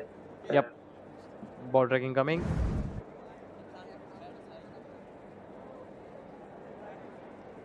Pitching in line, impact in line, wickets missing. Thank you. I'll go back to Ili on field. Ili, you can stay with your decision. You're not out. You're on screen now. he saw the angle going down the leg side, and Bangladesh there's another review. It's the last wicket, so won't be too much of a concern. 183 for 9, still 4 overs to go after this. It'll be very, very difficult for New Zealand to play out the remaining 4 with the fiery Nahid Rana firing on all cylinders. Thank goodness. I think he tried to slow it down, and the process made it into a full toss. No, it was pretty nippy, actually. Thankfully, not above waist high, not dangerous.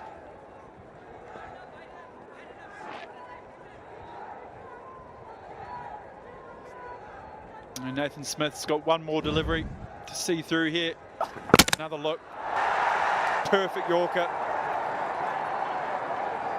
Nearly executed it again against O'Rourke. Can Rana finish with the 6-fer? This is his last ball coming up. Smith on strike. Here we go.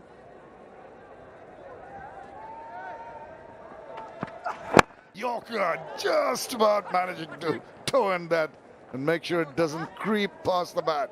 Excellent spell by Nahid Rana. 10 overs, 5 for 32. New Zealand 184 for 9. And very, very good figures. Look at that. Very impressive from Nahid Rana. 184 for 9.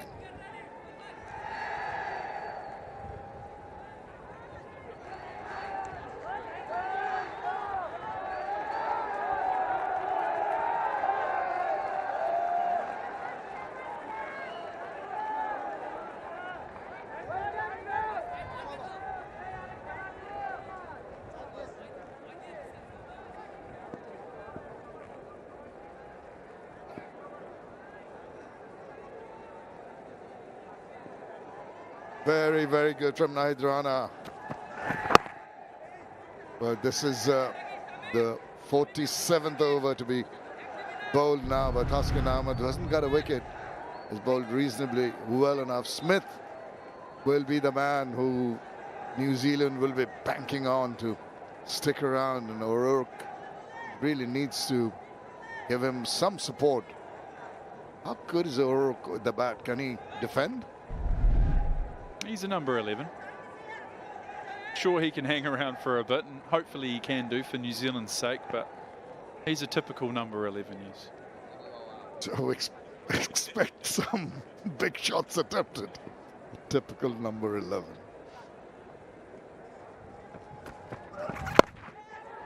Now, civil round. Happy enough to take a single.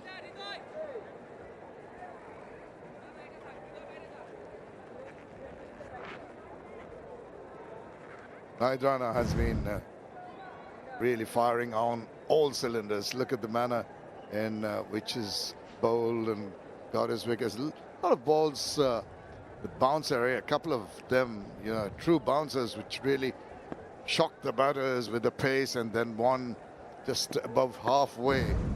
So it's the wickets have been of various lengths, mostly very pacey balls. Again, short pitch. This is the second time around. Allowed Smith to swivel around. They're going quickly for the second run. Make it. That's very good. Needed to come back and retain strike. Yeah, important too. Nathan Smith not out the other day. Just had a little icing on. Good piece of running. Well, overall, fast bowler. Out the gates a little bit slow. Throw was just off.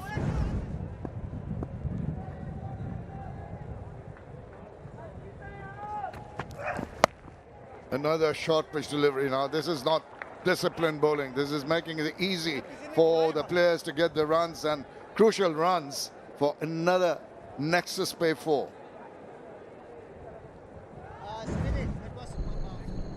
He's short again. Smith rode it nicely. Got his head inside the line of the ball. Really just helped it on its way. Found the gap beautifully. 4 more to the total. No, Taskin Ahmed should know he's an experienced player. Knows how crucial these runs can turn out to be. Got to pitch it up. He tries to, but it almost becomes a full toss. Gets away with only the single.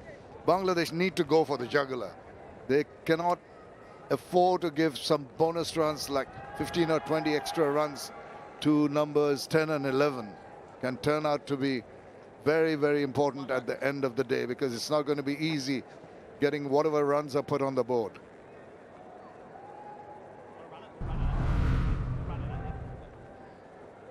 Can't afford to sit back and wait for things to happen. West versus Pakistan here at Mirpur. 5 for 24 for Rana, 5 for 32 in this match.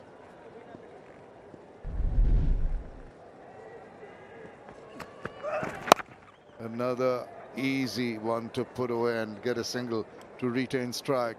It's rather ordinary from Taskin Ahmed. That over 9 from it, 193 for 9.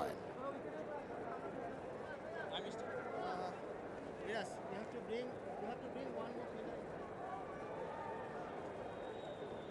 Firas, you have to bring one more player inside. Last over? No, all 3 overs. All 3 over? Yeah. Eh? Yeah, you are behind the clock.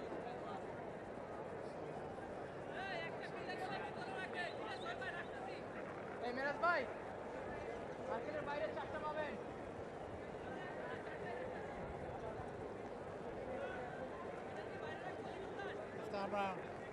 3 overs to go.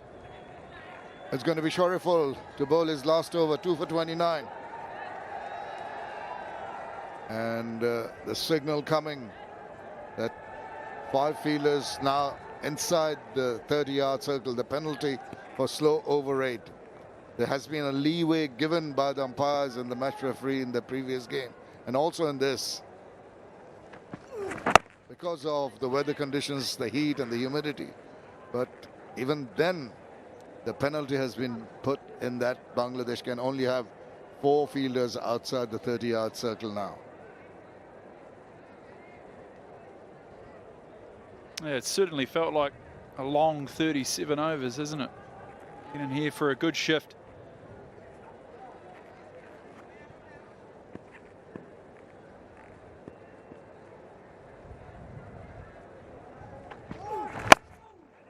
Better length to try to pitch it up. There you see O'Rourke's answered my question whether he can bat or not. Seems to be pretty adept in playing a proper shot.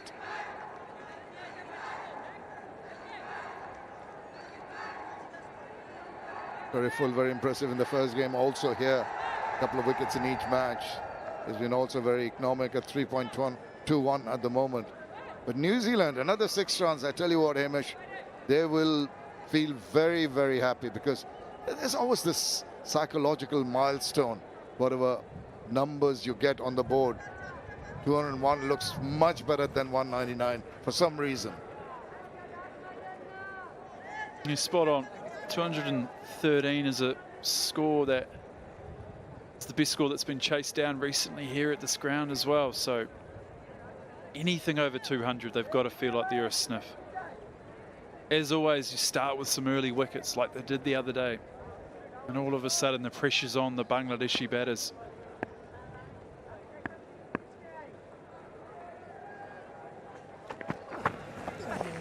Well, he's tried that, not with too much success on various occasions. And it's clever bowling, I think, from Shariful, that it was premeditation too early.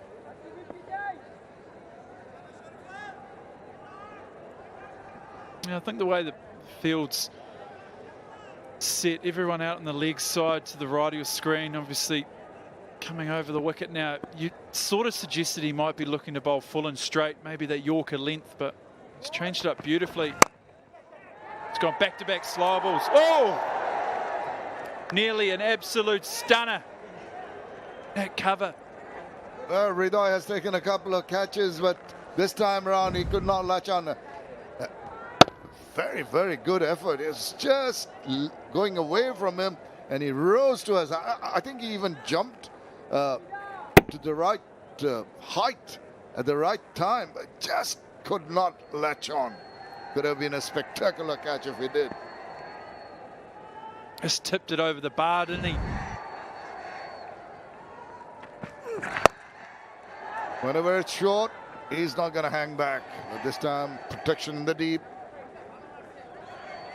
Getting closer to that 200 mark. 196 now. The delivery and couple of overs to go after this.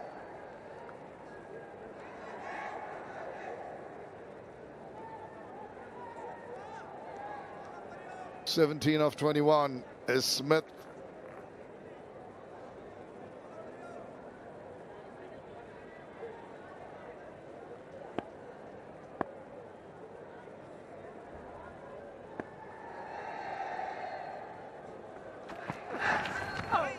Oh, wild swing, misses the bat. He can afford to smile because he's bowled well. 10 overs, 2 for 32 from Shariful. At the end of his spell, 196 for 9.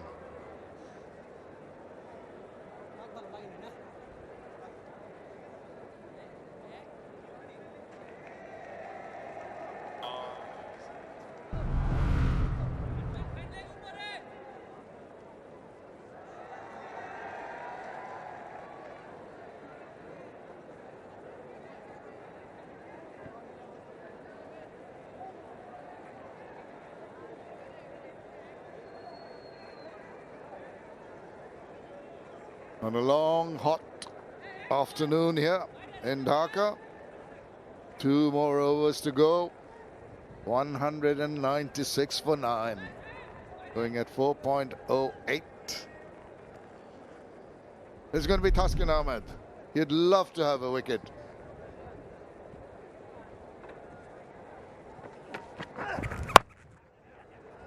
Now tiring, obviously you can see that. And an easy single. Well, the Dutch Bangla Bank is the first European joint venture bank in Bangladesh and a pioneer in the banking sector of Bangladesh in terms of customer trust and confidence through transparent and pure banking.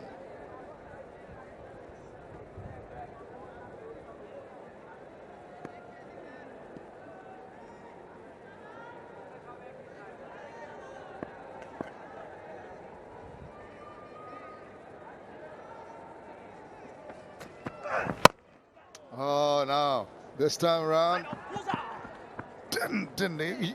I think the audio was right, but just the timing a little awry.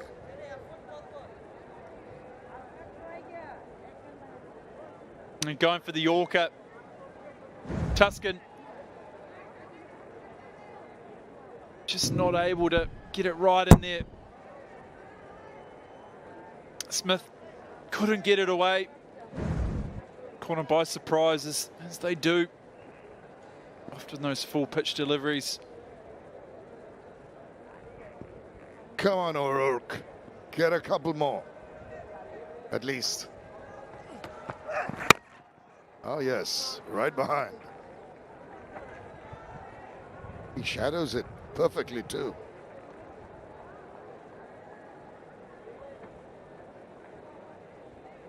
There's still a few balls left out there.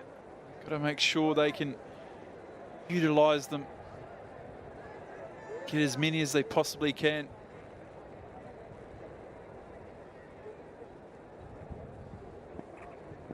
Been a long day for Tuscan Ahmed. Just closing up his 10 overs. He's got a wicket. He's been a tad expensive compared to the other bowlers on view. It's all going on in slow motion in the middle. No one in any kind of hurry.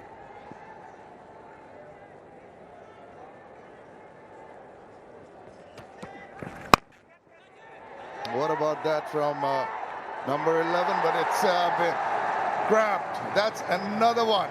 Tawhid Ridoy may have missed one, a very difficult one, and Tuscan Ahmed will be very relieved to get a wicket. And that is the innings with another very, very well judged catch. Yeah, they had a wee conference before this last ball. They put Ridoy out. Took a good diving catch. Lofted it, O'Rourke. And that's a smart catch to his left. O'Rourke departs for 6. New Zealand, they're bowled out for 198 after winning the toss earlier today. Yeah, that flourish with the bat that came in the first ODI was not quite there. There was hints of some kind of recovery with the bat to take them deeper into the game, but the Bangladeshi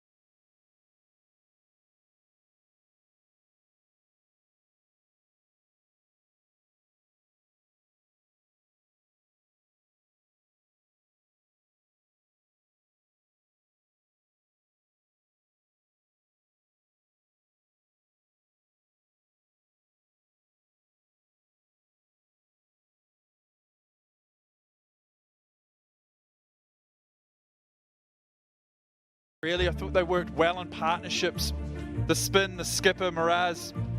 No wickets, but went for 38 off his 10 overs. Tuscan, he took the last wicket.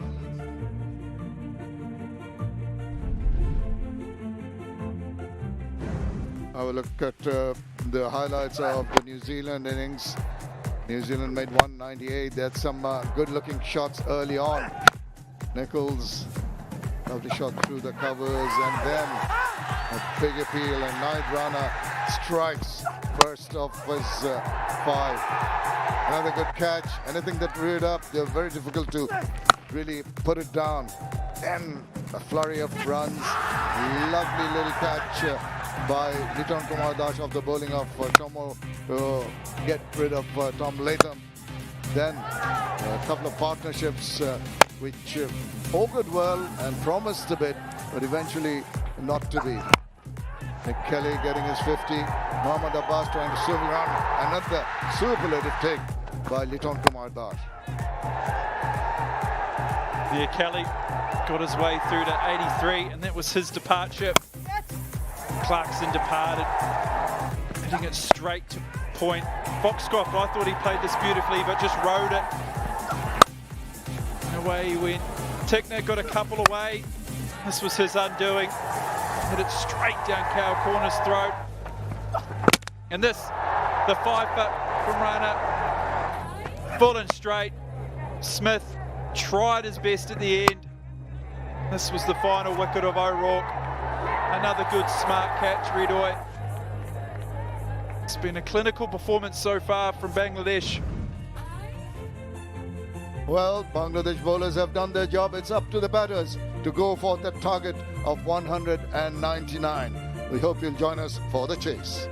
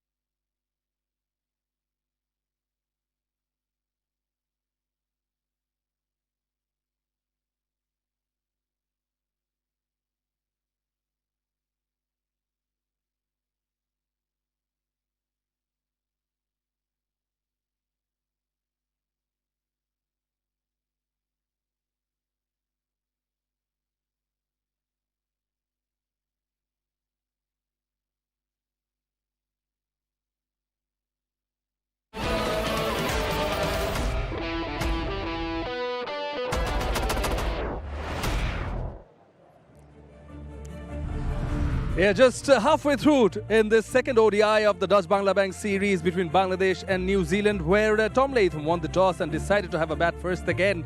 But this time, the Bangladesh bowlers came out on top as New Zealand were bowled out for 198 in 48.4 overs. Yeah, Nick Kelly stands out there in this lineup, 83 of 102. They're scoring 14 fours. Well, they lost 2 wickets at regular intervals, so they couldn't convert the partnerships. Some of them started, but couldn't really go big.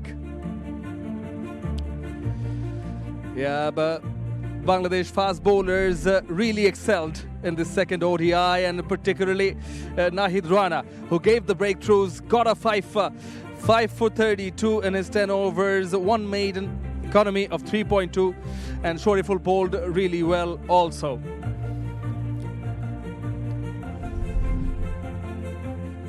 Hello and welcome everybody. This is Ace Developer Presents Straight Drive, turn your investments into a lifestyle. And it's my pleasure to be in company of Athar Ali Khan and H.D. Ackerman, 2 former international cricketers. And well, Bangladesh needed to fight back. They sort of did with the ball in hand, but it's still not done and dusted. Your thoughts first, Athar bhai? Well, impressive, very impressive, because remember, first game already lost the match, so it's a must-win situation for Bangladesh, and to be able to restrict New Zealand for 190 odd, 198 in the end, will surely raise hope for Bangladesh. But they still have to bat well. Excellent from Nahid Rana, second fifer. I mean, he's been a revelation right from when he started his career in Test cricket and white ball cricket, and now he's getting better and better. We have said it many more times that the team management needs to take care of him. He's special. He's very special, and with the kind of pace that he bowls on a consistent basis, and what was even eye-catching today, apart from the fact that he was bowling with pace, but also very, very accurate. I think that stood out for me. Yeah, certainly. HD, your thoughts on the first innings overall? Look, I think we've got to remember that New Zealand, there's a lot of the New Zealand cricketers that actually haven't toured here. They're just playing a handful of games, particularly in that middle order. So I think you can excuse them for not understanding the conditions. They'll still feel as though they've got a chance, though, with the 190 out that they got on the board because of how Bangladesh's middle order batted in that first ODI. But if we've got to be realistic about it, they are a few short. Well, H.D. Ackerman thinks they are a few short. Well, Athar bhai, I remember Mehdi Hasan Miraj after the first ODI saying, regretting the 2 missed catches, but they really stepped it up. James Superman, the fielding coach, must be really happy with the clinical effort on the field today. I think they were very good. I mean, they've showed some very good improvement in the outfield, in the also fielders inside the circle. We've seen some excellent catches especially from Litun Kumar Das. Effort in the outfield, very good. I mean, that's what we know, what Bangladesh is capable of doing in the field, because they do set high standards, but when they have a poor game and not a game that everyone expects in the field, then obviously fans are disappointed. But today, they'll be quite mighty pleased. Yeah, they were really clinical, but somebody who was a lone warrior and stood really strong about placing a tag on his wicket was Nick Kelly, 83 of 102. He batted really well. Yeah, he did. And again, someone who probably hasn't toured here many times, hasn't toured here at all, to be brutally honest. I thought that he was exceptional. The way that he used his feet, he sometimes went down the wicket, he sometimes went deep in the crease. There were times when he took his stance outside of his crease, so he manipulated the bowlers particularly well. And it's never easy as well when you're the lone sort of soldier in the side. You're having to keep your wits about you, make sure you don't throw it away, otherwise your side get rolled for 140, 150. So he did exceptionally well. Well, he certainly did, yeah. Yeah, just to add on to what HD touched on, 83, I mean, I think he was very good. Had there been better efforts from the others, because there were starts for them, and in 15s, 14s, 16s, nobody going up after that. But excellent from the batter, the left-hander, Nick Kelly, who was struggling initially because the pitch had something in for the bowlers up in the first 10 overs or so, because they only scored 28 in the power play, which just says how difficult it was. But he absorbed the pressure and then continued almost till the very end. As I said earlier, maybe 20, 30 runs short if there was other batters who would put their hands up and chipped in few more. Yeah, he wasn't exactly smooth early on, but then he showed some intent and looked to be aggressive as well, HD. I think that that's what the pitch tells you that. If we look at the first one-day international, we look at this first innings now, when you walk to the wicket, it's extremely difficult. Once you give yourself a chance, you can catch up towards the back end. We've seen that happen in both in the first ODI and again here, which is a lesson for the Bangladesh batters. Don't throw it away if you're behind the ball game, if you're behind on strike rate. You'll catch up later. Yeah, well, he fell short actually because he was the only one. He didn't really get company. We heard of that. But somebody who was in red hot form was Nahid Rana. With that extra pace came extra spice. Atabhai. Thrice in the very first delivery of an over, he picked up wicket. 3 times. He bowled magnificently, I thought. He was on the money right from the word go, was not afraid to play a bold short pitch delivery. Excellent catch from Litun Kumar Das. Again, a very good catch from Rida in the deep of the bouncer that he bowled. But he also bowled that magnificent Yorker when he picked up his fifer. He's been getting better and better, and they're riding on big hopes because there's so much cricket to be played in future for Bangladesh. And these are the area where he bowled. Whenever he bowled short, he was up there all the time. And also the fact that his control in terms of liner lengths was exceptionally good this time around. Yeah, HD, he was definitely very accurate, but also that surprise element was always there. He got wickets at different deliveries. Well, I think the advantage that Nahid Rana has is he's got out-and-out pace. Now, pace is something that you can't teach. You're either born with it or you don't have it. And he's got it in abundance. And when you bowl on a surface like this where the ball is sometimes keeping a little low, sometimes it's bouncing, you become a real handful. We saw how easily they handled Shumasaka when he bowled at medium pace. He went for nearly 7 and over in his 4 overs. When you bowl with real pace, it becomes difficult on these pitches. Yeah, and he was actually very accurate, and also bowling to a plan, bowling to a field, it seemed like. But speaking of plans, in the first ODI, the run chase did not really go in Bangladesh's favor, even though it's 198. Well, they'll have to bat well, Atabhai. Well, they will have to bat well because it's a tricky little surface one more time. It was not easy. You could see the way New Zealand batters batted. Apart from Kelly, nobody really went into terms of how to, how to start and then accelerate. So it's not going to be easy, but if you do start well, then you need to capitalize, as HD pointed out. You got to be a little bit more patient, and you got to just hold on to your nerves and say, okay, let me absorb the pressure, and if I do get set, I will get opportunities. But what's the batting order going to be? Shumasaka comes into the side and replacing Afif Hussain. Afif Hussain batted in the middle to later order. I think Shumasaka is better suited to coming in the front 3, which might elongate that batting order and have the likes of Shanto, Litun Das, Tawad Ridoy, the experience coming in later on. So I quite like it if they push him up the order. And I agree with you. I think I would like to see him at bat number 3 because he's a genuine opener, don't forget that. And the last 2 innings, one-day international innings he played here against West Indies, innings of 91, a partnership of 176 as an opener with Saif Hassan, and also 45 in the first match. So yeah, let's see. Hopefully he bats at the top of the order. Thank you, gentlemen. Got the wise words from the 2 experts. That's it from us here at Straight Drive. And in the next half, we will have the target, the run chase.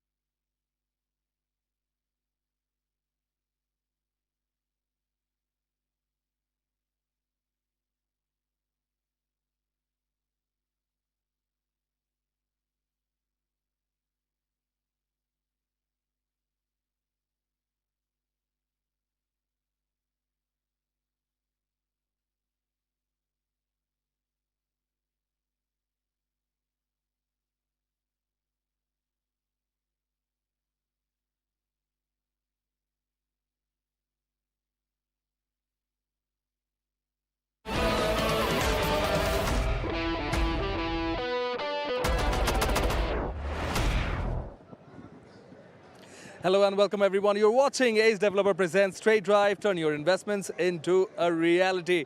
And I've got former Bangladesh all-rounder Atar Ali Khan and well, former South African batter HD Ackerman. Both of them think that the game is tilting in Bangladesh's favor, HD. But you know, you can't take a New Zealand side lightly, can you?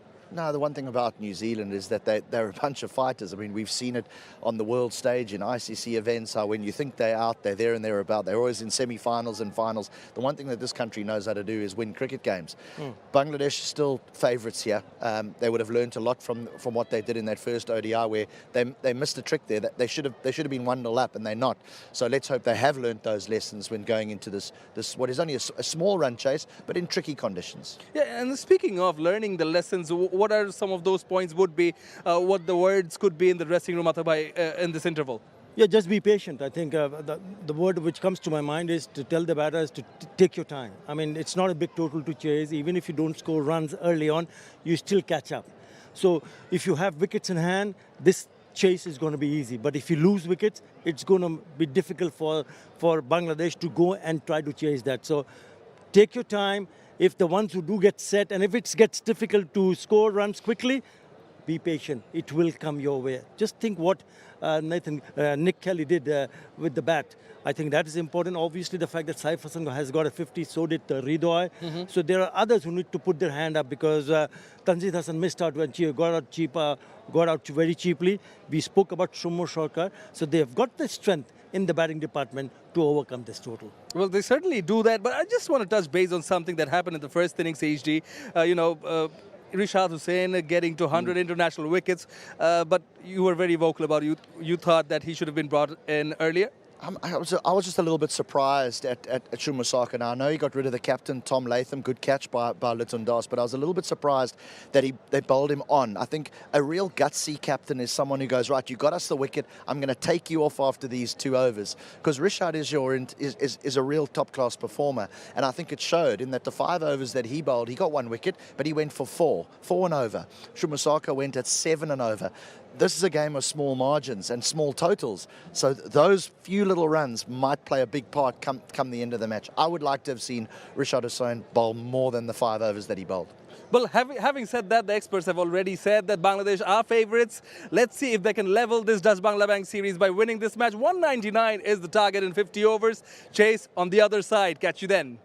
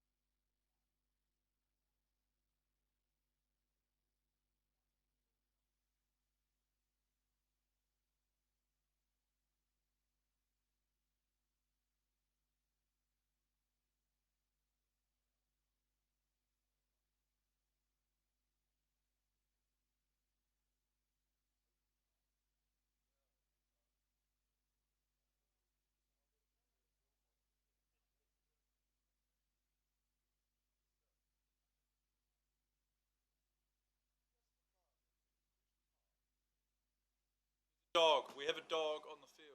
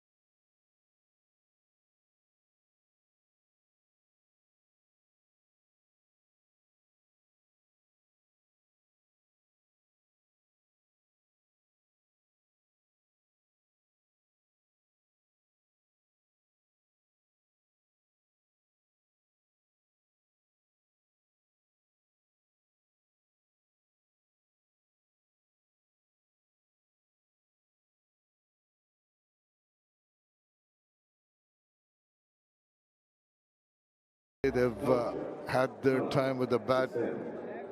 They will need to replicate the performance, particularly in the outfield, that got them the win. Look at the wicket in the second half. There was a little bit more grass on it this morning. Cracks were showing, but as you can see, as the day's gone on, those cracks are a little bit more evident. It's had good bounce in it, some good pace. We've seen a 5-foot from the big fast bowler Rainer. I'm sure some of the tall timber from that lot right there. Blair Tickner backing up his 4-for in the first game. And Will O'Rourke, he'll be looking to hit those cracks, hit that wicket as hard as they can. But early wickets will be the key for them. And that's a sign. You can see the lowest totals for New Zealand against Bangladesh. A lot of similar theme about it. All here. I was a part of that one there in 2013. Can be a tough place to come and play. For Bangladesh, they were on song today. They made it very difficult for the New Zealand batters. 198 on the board. A little bit of quiet banter floating around there. Some last messages potentially from Lathan, but they'll need early wickets. Again, they'll need to feel their skins off like they did in the last game. But they'll need to come together and scrap well for this total if they want to win the trophy today. Here come the umpires. This is Sohail, Richard Illingworth. Fourth umpire there, Masudur Rahman. Upstairs, we've got third umpire. And of course the match referee, Andy Pycroft. There's the huddle with the final instructions of what to do early on, particularly the first 10 overs are going to give us a clear indication of how this match is going to progress. Bangladeshi batters did well in the first half of the first ODI, looked to be on top of the game, looked to be ahead of the game, till they went into a bit of a rut, in the sense they went into their shells, and it was very, very difficult to come out of that.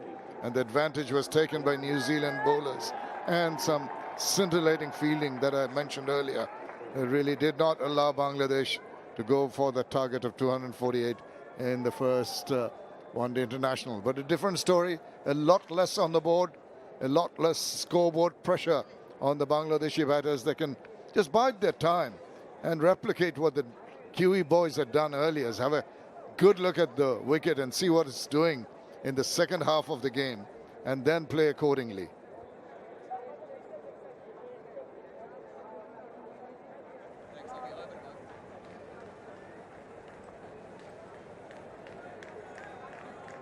Tanzil Hassan Tamim into his 32nd innings, 735 runs, 550s and 100. Strike rate of 102, high score of 107. He threw it away in the previous game, was looking to go well, and then just a rush of blood. He came charging down, was beaten all ends up. Saif Hassan played a composed innings in the first game. A couple of 50s for him. Got two slips in position for O'Rourke. Oh, it's going to be Smith to bowl. Nathan Smith, 21 wickets, 6.52 the average. And here we go. Oh, nice. Oh, goodness. Wasn't too far away from the fielder. The diving second slipper. It's gone for 4 very fortuitous runs. There's that swing again. Nathan Smith, first ball of this chase. Will Young at second slip, looking for a dive. Nowhere near. Saif was dropped early in the first game in the slips. Good to see the ball swinging. Yeah, he will be tentative after that initial bit of luck. I think it just wasn't two minds playing that shot. Thought about playing, thought about leaving, then changed his mind. Just managed to get a bit of bat, and enough, thankfully, for him that it went past the second slip fielder. Indication that it's not going to be easy. And even that first shot, though it got him 4 runs, it's going to make him a little more nervy.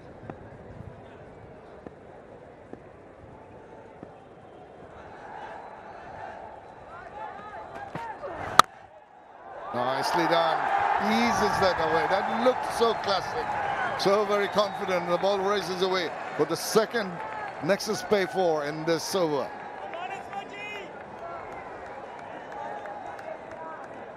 Saif Hassan came into the series lacking a little bit of form.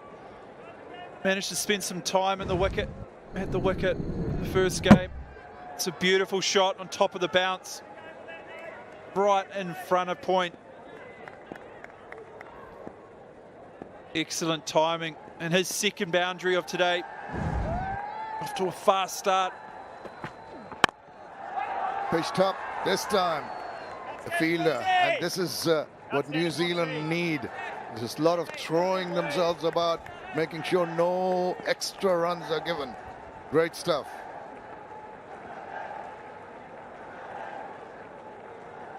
Saif Hassan, 57 of 76 balls in the first game. 8 fours and 1 6. And that after that bit of luck that you mentioned, so being dropped early, New Zealand bowlers had to pay the price.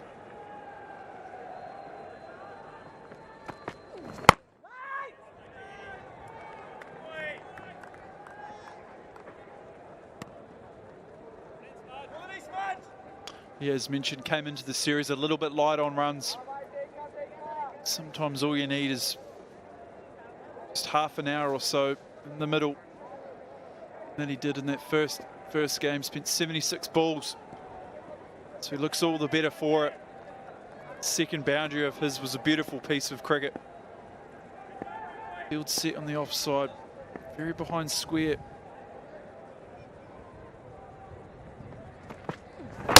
Oh, beauty! Has cleaned him up completely. What about that? From outside the off stump, it jacked back and struck timber. New Zealand strike in the very first over. We've been talking about this outswing from Nathan Smith. This looks to be a little bit of a wobble seam delivery. Slightly wider of the crease. Kept a little bit low. And clattered into that off stump. New Zealand, they get another one early. Safe for saying, goes for 8. Bangladesh, 8 for 1.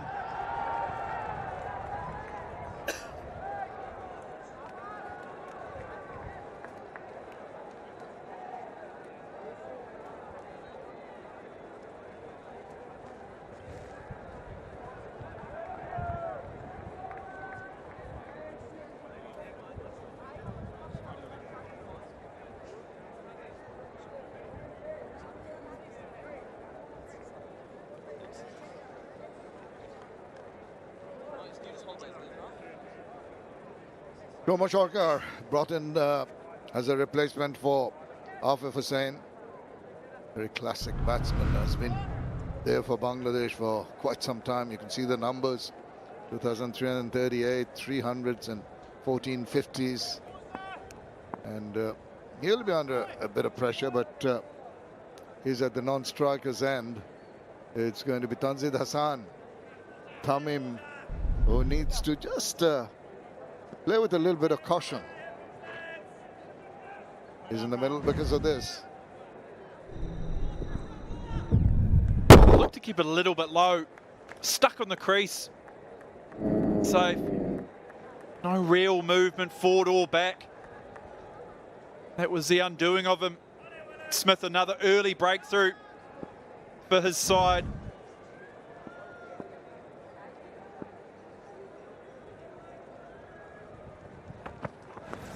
Oh, now the movement. See what a wicket does to the psyche, the confidence level of bowlers. Bowling so very well. O'Rourke there, making it just nip away. William O'Rourke, 23 wickets so far, and he's playing his 19th match. Economy is not too bad either. Got 2 slips, and this was headed their way.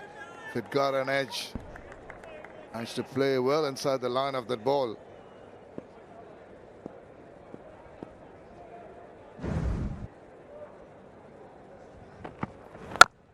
This was in the arc of the batter, and delectable looking shot. When it looks so very simple. 4 runs. He's some nerves after the fall of that wicket. O'Rourke looking for a little bit of swing, away swing, to bring in those slip catches. Tanzid equal to it. Classical cover drive, square of the wicket. Nice counter punch after the early breakthrough. Just don't want to get carried away. Just play the ball to the merit. This is drifting down leg. Thinking of a run, not there. I think that there have been 3 boundaries hit already.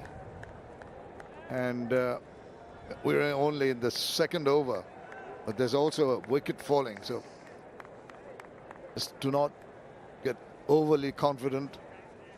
There is still something in the wicket to surprise you as a batter.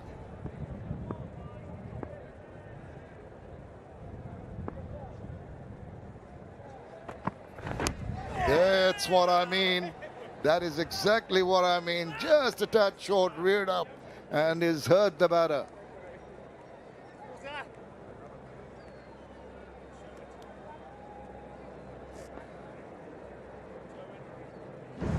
We've seen this extra bounce throughout the day.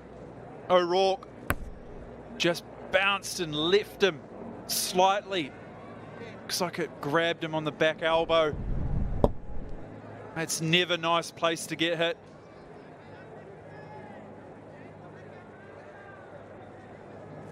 Not showing it on his face, but the manner in which he lets the bat go, drops the bat, can be excruciating. The unprotected part, elbow area, funny bone, whatever you call it, but it can really encumber you as a batter. You can't move your hand freely if you're hurt and the muscles ache. So he'll have to be a tad more careful. But as I said, the wicket is full of surprises. Back of length balls rearing up, some length balls keeping low. So another look at this. Seem to have it covered, but that extra bit of bounce, cool, that hurt.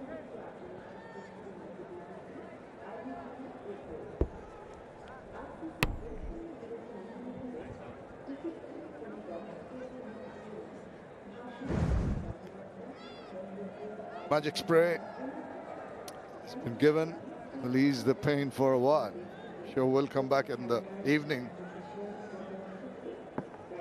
Yeah, you're right. Sometimes the adrenaline of the occasion gets you through, and once you're out and you're sitting down and you're cooling off, it starts to sting a little bit more. It's good aggression from O'Rourke. He will enjoy these conditions. The fast bowler runner in the Bangladesh side produced a great spell. There's no reason why he can't do it. It's a little bit slow to get into his work the other night.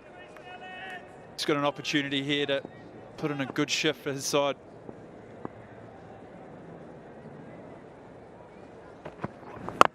Oh, inside edge, very tentative. Tell you what, the hands are not moving as well as it did when he hit that first ball for a boundary. He's spot on, tentative. Exactly. You rushed the ball before. It's important you get your feet moving and get it out of your head. It's definitely looked a little bit tentative. Could have chopped that on. He's got to tell himself, look, the ball's going to do unusual things. Just keep a close eye. And that jack back, but too far in to interest the umpire. But what a torrid over that was from O'Rourke. After 2, it's 12 for 1.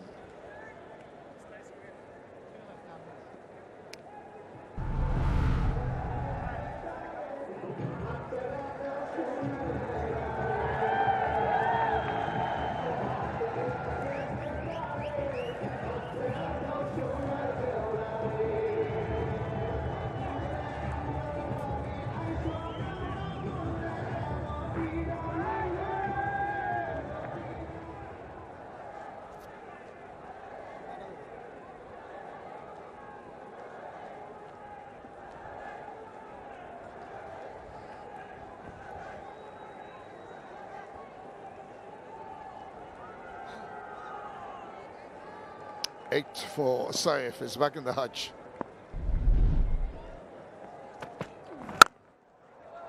That is delightful. Just waited for that one. Little use of the back foot and then right behind. Nicely done. Don't want to do anything fancy. Play the proper cricketing shots. Because the bowlers will always fancy their chances on a wicket like this. And New Zealand will take a leaf out of what they'd done in the first ODI when they're also defending not a very big total, but the discipline that was shown by the bowlers and the support that was given in the field will still be there for them. Ah, another little surprise in terms of bounce.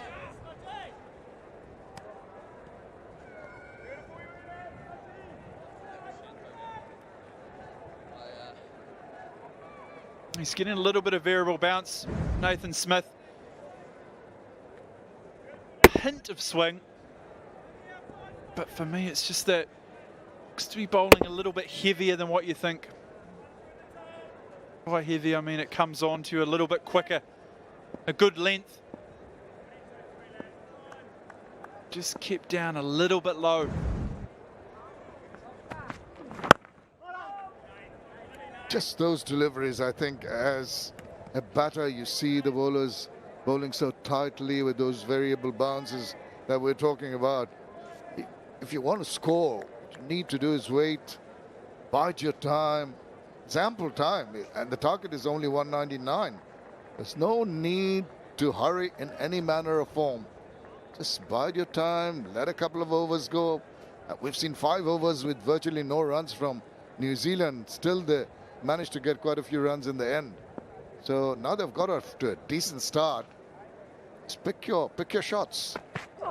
Your ball to hit and play the ball just like that. Good balls deserve some defensive prods like that.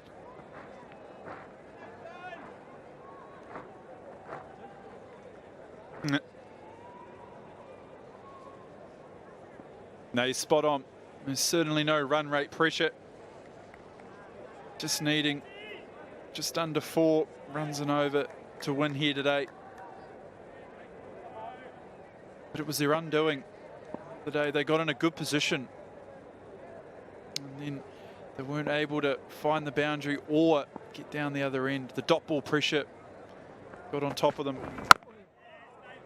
This has been absolutely top-class bowling from both ends. See, they're bowling within themselves. This last ball, 132 clicks only. But the line and the length, the back of the length, just doesn't allow the batter to go forward or back. It makes a move to go forward, then has to rock back. He stuck to his crease. And the bounce also, compared to about 3 balls back, it's more even and a touch higher. Excellent. After 2 runs in the first ball, he wants to finish at 12.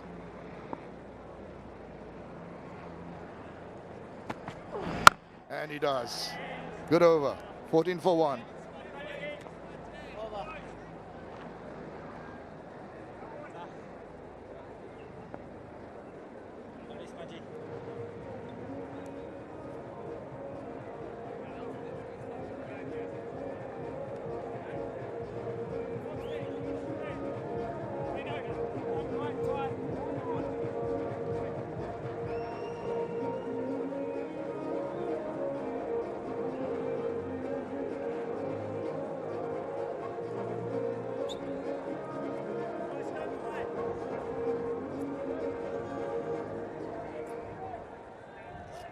.198, 48.4 overs. New Zealand were bowled out for 3 slips.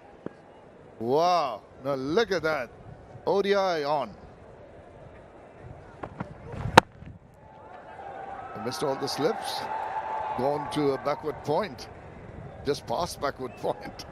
Just managed to dig it out, didn't he? Yeah, a bit of an anticlimax, wasn't it? 3 slips in. Good aggressive option by Latham. Looks like he's going to keep it for the new batter, O'Rourke. Good bowler against left-handers. He likes to create a little bit of angle away from them. He's coming around the wicket as well. You see there, middle of your screen, Mo Abbas, backward point, very backward. It suggests maybe a little bit of pace in the wicket, but potentially looking for the away movement.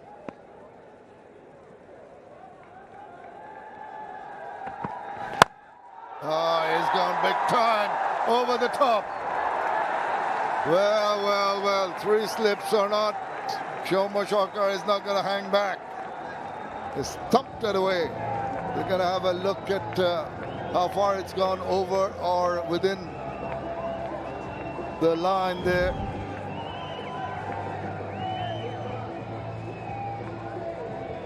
It's over for the maximum. You know, we've been talking about the aggressive approach, Tom Latham and Will O'Rourke. And how about that? The first maximum of the match. Now, that is a little problem that Shomo Shocker has. He hit one away for an over boundary.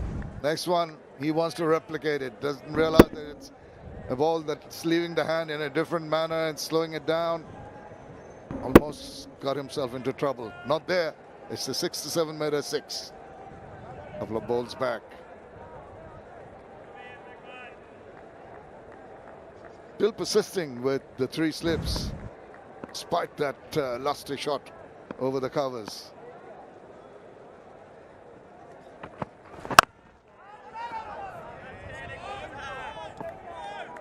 I think it's a sign where Tom Latham's head's at. The skipper, Latham, he'll be thinking about wickets. He needs to get wickets, try and bowl some dot ball pressure, build the pressure. That's how he's going to probably win. Looks like he's gesturing. He's short ball. He's seen something, feels something.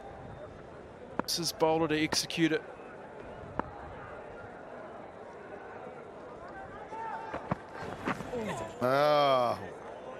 Away from his body, just rather airy-fairy that shot. Lucky not to get a touch. Spotted this pretty well, Tom Latham.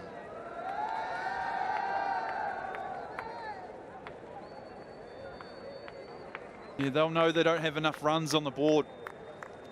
They can take a couple more in this first 10 overs. They'll be able to squeeze through the middle like they did the other day. Squeeze this Bangladesh batting order through dot balls. They need that early wicket.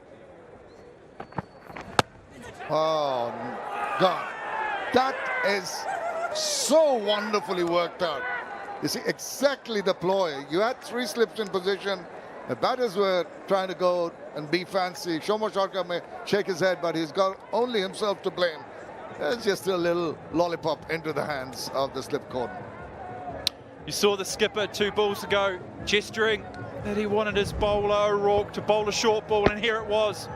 Maybe didn't get up. Looked to ride it, but only managing to ride it to Dean Foxcroft, that 3rd slip. Bangladesh, they lose their 2nd in this chase. Jaka got to go for 8. Bangladesh 21 for 2.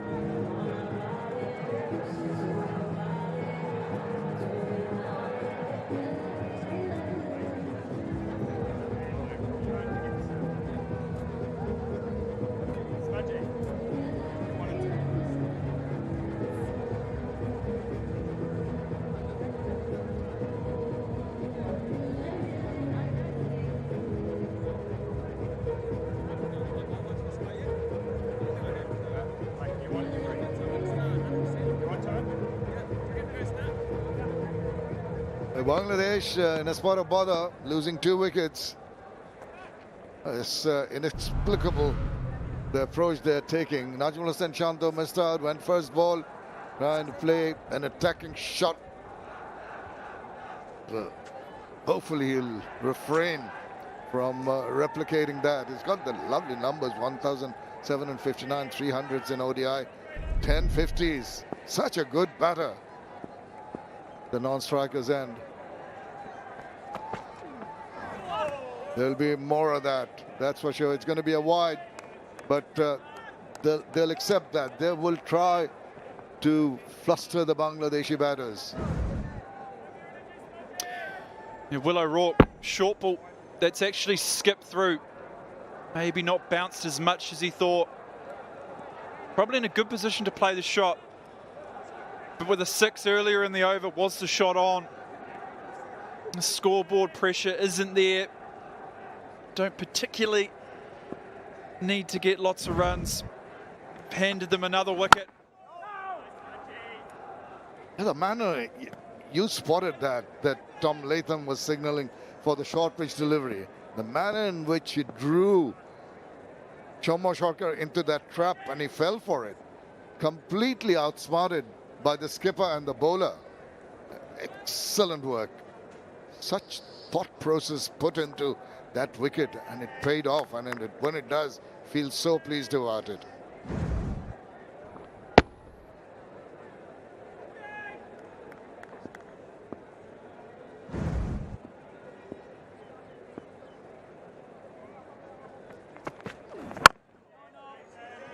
And now you're going to see Just the tightening of the screw. Going to try and dry out the runs. He's got what he wanted, the skipper. 2 early wickets. I think if I'm sitting in his head right now, Tom Latham, he'll be thinking, can I get 3? Let's get 3. 200 not on the board. You're wanting 3 wickets in this top 10.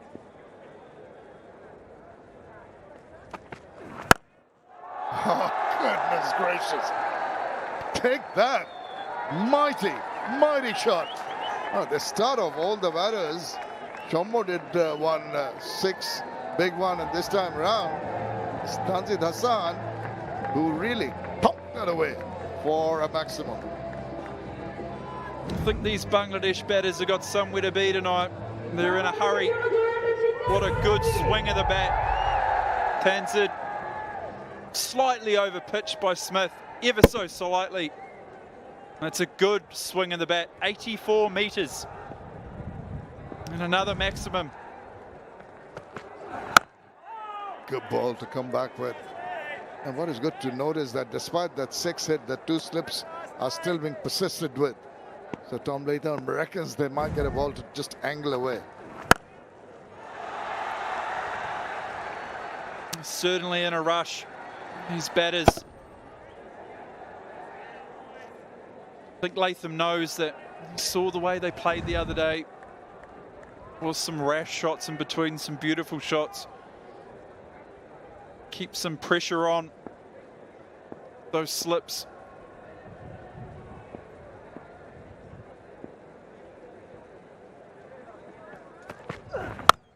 And again, whips it away. That's a fabulous shot. That is a long, long one. The crowd are delighted. They seem to be in a hurry. Absolutely over the moon, the crowd. And he has struck his second one this over. 2 in the over. Tanzid. Again, slightly over pitch, Smith. But what a shot. Picked it up. Low to high. And a flick off the legs. The crowd there loving it. Crowd's building. They'll be getting noisier if they see any more of this. Now the second slip's gone. A little more protection in the covers.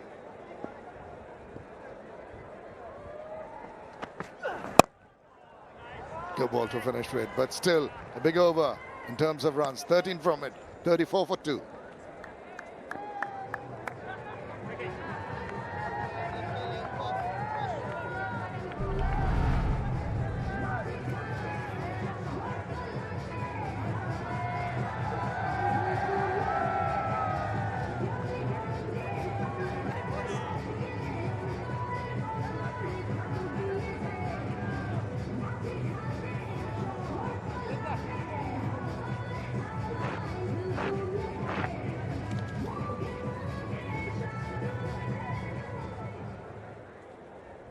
The red worm has reared up his head. It's heading upwards.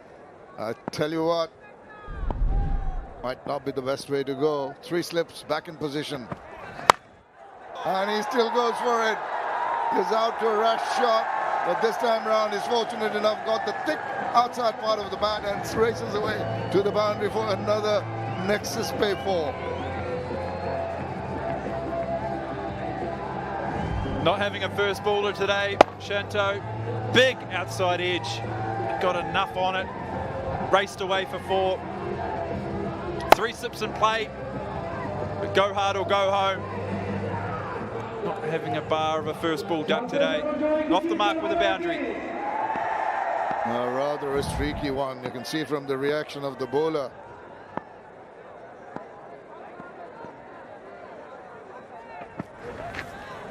That's better. Pay respect to the good deliveries. You don't have to clout everything around. He should remember the rash shot that sent him back first ball. Even tried that.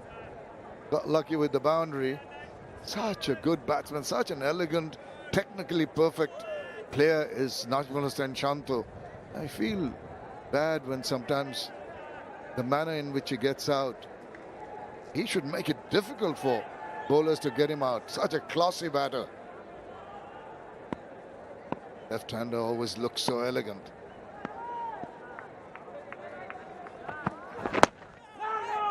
Just angling down leg side.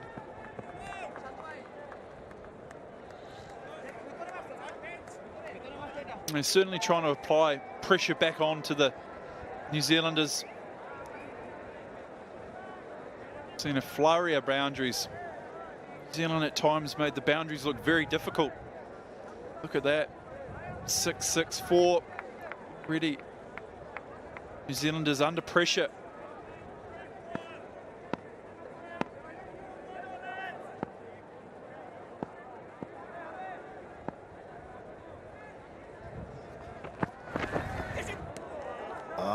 Nice channel.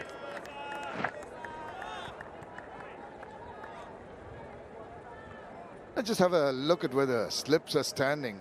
Tells you it's pretty deep, and obviously Tom Latham, as the keeper, he sort of dictates where the slips cordon stands, and you can see square on. 144 clicks is what he's bowled at. The depth where they stand. Still going for the 3 slips in position. Pacey deliveries outside off. Nicely left. And the carry is there. Yeah, it's a good carry, isn't it? Seen this surface, a little bit more grass on it today. And a bit of bounce, bit of pace. That one there raced through. Good take above the shoulders. Latham. Tall lad once gets a little back of a length. The amount of height that's there.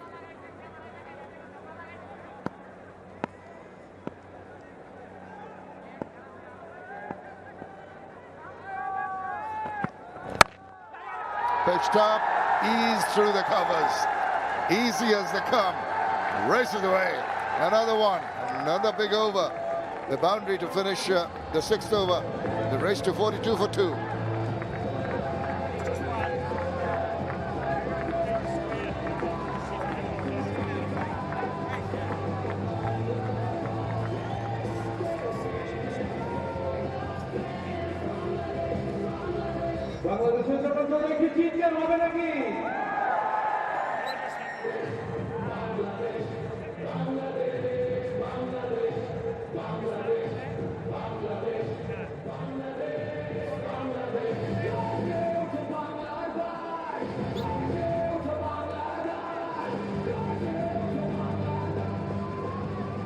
Bangladesh almost scoring more than double that of New Zealand at this point in time after 6 overs, but they've lost 2 wickets. Done the job of putting the pressure on the bowlers. It's now up to the batters to just sober down a little bit and play in a quiet manner. They don't have to hurry. They don't have a point to prove. It's Tickner. It's been so successful in the previous game. I just think the Bangladesh team have an appointment to go to tonight. That's how much of a rush they're in. They've made short work of this total so far. And there's a look at Tickner's figures. First ODI, good return, 4 for 40. Oh, with good change-ups. I think today's going to bowl with a little bit more pace, bounce to hit the surface as hard as he can. No use trying to prove a point. You don't need to hurry to that target. In an attempt to hurry to the target, you start losing wickets. The pressure gets back on you. You've got to go in your defensive mode. Just play your natural game, because this pitch will cause problems. No, spot on. They've done the work here. They've got off to a little bit of a quick start. Yes, they've lost 2 wickets, but they just need to nestle in. Do that, find the gap, run well. All they need is one partnership. They've got to think one partnership. Can we get a big partnership together? And that's the game. They were sort of able, they got themselves in a position on Friday to do that, but they weren't able through the middle order to be able to close the game out. And if you're throwing your back around, the bowlers always fancy their chances. You might go for a 6 or an edged 4, inside or outside edge. Way down the leg side. What happens is when you try and play the ball to its merit, frustrate the bowlers, they go and try something different. It's the bowler who's taking the chance and giving the opportunity for the batters to get runs. So you bide your time, get the bowlers frustrated, then you pounce on the loose ones.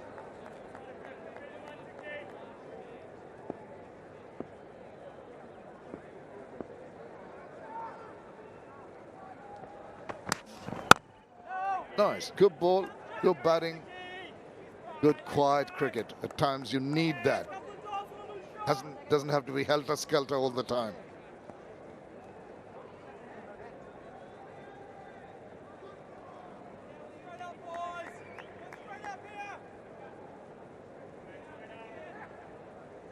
Looks like he's building into a spell here, Tickner.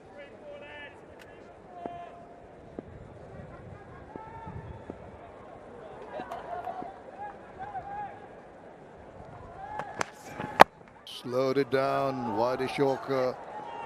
Not from the middle of the bat, but a couple of runs nevertheless. 5 runs in that over, 7 done, it's 47 for 2.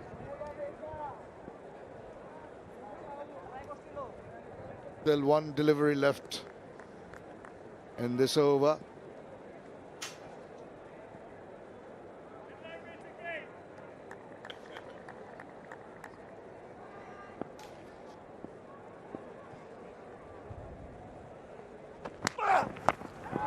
Now, that has been picked up, helping it on its way. The loose balls were about to come. The last one came and has put it away for an excess pay for to finish over number 7. And Bangladesh reach 51 for 2.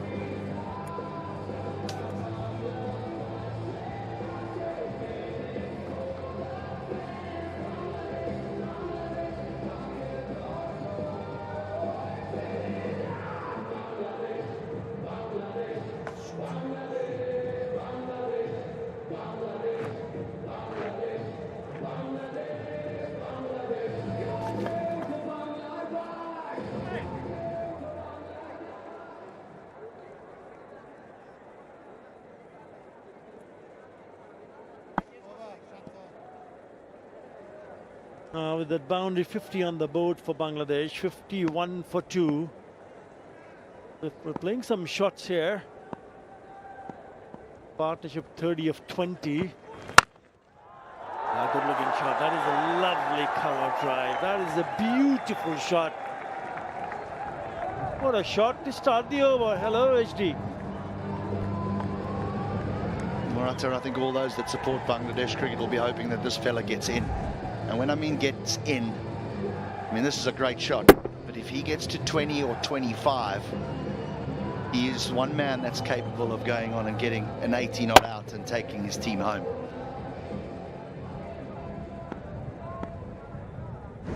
Yeah, as long as they don't overdo it. I think they need to find the right balance here. If it's there to hit, okay, well and fine. But you don't want to see them doing it unnecessarily over and over again. That's what he has done in his ODI career. Nazmal Shanto averaging just above 30. Got 300s. But if you're a top order batter, you want to see that average go up close to 40, even more.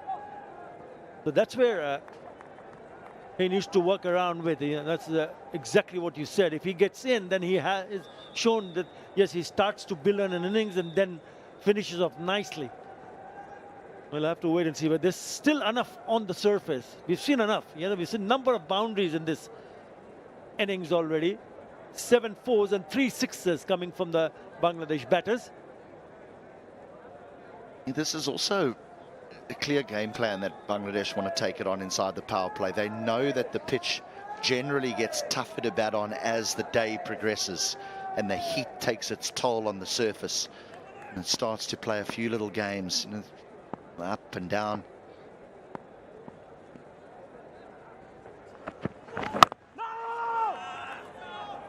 I want to break the back of the run chase in the power play so that there's not a lot of pressure on those at the wicket and those to come when they get into that middle period. New Zealand were always under pressure. They got off to a slow start, always under pressure to try and get that scoreboard going. Granted, Bangladesh bowled very, very well and prevented them from doing it, but they were always under pressure throughout their innings. If you look at that scorecard, apart from Nick Kelly, who scored 83, none of the other batters got or scored more than 90. None of them got a 20. Oh. That's how difficult was it there for them when they were batted. Yeah, he's getting some pace and bounce here also. We saw Nahid Rana earlier on doing the same. Willow Rook generating some very good pace.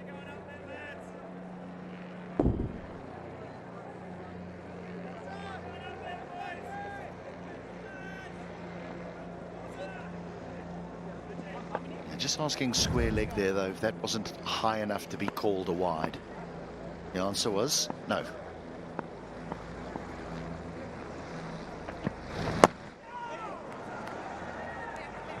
Yeah, this is also a surface where bowlers feel that they're in, if they go a little bit short on the shorter side of the surface, because there's got this spongy bounce which surprised the batter.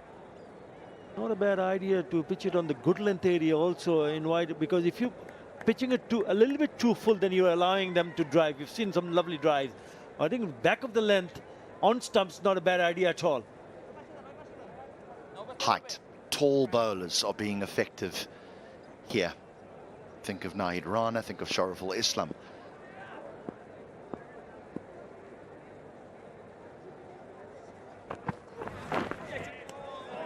There you go.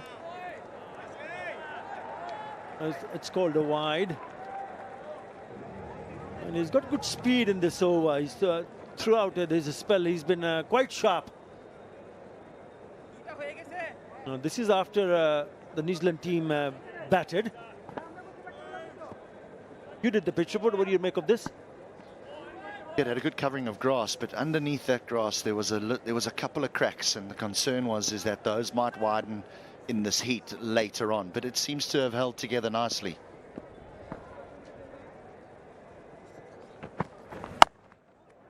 Just by having a closer look at it, you feel that there's something in for the bowlers, don't you? 6 in that over. After 8, Bangladesh 57 for 2.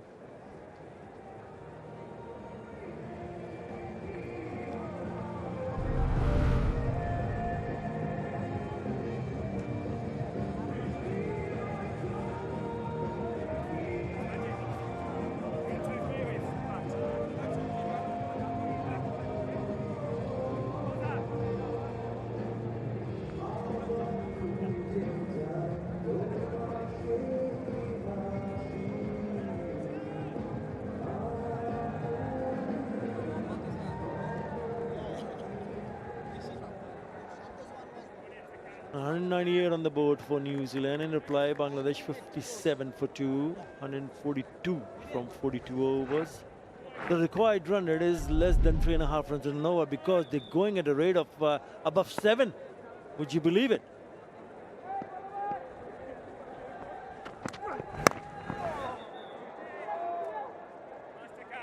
They've played some attractive looking shots for sure. It's also important for them to realize once you do get a start like the ones in the middle at the moment for Bangladesh, they need to just carry on. You know, quite above from the green worm. They were above the worm in the first ODI as well. That's the concern. The concern is that middle to late order, which hasn't fired in recent times. He's timing it beautifully, isn't he? Tanzid Hasan Tamim, he's already smashed 2 6s in this knock of 29, but have a look at the timing on that from Tanzit. And the placement.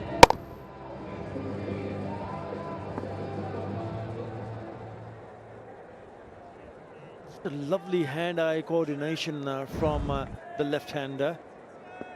Yeah, placement even more important. There you go. And this is where they need to just hold their nerves back a bit. He thought he was in business.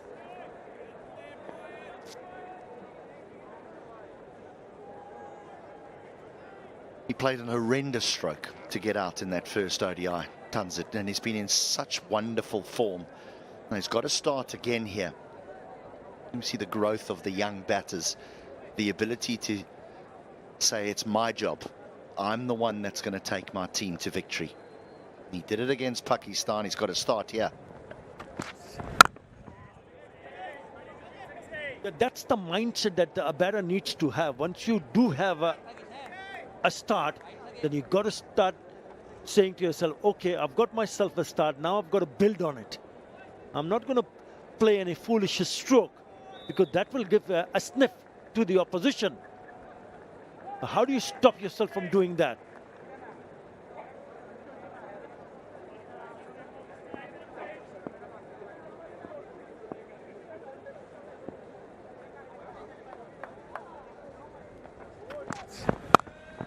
You play to the merit of the delivery. Again, lovely touch there. He's got that silky touch, hasn't he? Tanzit Hassan, one to the left of that fielder and now to the right. And both occasions picks up a boundary. Timing, you need to let the ball come to you. Don't go looking for it.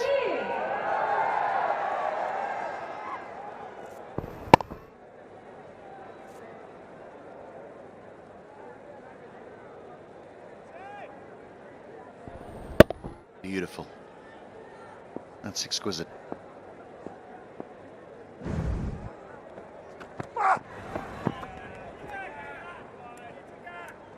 It's been a good over for Bangladesh, 9 in that over. After 9, 66 for 2 Bangladesh.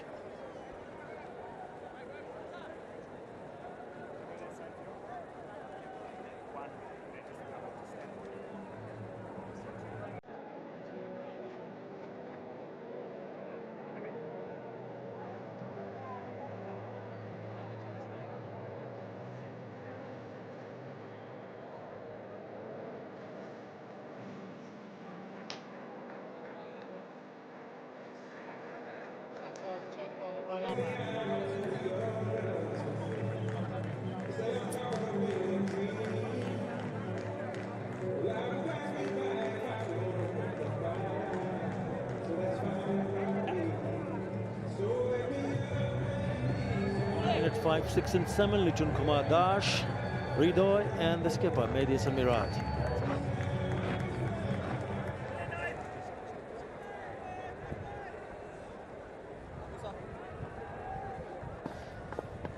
Everyone talks about, well, that's beautiful timing. This is why. Look at the point of contact. He lets the ball come to him. We lose our timing is when we go searching for it and we try and make contact with the ball in front of ourselves. That is about perfect. He's played that late, hasn't he? Lovely balance. Eyes on top of the ball, and he didn't try to overhit it.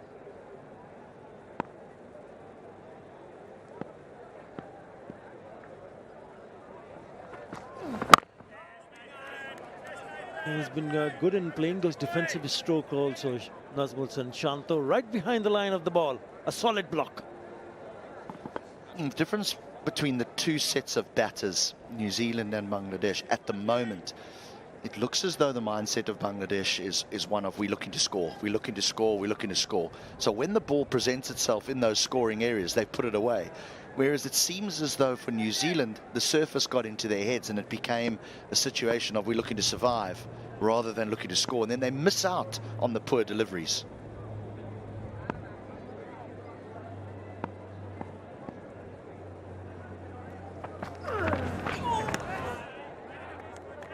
problem also was they kept on losing wickets.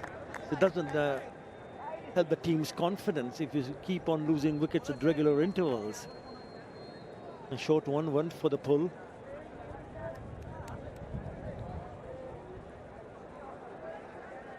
Smith in his fourth over now, 1 for 23.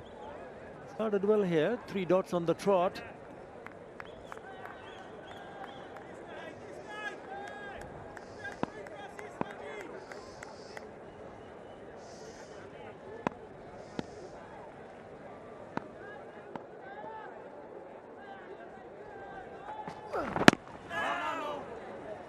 Again, just sliding down the leg side, but he's trying to create that angle. Maybe a better idea for him, or probably he's trying to open up the offsides.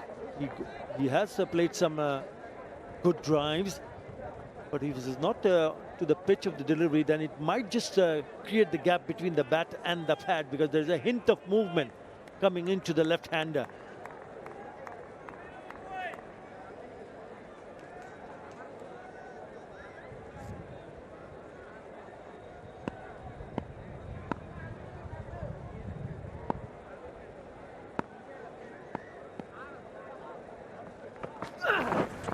That's the one. That's in the end, he plays it well because he just keeps the bat down.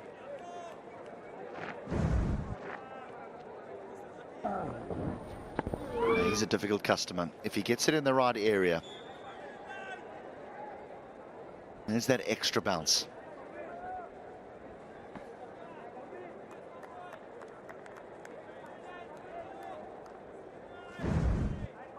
Looked like he nearly pushed at it, didn't he, Shanto? But it's turning out to be a very good over here.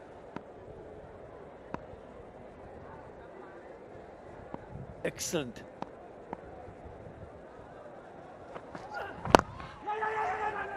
Last ball of the power play is a single.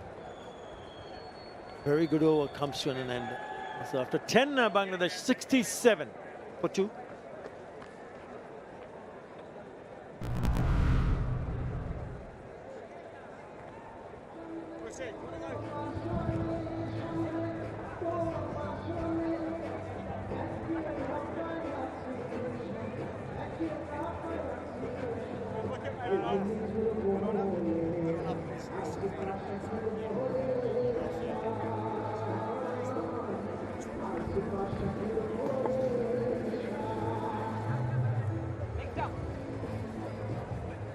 At this stage of the game, New Zealand were 28 for 2 after the end of the power play.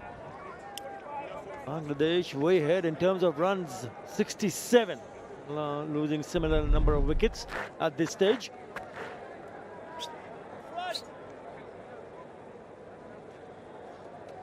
On here, Foxy. Confirming. Was power play done, and straight away there's a change. On here, Foxy. Come on, boy. Right arm off spinner. Foxcroft in the attack. Slip in place. Yes, Foxy. Nice start. It'll be interesting to see how he goes here. Because we did see the spinners getting a bit of a turn and bounce. Yeah, opting for Foxcroft as the off spinner rather than Lennox as a left arm spinner with the 2 left-handers yes, out in the middle. Now, generally he bowls the ball quite quickly as an off spinner. Dean Foxcroft bowled a beauty to get rid of Litton Das in that first ODI.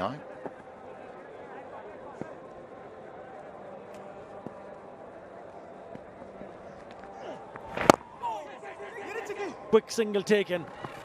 Energy. They got to make sure the ones in fielding inside the circle does not allow for the batters to steal a single here. Nice early call.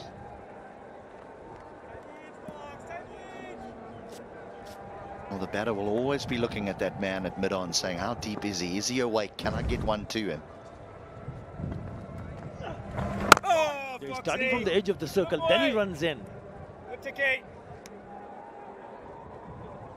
He spoke about that wicket of Lichun Kumar Das. He was a right-hander, and there's like some serious turn to knock him over in that first one international.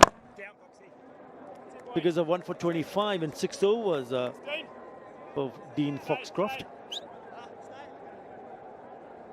Turned as much today, has it? Hand it over here, Foxy.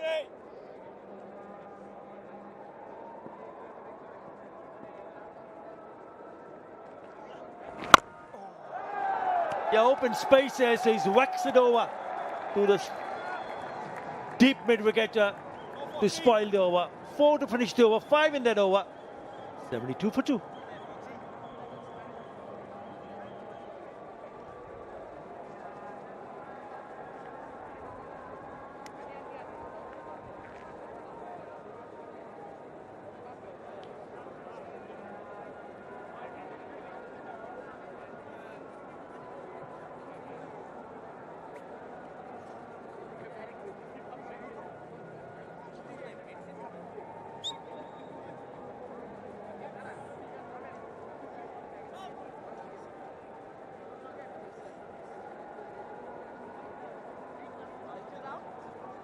And that's the difference. 72 for 2 at this stage. They were 29 for 2. Yeah, lovely shot, you know, with that boundary in the last ball of the previous over. The 50 partnership is up, and just 45 deliveries for the two batters. They've been good. They've been positive, and they've managed to pick up boundaries. I think that is what this partnership was all about. Here you talk about rotation of strike, but when you start to understand how the surface is behaving and you're picking the right ones to put them away, then you can make a really good impact.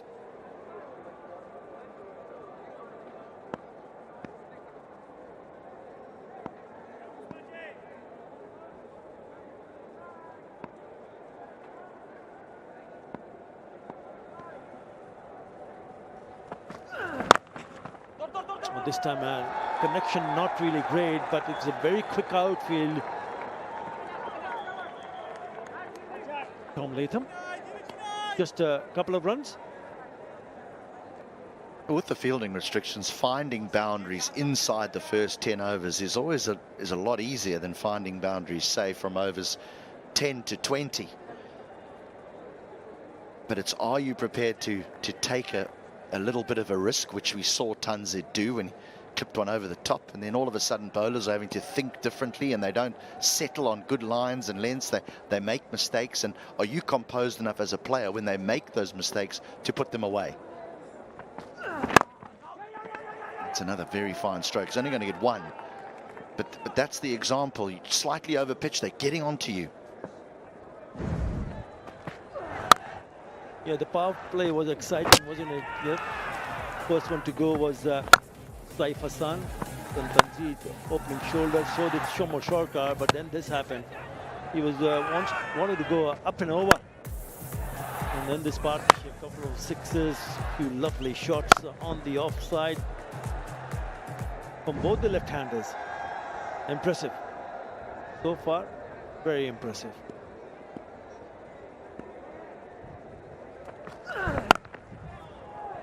Now the control in that shot, HD, he was in a position he could have tried to hit it a little bit harder or even in the air, but he played it nicely right at the end. Just had to adjust. Ball might have just held a little bit in the pitch, but he just adjusted. I quite like the batting order today, to be honest. I quite like the fact that you've got Litondas walking in at 5, Tawad Ridoy walking in at 6. It just feels as though there's a little bit of depth to it. Whereas when Afif Hussain was walking in at number 6 or number 7, number 6 I think it was, I was just a little bit worried about where the order was. The fine player, but he was not, he didn't look comfortable, didn't he? Just struggled initially, and when you start to struggle, then there's so many things goes in the back of your mind, and you start to lose the plot. Because it's not about just hitting boundaries. You can also just take a single and go to the non-strikers and see what your partner's going to do. But this partnership, very good indeed. Yeah, I agree with you. Gives you that batting depth. To have someone like Lichun Kumar Dash coming at number 5. But he's also very good at top of the order, mind you. A slow delivery, nearly chipped it to the mid-on fielder.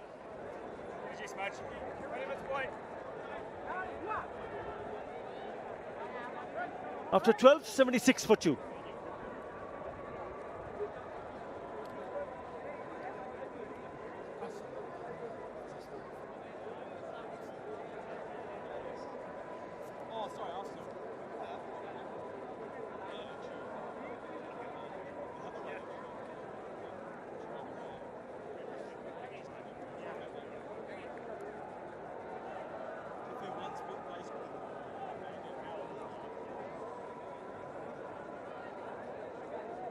Behind. 123 from 38 overs. And it's a kind of a wicket that you can't afford to relax, even though you've added 55 for the third wicket partnership. This one nearly chipped into the air and then very close to the fielder. Yeah, pace taken off, deceives Shanto, and mid-on is just caught a little bit on his heels. Just a touch on his heels, almost back pedals first, and then, oh, I've got to come forward. Not an opportunity, but just trying to describe what happened there at mid-on. 3, 4, 5.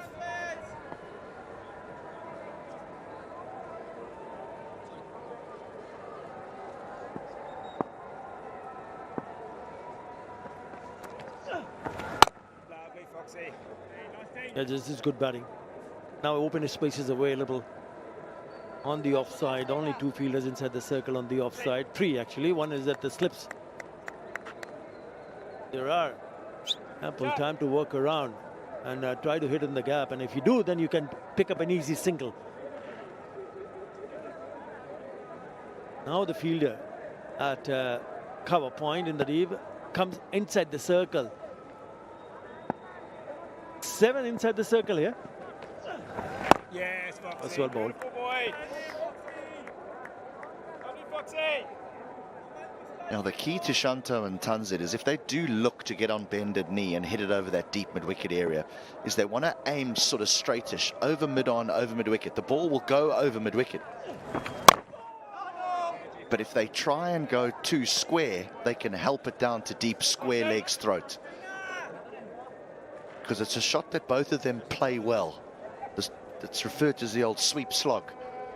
So aim it straight, over mid-on, over mid-wicket, and you'll hit it over that deep mid-wicket. Don't try and go too square. Yes.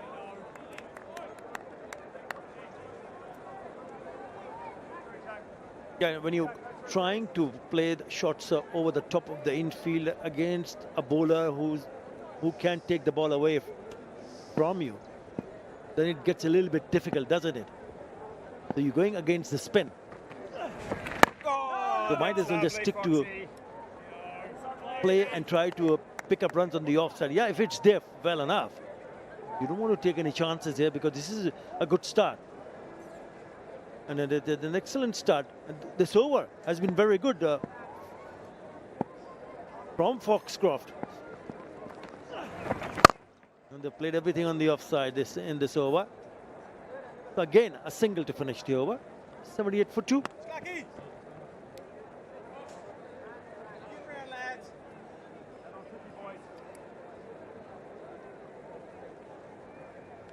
Number 32.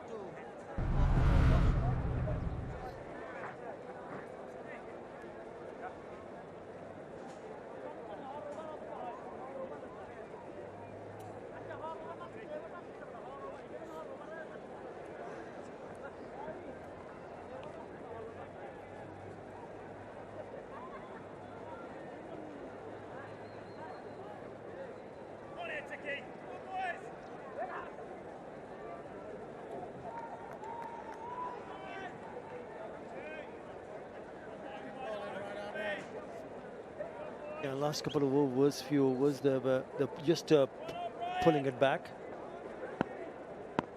Not releasing a boundary in the last 12 deliveries.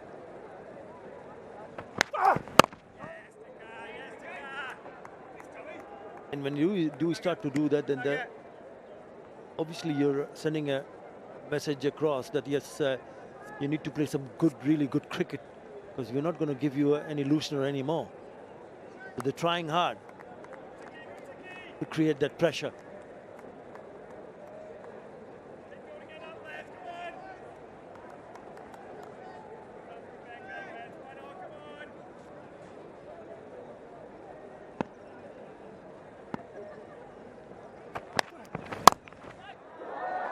This time gets an opportunity to cut, but he'll find the fielder. Only be a single.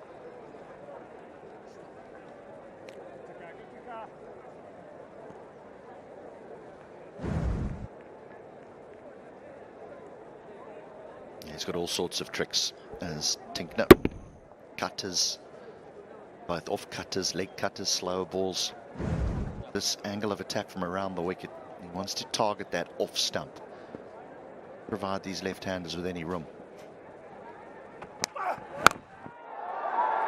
Now then, one bounce to the boundary. Yes, he tried a slow one, and then he wanted to surprise the batter with a short pitch delivery. Not in control, but it still goes to the wicket area, and he picks up a boundary. Might be his day. This could have gone anywhere. Good bumper. Outside off stump, high. Very difficult to control that as a batter, and there was no control. Got away with it.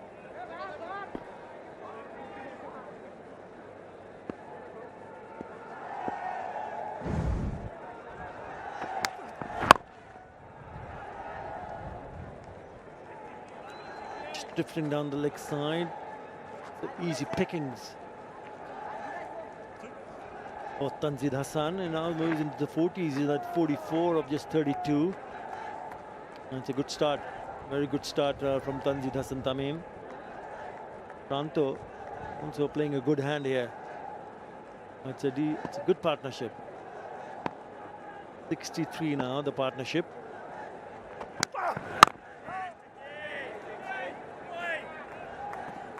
Nicely played, wasn't it? I mean, nicely behind it did Shanto. Good old-fashioned defensive stroke.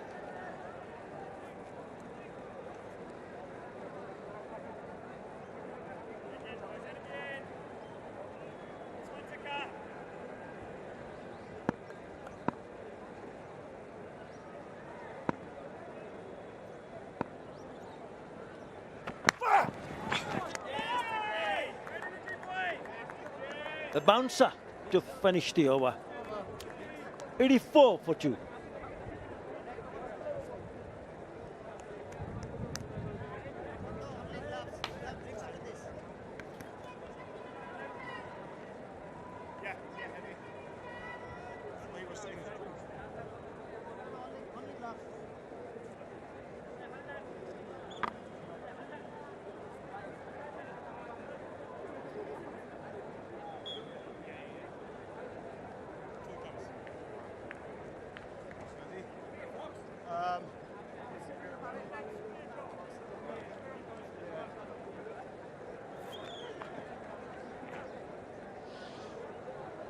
Come closer for me, please. We'll go toe can be square.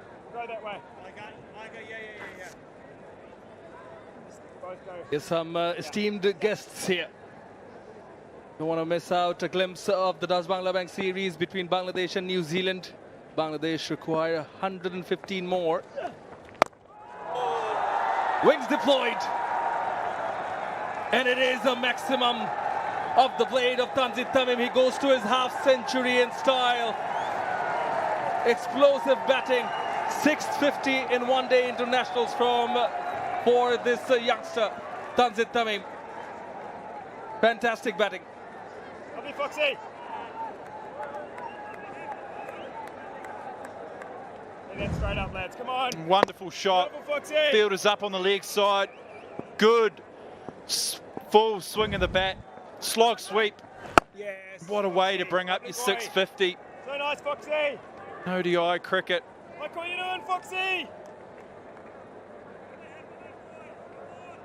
650s and a century in his ODI career.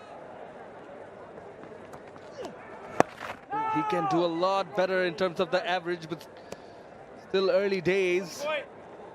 A lot of potential, and he is showing everyone a glimpse of what he is capable of. Straight up, boys, straight up. Me, I think he's played a pivotal role in this run chase so far. Few sixes he hit, because remember, it was Nathan Smith who did the damage with the new ball in the first ODI. This is his half-century moment. There's a beautiful swing of the bat. And fans, they love it. It's a quick 50, small chase. An opener can get off to a bit of a flyer. Always helps. Outside edge. And that'll race away for another boundary. 10 off this over so far. Now this is class. First delivery that he hit for a maximum of the front foot sweep you mentioned. This time he waits for it, lets the ball come to him, then deliberately plays it away from the fielder.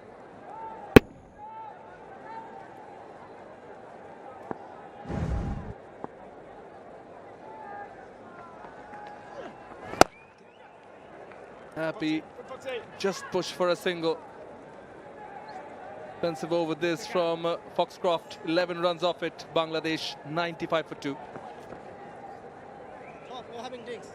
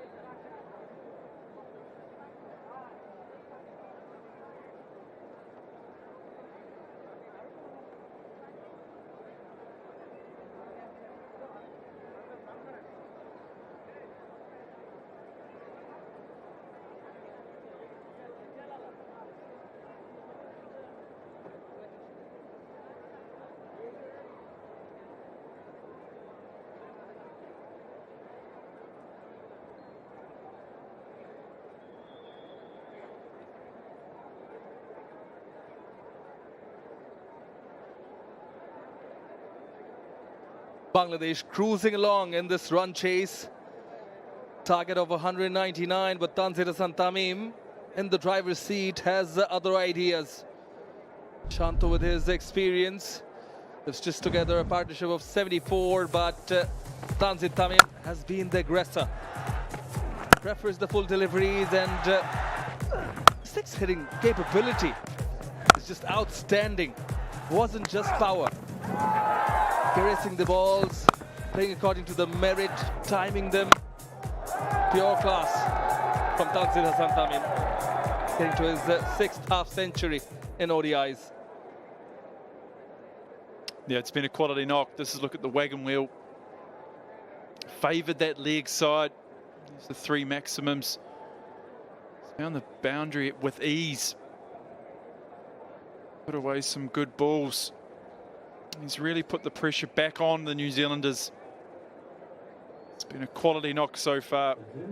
Striking at 144. Actually took words from my mouth, Hamish. I've departed. Shomo came in, hit 1-6. Then he was out.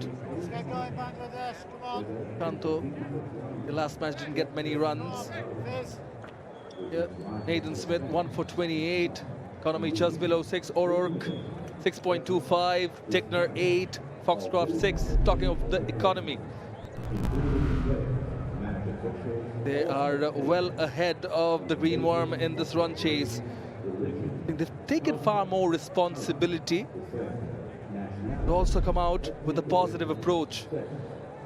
The reason I was saying that you took words from my mouth, Hamish, is because I just want to remember what Nathan Smith did with the new ball in the first ODI. And it was the wickets of Tanzila Santamim and Shanto back-to-back, and then he was on a hat-trick. But it's how Tanzila Santamim took Nathan Smith on that Tom Latham was forced to take him off from the Dutch Bangla Bank end. Did bring him back from the Rocket end later on. By that time, Tanzil was already in his groove. I'm sure you as a batter can add more to it. But from one end, if things are in control, it's often positively contagious. Releases the pressure off your partner. I think that has helped immensely in this partnership in particular. Blair Techner now. But this is a period where they'll have to be wary because quite often after a break, we see a lapse in concentration. Yeah, there always is as a batter if you're in good flow. Which turns it is 55 now of just the 39 balls. The breaks, it's important he takes a couple of deliveries just to get back into it. It's been a very good partnership. 74 now, just 70 deliveries. It's been a little bit of block bash. By that I mean there's been a lot of dot balls, the boundaries. That's all they need to do. They are chasing a smallish total here. But I'm sure the New Zealanders, they would have just regrouped and they would have said add 2 onto the scoreboard. By 2 I mean 2 wickets. See them halfway. Good bit of bounce there. Techner, he was instrumental on Friday. Can they add 2 more to the scoreboard and they'll hunt as a pack, look to restrict. They're just rearing up and look at where Tom Latham grabs it. Around neck height for him. Kept on rising and cramped Tanzil Tamim up for space. Mentioned how he dismantled Bangladesh lateral order in the first ODI. Mixed it up. He's doing the same now. Second delivery took pace off. Third rose up. This one good length.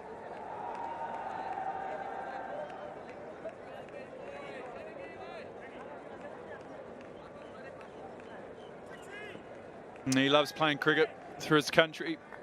Always got a smile on his face. Bowls with good aggression. Gives his side everything. Aerial route taken.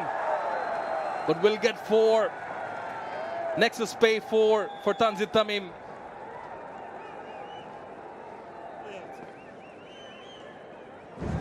With offered and with taken. Full flourish of the hands. Field up on the offside. All he had to do was get it up and over. And that he did. A couple of bounces and away it went to the boundary.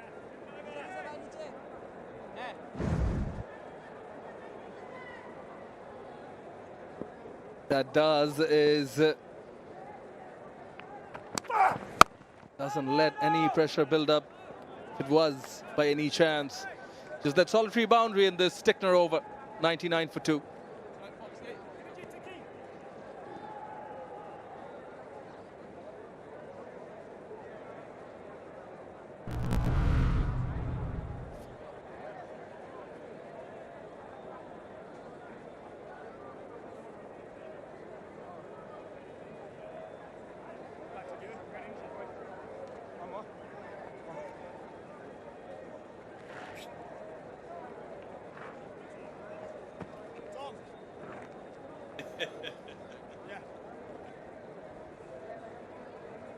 Yeah, comparison-wise, Bangladesh way ahead.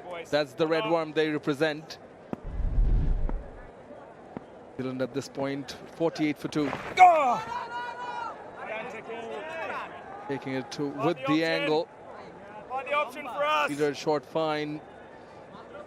does well. Catch you now, same as off guard. Bangladesh still, yes, just 100 more required from here. But they also had full control. They were steering the game in the run chase in the first ODI. I'm sure they would have taken notes of that and would want to learn from that. Shifts weight, pulls it, and it is a 6. And that 6 brings up the 100, the team 100 for Bangladesh in this run chase. It's a rocket 6 from Nazmul Hussain Shanto. Yeah, quick onto it, back into his crease. It's dispatched it, only slightly short from Foxcroft, but it's the footwork for me. Gets himself in a great position to launch it. Another boundary. That's 5 6s in this run chase.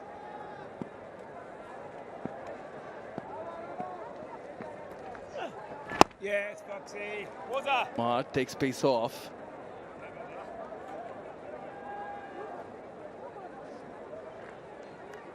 Five 6s already in this Bangladesh innings.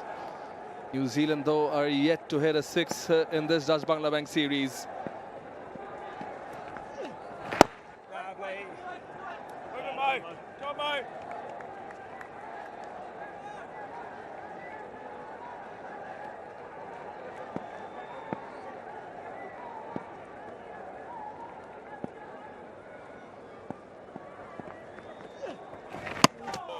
Oh, that's beautifully bowled. Beautifully bowled by Foxcroft. Just past the outside edge. It's the first real piece of spin we've seen from Foxcroft. Has bowled reasonably flat, quick. Has spun.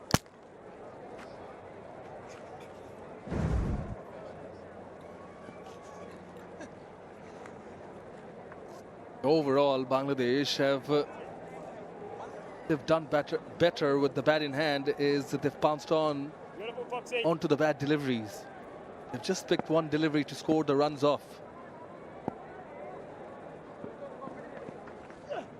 Yes, Foxy.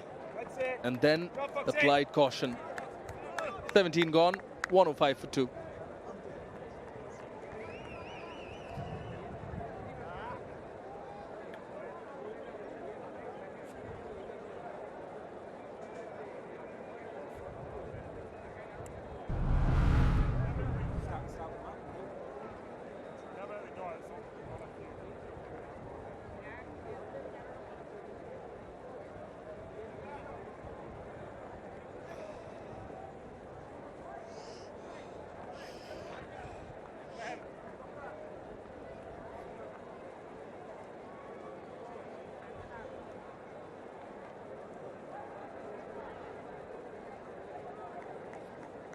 New Zealand batting first, fell short, 198, bowled out, couldn't bat out the 50 overs. Oh, bouncer. Wasn't the easiest of the takes for Laith Hamida. Will be wides, signaled by Richard Illingworth.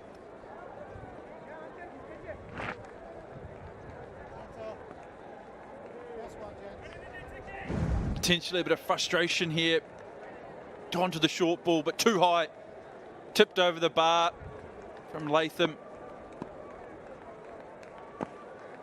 Yeah, too short and a wide. No! Billy, no. Hey, Misha, I would just like to pick your brain on where do you think the New Zealand innings didn't click? Was it being too defensive, or do you think that Bangladesh, especially after the introduction of Nahid Rana, bowled well in tandem, so they put pressure from both ends? Goes down the ground and should get 4. Gets 4, does Shanto. Next is Spay boundary.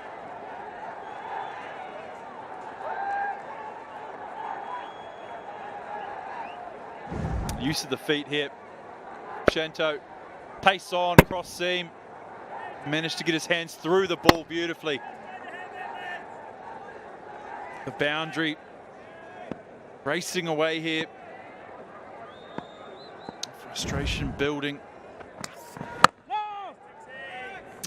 Just coming back to your question, yeah, for me it was actually, I noticed it in the first over. The Bangladesh side, they looked up for it today. They really did. Sense a different sort of energy about them. Then naturally what happens in the bowlers, they need to deliver, and that they did. They bowled tightly.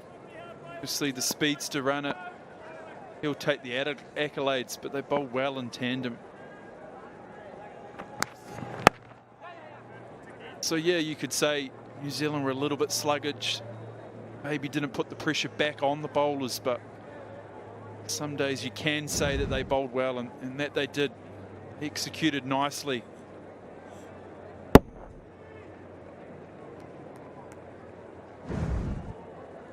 Yeah, overall, the Bangladesh bowlers were more accurate. They bowled with more precision.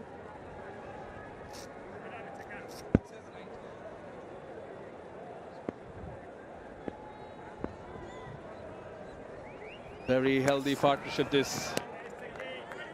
Chooses not to commit to this. Also credit to Mehdi Hasan Miraj, because when he brought on Nahid Rana in the 8th over, he made sure that he switched ends of Shoriful, who's been in rhythm since the first ODI. So he was bowling from the far end, the Dutch Bangla Bank end. Those things do matter. He marshalled his troops nicely. Certainly did. He kept seam on for a lot longer than maybe what you had thought.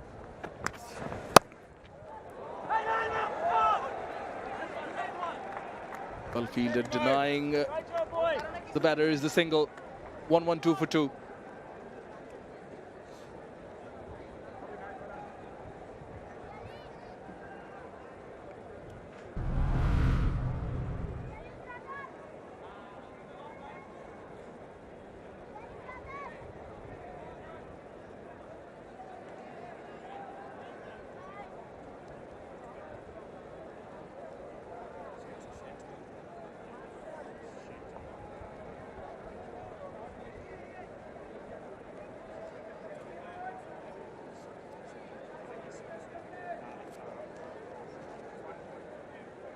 Here's the schedule of the Dutch Bangla Bank white ball series. Well, New Zealand won the first one by 26 runs. Second ODI, live in action, but Bangladesh need 87 by the looks of it. They should be able to get this win. You still can't commit though, with 8 wickets in hand. But if they do manage to, and then level the series, sets the third and final ODI in Chattogram nicely. Yes, Lino. Lovely start. Saying that because they are in control. New Zealand here needs something special. Latham calling on the services of Jaden Lennox. Oh, Lino, beautiful boy. Classic commentator's curse here. You said they're going to walk home. It's Bangladesh side. Certainly their odds favourites. In a great position here, but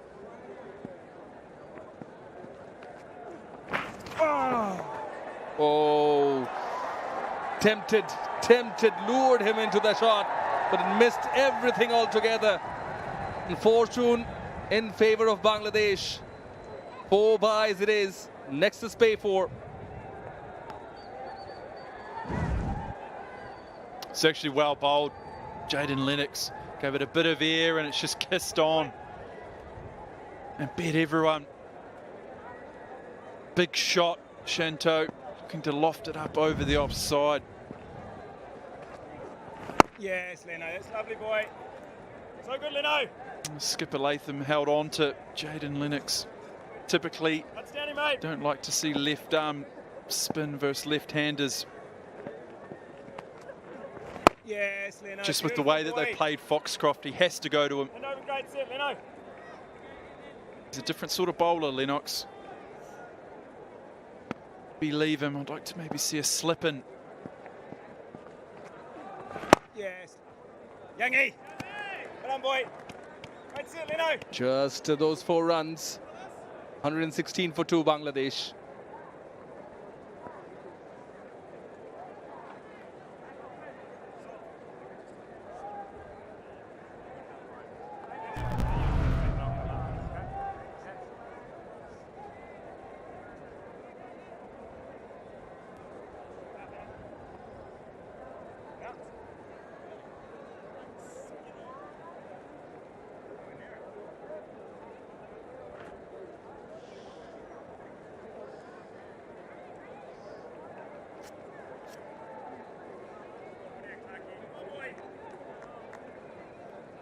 Fair bit of gap between the red and the green worms.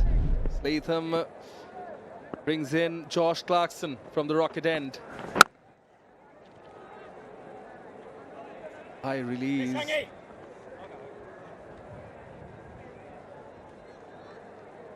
3 wickets to his name. Josh Clarkson. Batting all round it. Can swing the ball, but I'm sure he's going to be able to swing this. A little bit older. Does have a little bit of a magic hand. Pick up the old wicket. Dancing shoes on. And we'll get 4. Tanzit Tamim again. He is in full control. Another next to spay 4.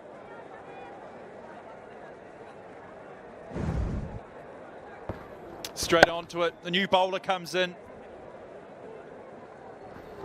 Tanzit putting the pressure back on him straight away. Down the wicket. A nice boundary. With that, the skipper Latham brings himself up to the stumps. Bit of one here, Clucky.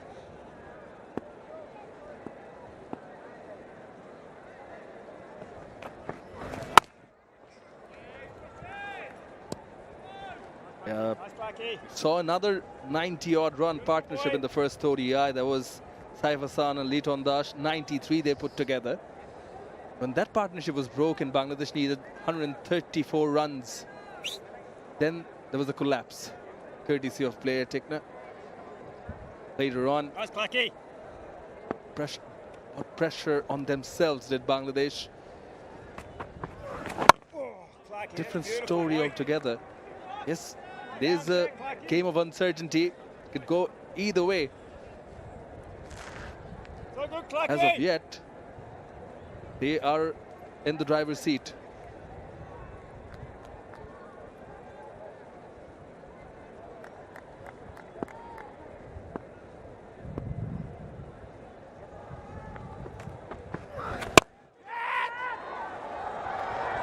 Just a check shot, but was aerial for a bit. Fortunately, away from the fielder, and we'll get 4 more. Next is spay boundary that brings up the 100 partnership between Shanto and Tanzit Tamim. Far off there, Clucky. Slightly overpitched. It's the 100-run partnership. Confirmation of it. Over a runner ball. Good full face of the bat. New Zealanders thought they were in with a sniff, but wide of that man Foxcroft, and another boundary in this over. Oh, being slightly low on this occasion. Bangladesh 1-2-4 for 2.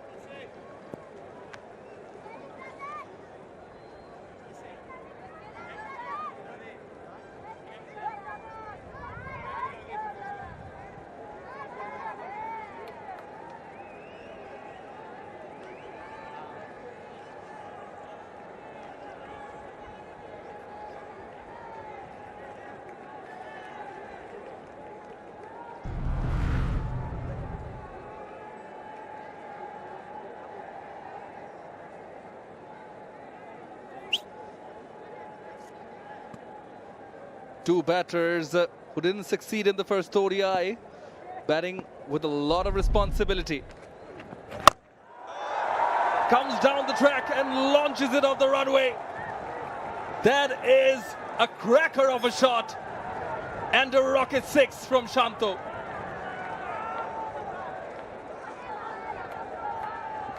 Use of the feet. Beautiful use of the feet. Shanto. Good swing of the bat. It's a nice boundary. They are racing along, the Bangladesh batters. This partnership, it's very good. 109 now.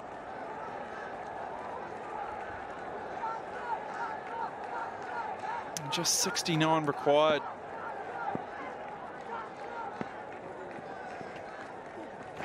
Beautiful there. Well done. Well done, Leno. Effort of his own bowling from Jaden Lennox.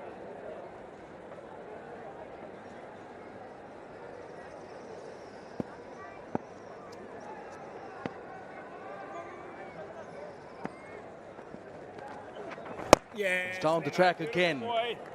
Beautiful, Leno. Just to point out, there is a long on in place. Still prompted to do that. Yeah.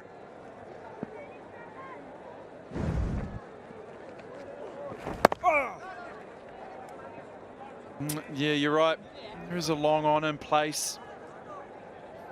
Hey, bounce, The Leno. leg side fields actually, Leno.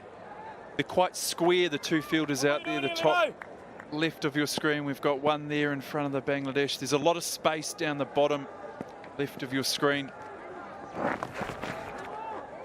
There's a left-hander. That's what you would be eyeing up. The left armour in play. That slog sweep. A little bit of use your feet, chip over that mid-wicket fielder. Oh, there, he's just moving him. Might be a specific play that Lennox has.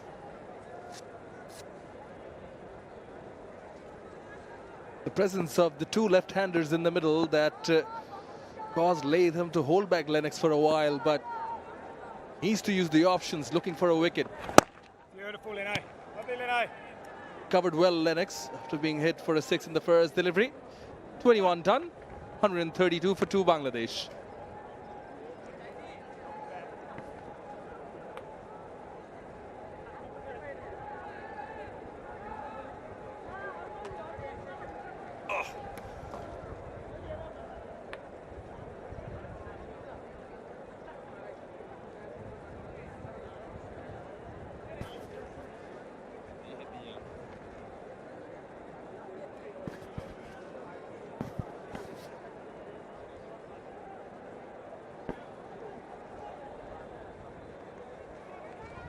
Bangladesh in absolute control of this game at the moment. 132 for 2. Wonderful partnership between Tanzit Tamim and Najmul Hussain Shanto. These two classy left-handers have royally entertained the crowd here and also those watching on television with an array of shots all around the ground. Through the covers, looking so elegant. Sachet down the wicket, going over the top. Deft touch to play it backward of point. Smashes it for a slog sweep. This has been such a delight to watch with Tanzit Tamim and Najmul Hussain Shanto building up an unbeaten partnership of 1-1-1. Oh, Clarkey. That's Stick close. inside part of the bat, Close, Clarkey. squirts it away for a single. Domination for Bangladesh, looking at the finishing line and looking happy. They're making amends for the loss in the first game. Yeah, it's a good reply. After losing that first match, they knocked out New Zealand over for 198, and now this, especially this partnership, has been very impressive.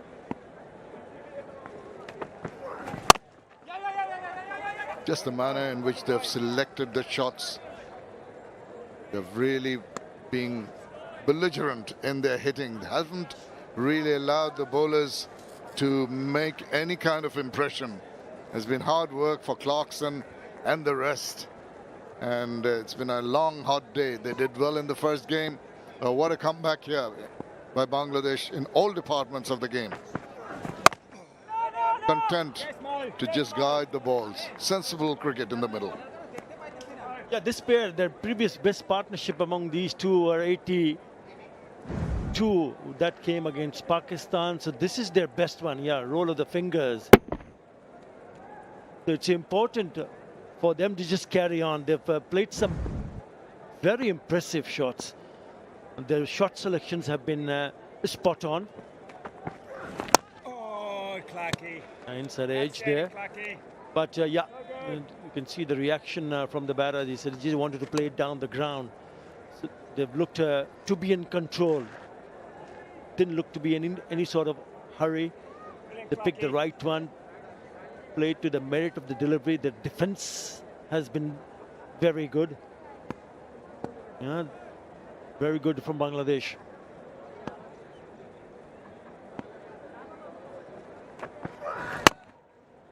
The manner in which they've played the balls, they're rollicking along, and they can be arrogant, but look at the manner in which Najmul Hossain Shanto played the last ball. It was a good delivery. He went forward and smothered the spin in a proper manner.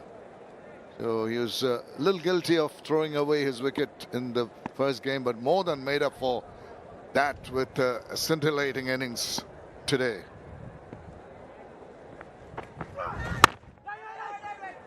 Bit of a yes and no. Content not to take the run. 22 done. It's 135 for 2.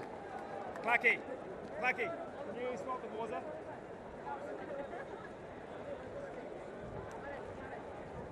What's it about?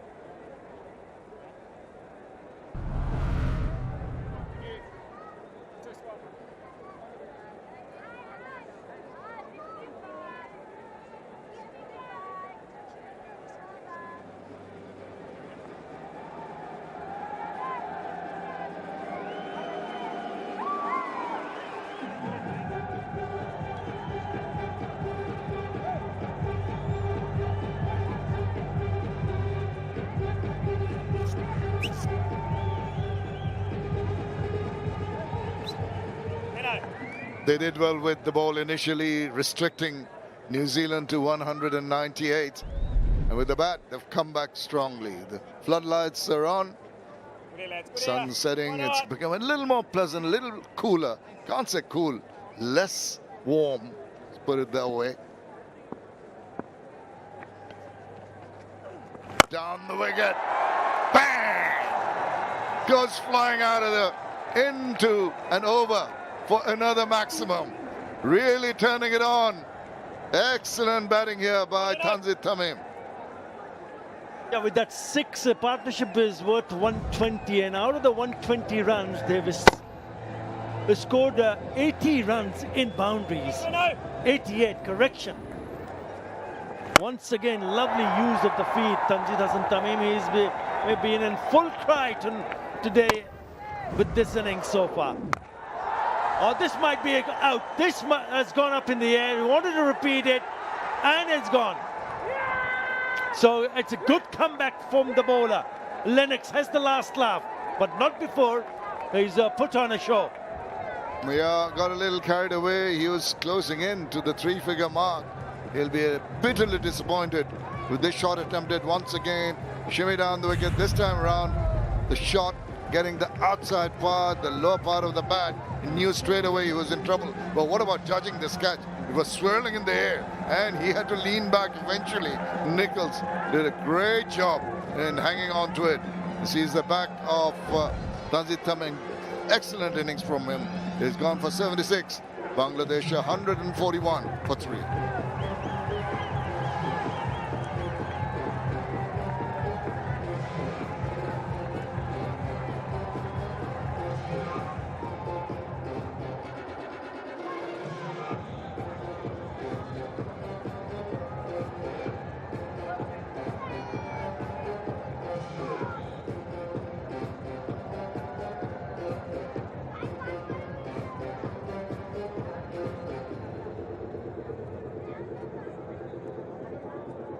Man of the moment, playing his 100th one-day international career.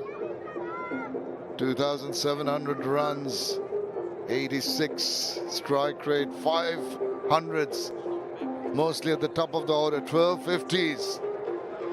He has already done his job as a keeper, taking 2 blinders, is in the middle because of this. Just got a little bit more too excited there because he hit one straight down the ground for the 6th. And the very next delivery, he wanted to repeat it. Good catch in the end. He'll be disappointed because he was closing in for yet another one-day international 100.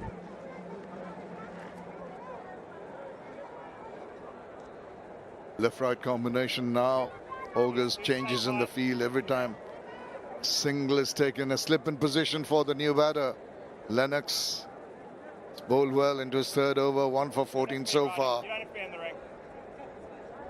You don't have to be in the ring.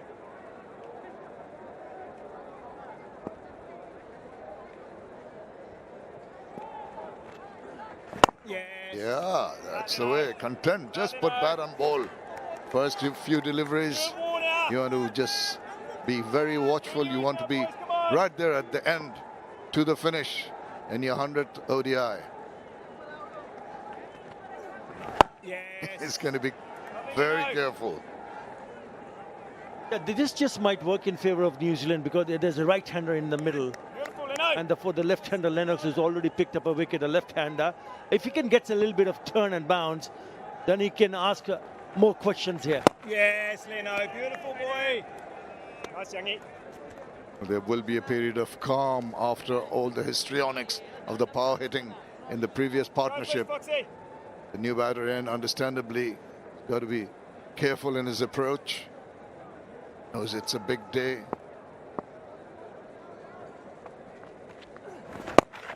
Nice little tuck away to open his account. Ends a very good over from Lennox, and it's a 142 for 3.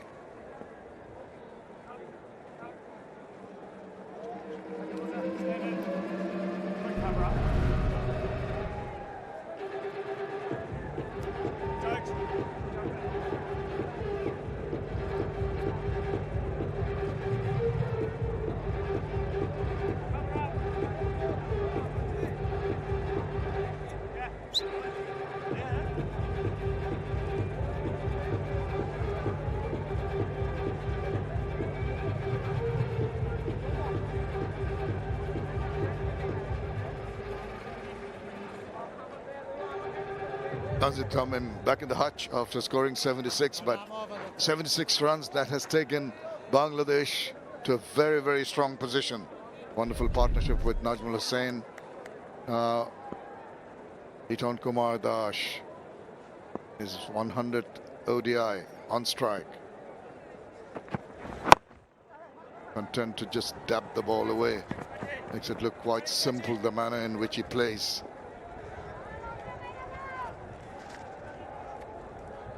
And New Zealand will be hoping that they can pick up another wicket here at this stage of the game. Again, a short one off the back foot. Ample time for the batters to cross over for an easy single. Now, what's going to be the attitude of Shanto? Both were going with blazing guns when the partnership was going. Now he's lost his partner.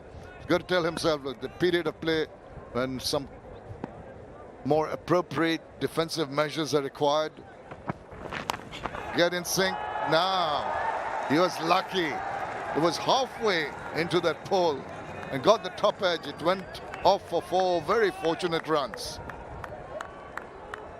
It goes over the top of the keeper. Unlucky for the bowler, lucky for the batter. Never in control, Shanto. I mean, if you look at after that boundary, the required run is under 2 runs and an over, so there's no real pressure for the batters at all. Just bat.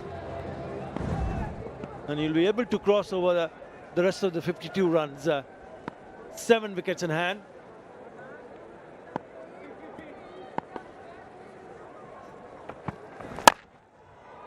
Yeah, now with that lucky edge over the top of the keeper, it's time that Shanta should realize. You can see from the smile, he knows that this is a time when maybe the onus is on the bowlers who have a little bit of an advantage, haven't been broken through. But do not allow a loose shot to go in favor of the opposition. Sensible cricket should prevail. He's such an experienced player, such a great batter. Keeps his cool. He should be able to ride off this period of play. 3 times when he hasn't looked very comfortable in this over. I mean, that's a very good run. And it was a non-striker, Lichun Kumar Das, who pushed him for this run. Didn't really know where the ball ended up. Once he saw that it's just gone and around to the right side, very close. He was not even looking at the non-striker, but I didn't realize that Lichun wanted that single.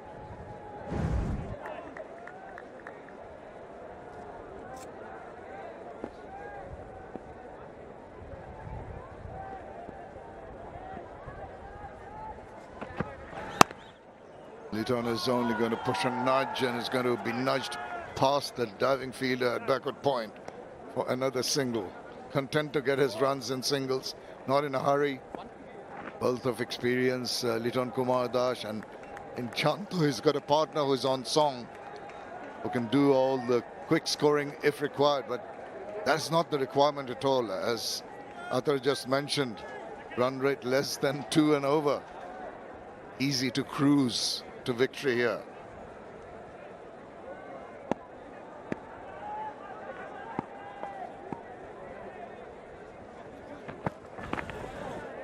Let's that sail through, and that's been given as a wide. Yeah, the news have just come through.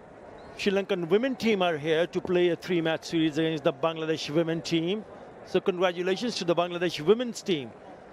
They defeated the Sri Lankan women's team by 3 wickets in Rajshahi today in the first ODI of the 3-match series. Well done to the girls. The Bangladeshi women team leading the way. Possibly the men today are going to replicate that result. It'll be a good day for Bangladesh cricket. Oh, that is a beauty. Excellent. Even the fag end of the day, he produces a super ball. 150 for 3.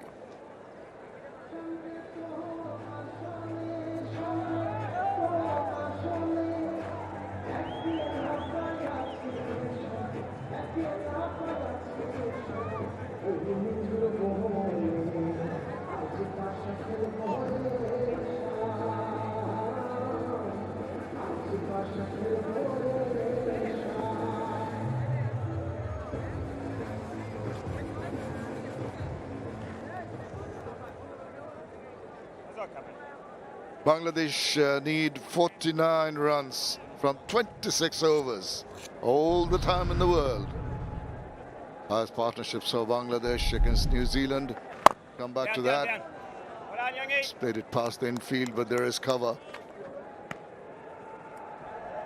Have a quick look at those stats.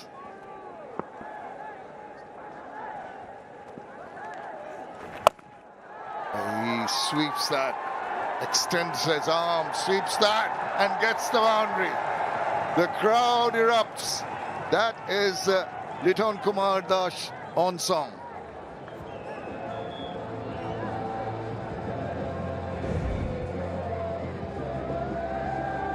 Yeah, the conventional sweep, you had to really reach out to get on top of it. And when he managed to do that, that created that gap and put that ball away from that fielder in deep square leg. Lovely shot from Lichun Kumar Das. Now is the call. Not once, twice, but 4 times from Shanto. He's not going to take a chance. Don't want to get run out. Seem so comfortable in the middle, both the batters at the moment. The bowlers actually seem to be going through the motions, waiting for something to happen. Oh, good ball. That was zipped through the arm ball from Lennox.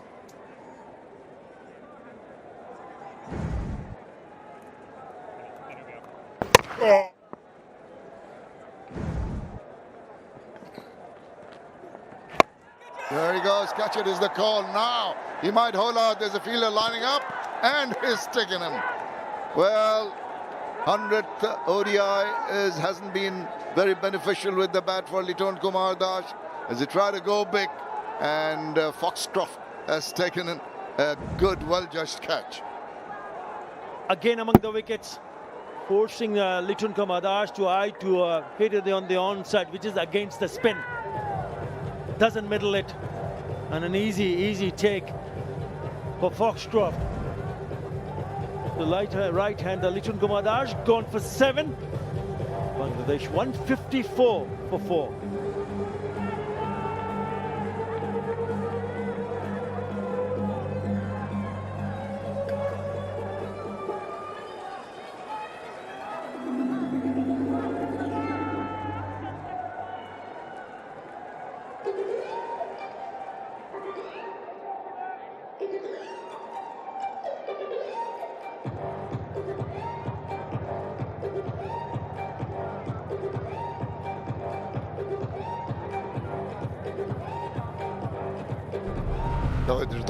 Is the new batter in 100. 12.50 is the conversion rate, could do with a little bit of improvement from the 50s to the 100s. It's in the middle, and that's the reason why is Litun Kamadash try to go big. Wasn't quite needed. Got the toe end of the bat spooned up in the air, and well judged reverse cup catch taken by Foxcroft.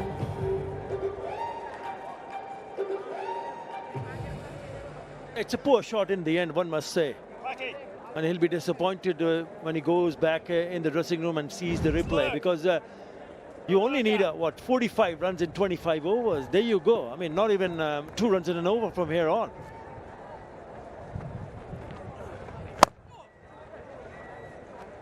Just milk the runs, rotation of the strike. There will be an odd ball here and there that you can hit for 4. 155 for 4.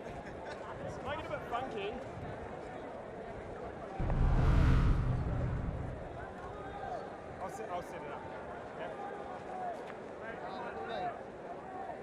Rito needs tape in on the hand. Remaining tape is just taken off.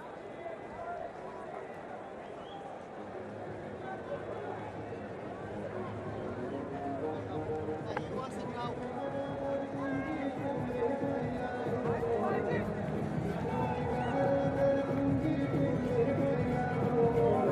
Shanto's still there, 45, but maybe a little bit of a hiccup now. Tanzid also going for a big shot. Litun Kamadash going for a big one when there was no absolute need for it. But a cloud covering the setting sun. Pretty side. We've got another look at that wicket again. Yeah, there was no need. He knew that he was in trouble. Put his head down the moment he played that shot. Jaden Lennox now has picked 2 wickets. He's the one who forced Litun Kamadash, because that area was open in the deep. There was a deep square leg, but he thought that he was in business to go and hit over the top of the mid-wicket fielder. He didn't pick it up initially. Fox dropped, but in the end, did manage to hang on to it.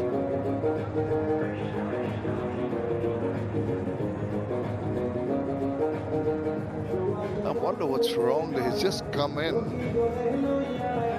They are just putting some plaster on his arm.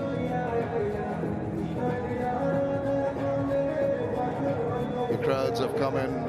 Evening setting in. Bangladesh poised very, very comfortably. Look at that red worm. Till the fall of those 2 wickets, they're really in absolute control of the proceedings. And anytime wickets fall, there will be a little ebb in the scoring rate. That red worm might take a little dip. But this within striking range, 44 runs needed from 150 balls. Oh, that's going to be very warm inside, unless it's got some kind of a small fan there or something. It's okay. Geeing up the crowd.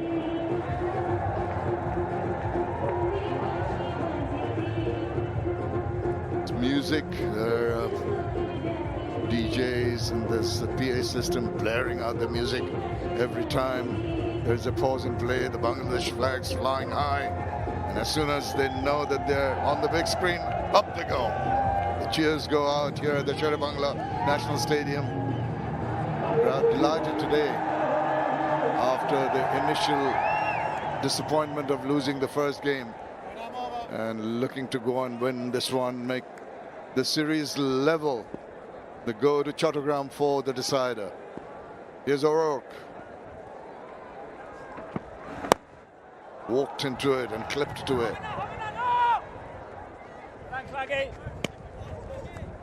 Yeah, he played a good knock, didn't he?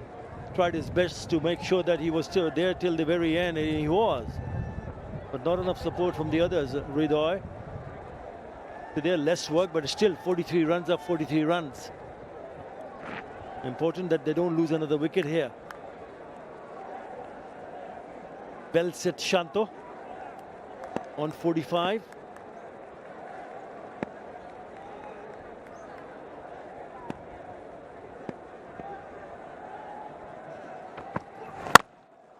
That was wide. That was sort of the length was there enough for him to play it easily enough, but there was cover in the deep, in the covers. So just resulting in a single. Bangladesh will be pretty happy with the manner in which they've come back. Specifically, we're talking about the fielding department, which has improved by leaps and bounds. The catches were taken. The bowling was good. It was good in the first game. And the batting, which sort of disappointed quite a few people, has definitely improved. And they're looking to go to a reasonably emphatic win.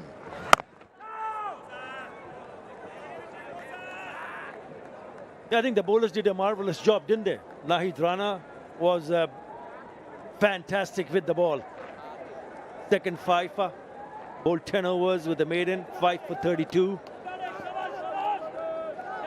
I thought they bowled really well. I thought Shariful Islam was also very good in a 10-over spell, 2 for 32 with the maiden. That could certainly put a smile on the Bangladesh fans. And now after that lovely little knock from Tanzid Hassan, I reckon he was good for 100. Had a good partnership. So all around, you mentioned about the fielding, Shamim, all around, they've looked a much better side. And actually at the start of the series, that was expected from Bangladesh. This has been so good to watch. Deft touches, powerful shots, helping the ball on its way, just thrashing it through the covers. Tanzid Hassan Tamim has delighted the crowd here. Oh, now you want to avoid that kind of stroke. Shomo Sharkar tried to just play that kind of ramp shot and got caught. Tawhid almost getting a touch there. That's the reason probably why Shanto just walked up and quietly might have had a word with him. Hang on, hold on to your nerves, take it easy. We're not in any sort of rush. We just need 42 runs and we have 145 deliveries to do it.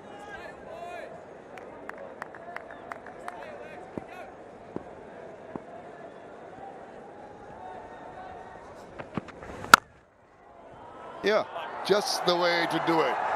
Just walked into a little sachet down the wicket, meets the ball, didn't hit it too hard, just a mere push, and off it went, racing away to the boundary for a Nexus Pay 4. Finishes the over, it's 161 for 4.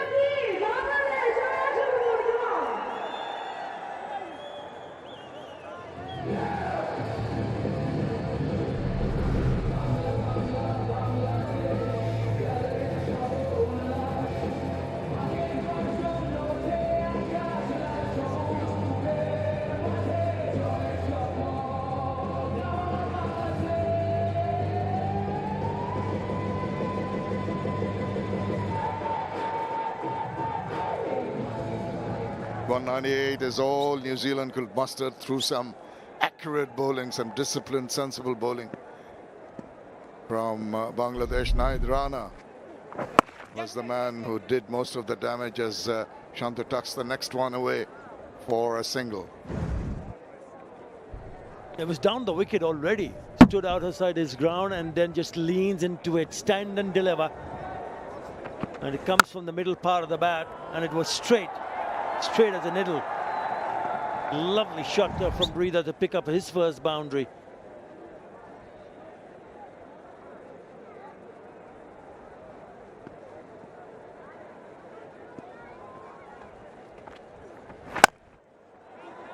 smashes that. And once again, despite the position they are in, they're throwing themselves around. That has been the essence of New Zealand fielders in this match and the previous one too. It looked like he was going away from him. Oh, what a good piece of fielding that is.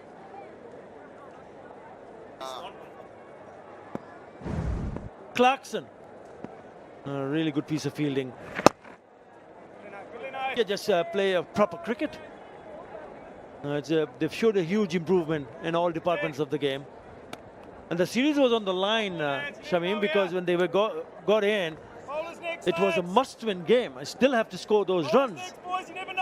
But they've shown quite a lot of improvement in all departments of the game to come to this stage. Lovely delivery, grip and turn. It's what you want as a bowler. Don't make it easy for the batter. Make them work hard to get the runs. Look at this lovely little drift and sharp turn and that extra bit of bounce. Beaty Mola ends up. He will be apprehensive of what the next ball is going to do as the stumps are put straightened and the bails put on that in a proper manner. All set to go. The slip is there for a little edge. Short, yes, too short to be of too much discomfort to the batter. Just stay up.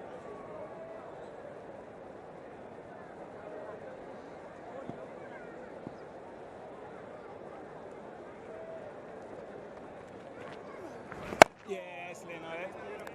Good ball and well negotiated. 27 overs done. 164 for 4.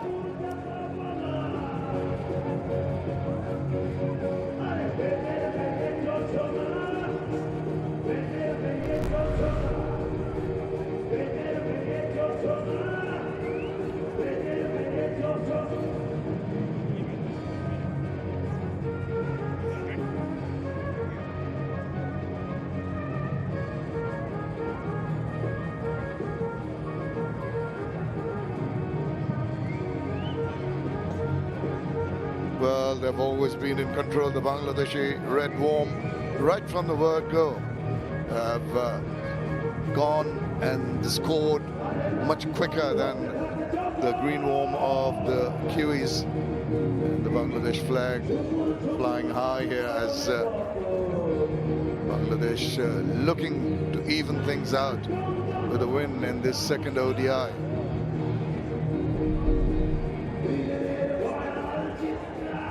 There is some bit of breeze blowing, some relief on a hot and muggy day. Required run rate 1.52. Yeah, just on the Bangladesh women's team, the Sri Lankan women's team batted first. They restricted them for 205 for 9 at the end of the 50th over. Riti Moni picking up a 3 for 36 and 9. Naida Akhtar, left-arm spinner, 2 for 38. And in reply, they scored 206 for 7 in 48.3 overs. So it's a close game, but very well played. Sharmeen Akhtar Supta batting at number 3, smashing in 86 of 127. Shobana Musturi 41 of 56, and that Shona Akhtar 35 of 48. Shobana Musturi also picking up a wicket. It is a good game for the Bangladesh women's team. One more time, congratulations.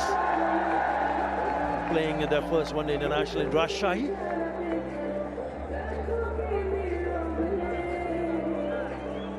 Another little pause in play as the crowd enjoy the music that's going around. You can see the movement of their bodies. Everyone in the middle on a warm afternoon, on a warm evening with Bangladesh on the verge of victory, enjoying the proceedings.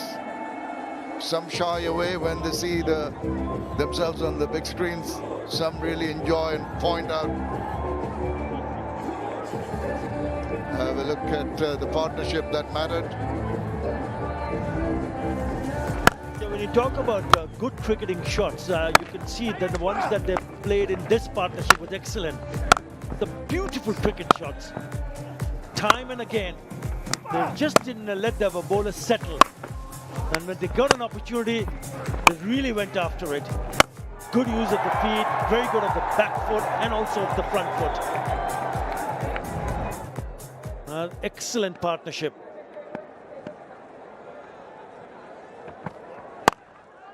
Wide enough. What about that? They don't give up. They've thrown themselves around. Appreciation from the others. New Zealand's fielding has been so impressive. So good. Agility. That was struck very, very hard. That is excellent piece of fielding from Will Young. Didn't have too much time. In an instant, he stopped that and picked it up quite cleanly.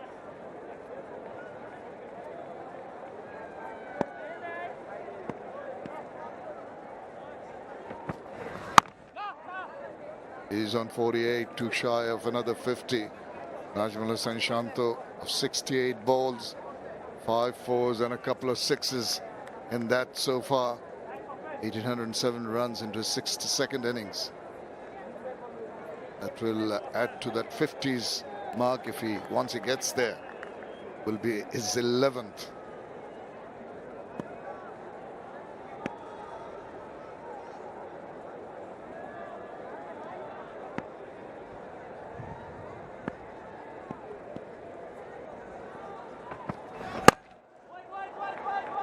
Nice looking shot straight to the fielder. Yeah, he's looked very good indeed. Shanto, left-hander, missed out in the first ODI, but he's shown his class here tonight.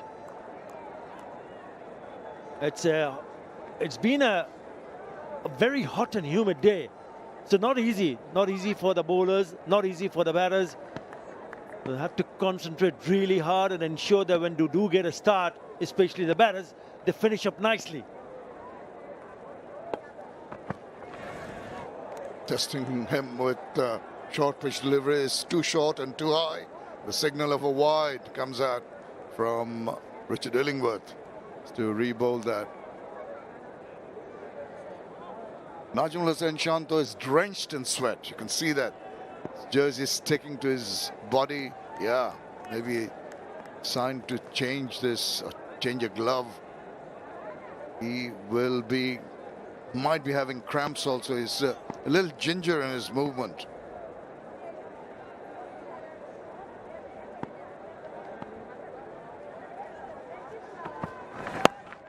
Nice little tuck away, rode that very nicely. You can see him hobbling across. Oh my goodness. See the running. That is cause for concern. Yeah, he's there cramping up. You can see he's struggling. He's seriously struggling.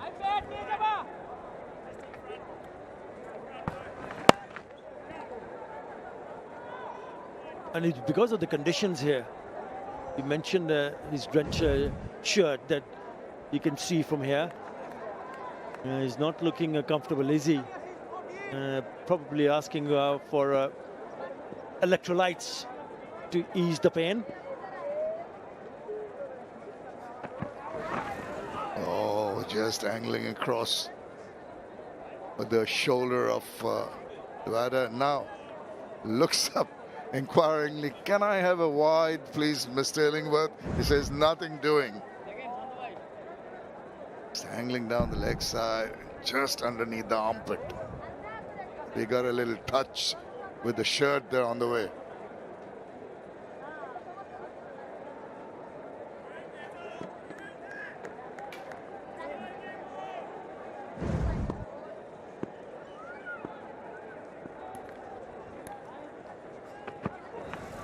Lets it sail through. It's a good over. Just the 2 runs from him after 28. It's 166 for 4.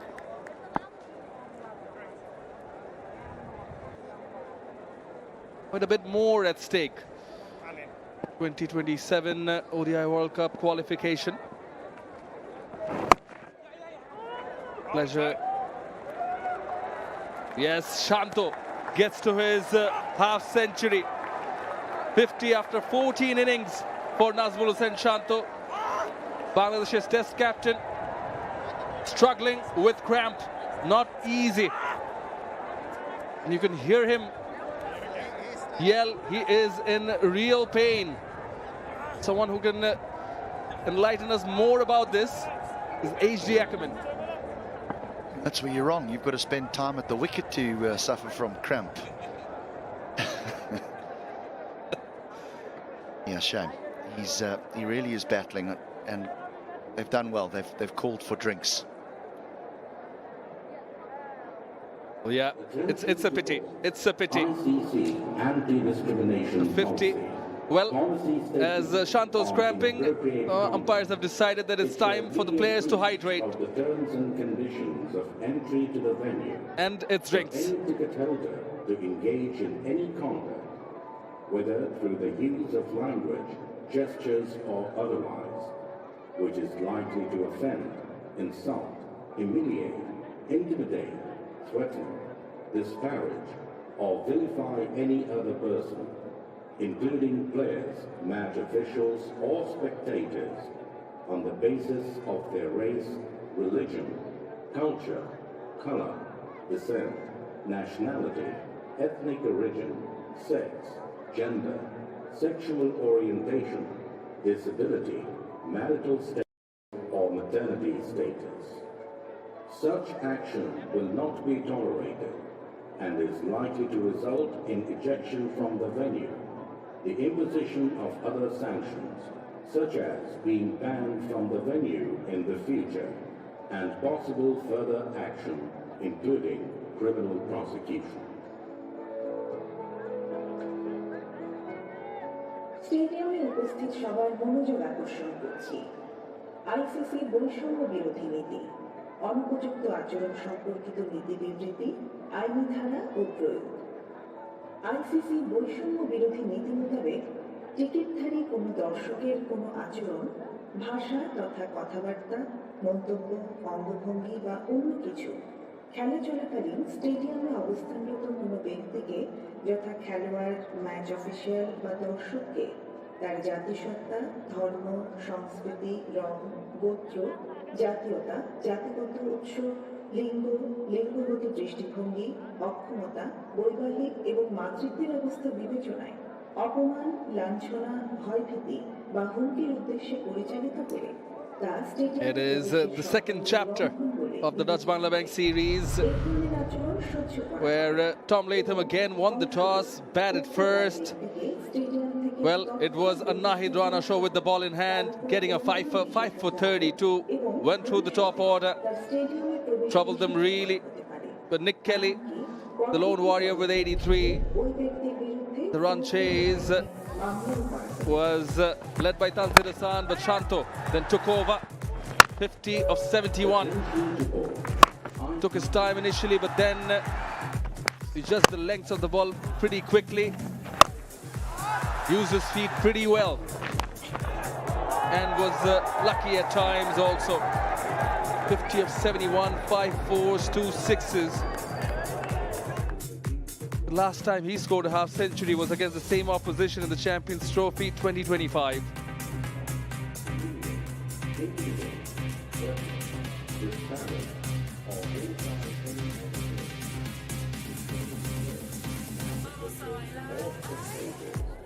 On the basis of their race, religion, culture, color, descent, nationality, ethnic origin, sex, gender, sexual orientation, disability, marital status, or maternity status.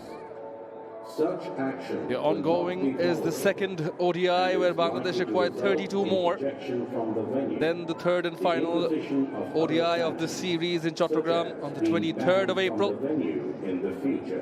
Then we kickstart the T20s in Chattogram as well. First one on the 27th April, second on the 29th, and then come back to Dhaka in Mirpur for the third and final T20I on 2nd May to conclude the Dutch Bangla Bank series.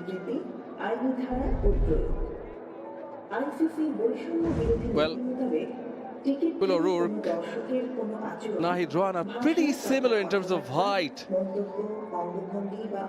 Rana slightly taller, 6'5", O'Rourke 6'4". New Zealand did try to take a leaf of Bangladesh's book as well. Bowled him from the rocket end. Here are the release points, HD. Yeah, Nahid Rana just collapses a little bit. You'll see how O'Rourke is propelling himself over his front leg, braced front leg. That allows him to get the height that he does. The scary thing is that once Sean Tate, the bowling coach of Bangladesh, works with that on Nahid Rana and he gets that braced front leg, he can, number one, he'll add pace, and then number two, obviously, he'll add height. So he'll be even tougher to deal with once he works that out. But yeah, it should be the other way around, but it's not, just because of the collapsed. It's slightly collapsed. It's not bad. It's just the slightly collapsed front leg. So it does look as though Shanto is going to be okay. But I can tell you one thing. You asked me what it's like. Is once you've got cramp, it doesn't go anywhere. It just, every time you try and walk, and it does look as though he's going to have to head off the ground. It's just too late. Once your body starts to cramp, you can have as much liquid as you want, as much salt as you can get into your body. It's only going to have an effect a little bit later, and it looks as though he's not only cramping in his legs, but he's cramping in his hands as well. So this is quite severe, and will probably need a little bit of help off the ground. And then the doctor will have to go to work. You can see that left hand of his is cramping terribly. Tomorrow he'll feel a lot better, but tonight my suggestion is that he sleeps with his legs gun barrel straight, because every time he bends them, he'll cramp up. Horrible, horrible.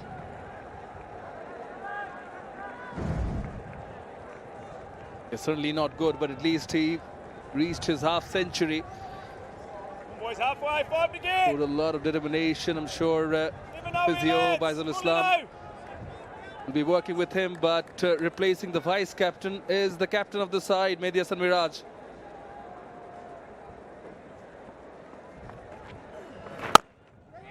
He commenced proceedings again. That single, just 31 more required. And an opportunity here for the captain to just be 10 not out, 15 not out. Spend some time in the middle. I know that many might be wanting Bangladesh to run away for a victory, but there's an opportunity here for the captain to just spend some time in the middle and take that forward into the last one-day international and possibly the 3 T20s if he's in the team. Oh, that is beautifully bowled. Because he has struggled with the bat. Quality player. Bangladesh are hoping that he can return to form with the bat and be that all-rounder that everyone knows that he can be. Pressure on the bowlers, lads, come on.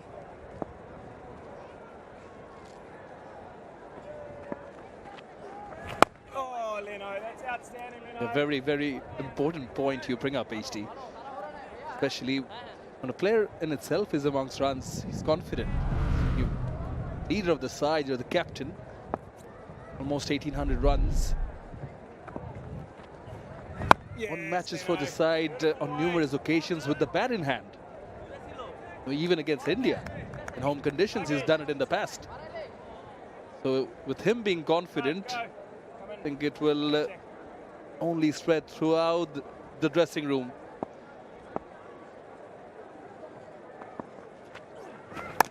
Oh, edged! But too quick to the sleeve fielder. Will go for 4. Next is spare boundary to end the over. 172 for 4 Bangladesh.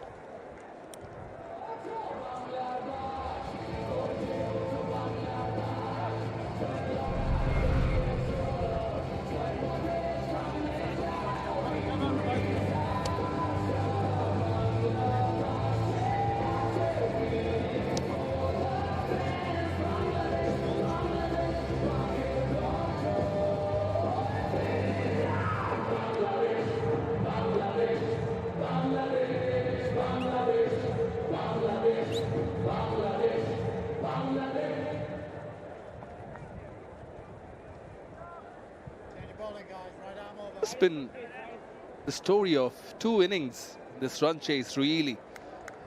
Tanzir Hasan Tamim and Nazmul Hussain Shanto Shanto retired hurt the previous over, cramping. It's Nathan Smith now from the Rocket end.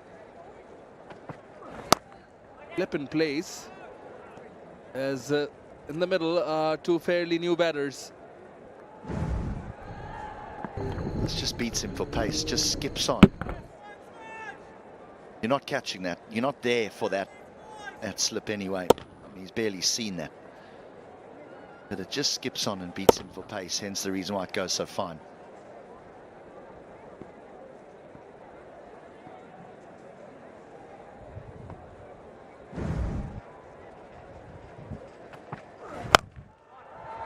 Holds it nicely, was on top of it, and will get 4, Tawhid Ridoy.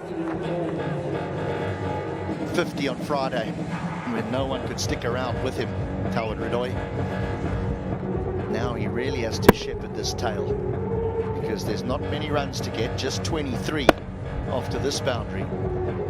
But it's a tail that is low in confidence, and if he gets himself out now, cricket is a very, very funny game.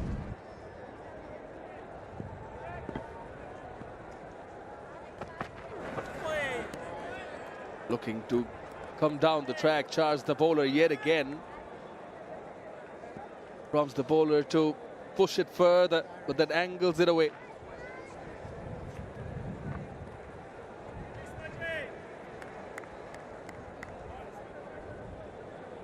Well, if the result does end up the way we think it's going to end up, sets up the series nicely for Chattagram, where ordinarily that surface plays very nicely for batters. Can't see a higher scoring fixture.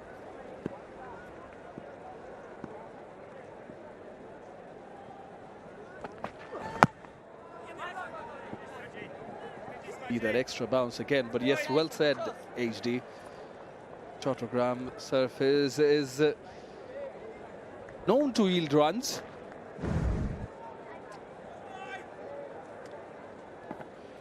Surface is played differently to the one on Friday as well. The one on Friday kept a little bit on the low side with the odd one that bounced. This one has bounced more with the odd one that's kept a little bit on the low side. But certainly Tanzid and Shanto showed that if the intent is right and you look to score, there are runs out there.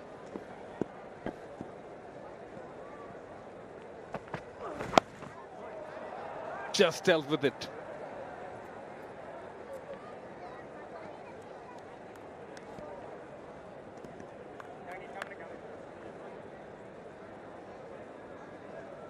Saif Hassan,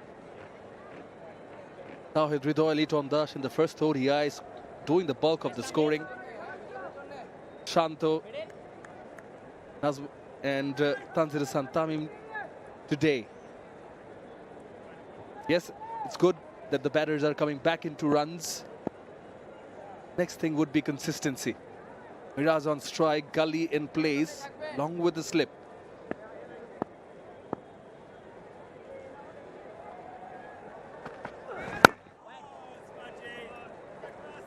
Consistency is an interesting word when it comes to being a batter, because what is consistency? I mean, the greatest players that have ever walked the planet get to 50 once every three knocks. Yeah, so if you're a good player, what does that mean? Once every 4 knocks? So consistency is something that is, it's really debatable. It's an interesting discussion. I think what Bangladesh want, though, is for the Tanzid 70s to turn into hundreds, and for the Shanto 50 to turn into an 80. Then you post 300. I think too often Bangladesh batters get set and then they get out and they lose games that they should win. A bit like the first one-day international. End of the 30th, 179 for 4.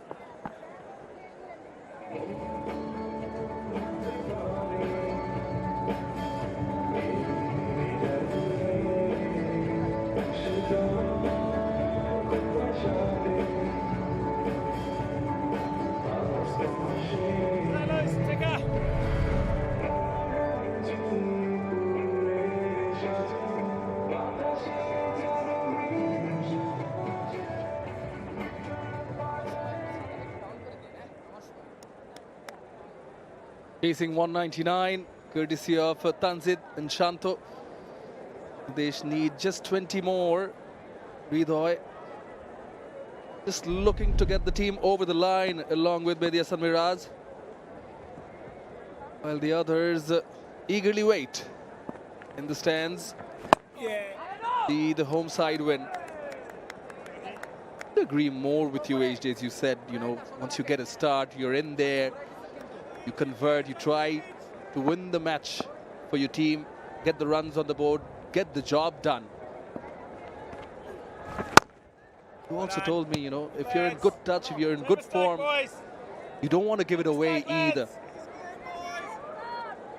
First things first, some of the batters who have been out of touch, just augurs well as far as Bangladesh are concerned that they're back amongst the runs. There are a few players who are knocking at the door, like Ashok Sarkar, because last time he played before this, he scored a 90, but then didn't get to play a match in the Pakistan series. Good to have healthy competition.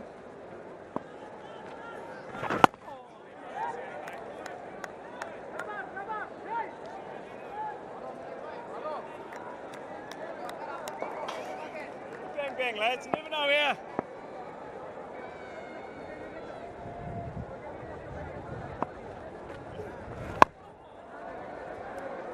It is the Dutch Bangla Bank series, and just closing in the second ODI. Dutch Bangla Bank is the first European joint venture bank in Bangladesh and a pioneer in the banking sector of Bangladesh in terms of customer trust and confidence through transparent and pure banking.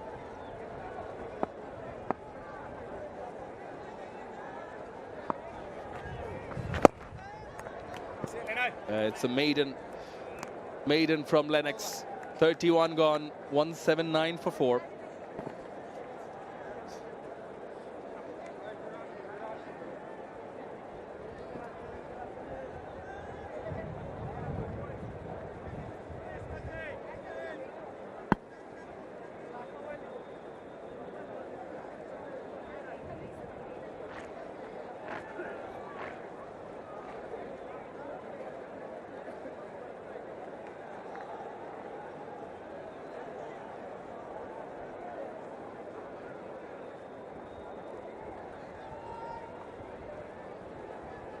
Nathan Smith will continue from the rocket end. It's 20 more to get for Bangladesh. Two's the call. Missed it nicely, then ran well. Nicely weighted stroke. Doesn't try and hit it too hard. Knows there's a boundary fielder, knows that there's a mid-wicket that's tight. Calls two immediately. Easy as you like.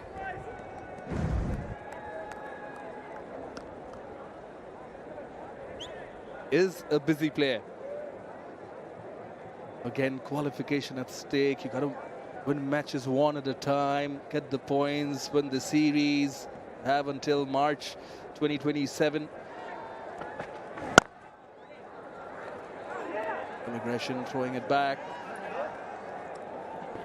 I've always liked this fella as a cricketer, Tawad Ridoy. I remember watching him a few years ago in the BPL, and he smashed it to all parts. I thought, oh, hang on, Bangladesh have got something here. Then I remember him going to a World Cup. I think the coach was Chandika Hatharasinghe at the time, and he batted at 3, he batted at 6, he batted at 8, he batted all over the place. And I thought, what, you know, this is not going to work out for this young guy. Like, let them find a position for him, and he'll win you matches. He'll be frustrating because he can play some interesting strokes at times, but he will win you matches by himself.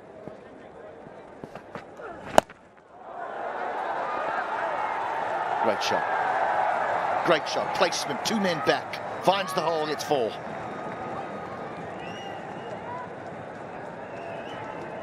Quality. Quality. Top shot from Tawhid Ridoy. Short delivery, waited for it, and swivels it around and just make sure that he places it away from that fielder.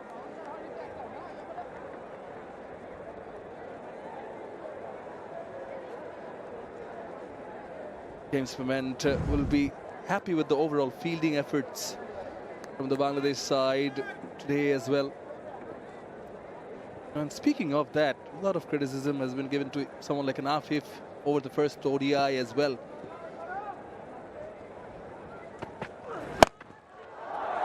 There are more runs on offer, this time in front of square.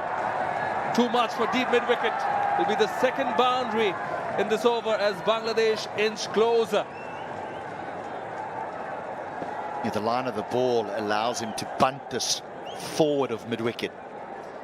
The previous boundary, the ball's going down the leg side and he can just help it on its way for 4. But he clearly knows what he's doing here, Tawad Radoy, because his placement has been exceptional these last 2 deliveries. What I like about both these boundary hitting shots is that he stayed on top of it and made sure that he hits the ball along the ground. Now, one of the fielders from the offside coming on the edge of the circle.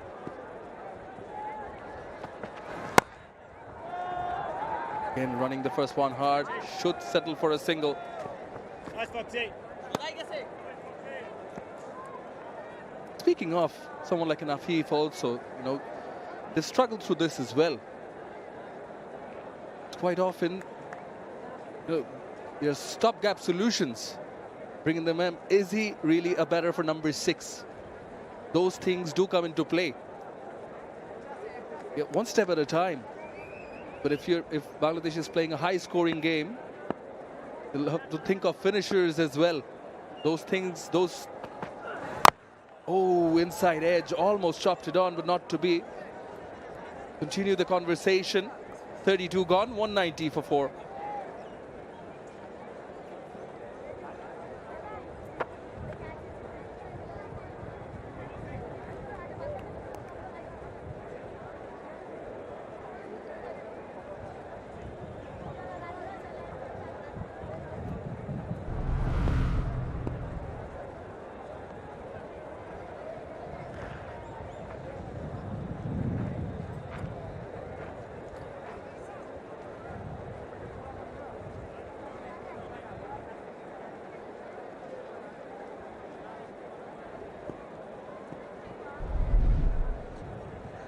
Well, the remaining runs required in single figures. Plays it late, deliberate, and will get 4. Just 5 more to get. A little late cut, in control.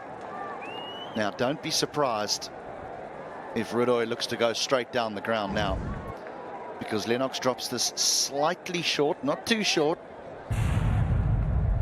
Now, he won't want to drop it short again. And inevitably what happens is the left arm finger spinner gets it full enough. Yes.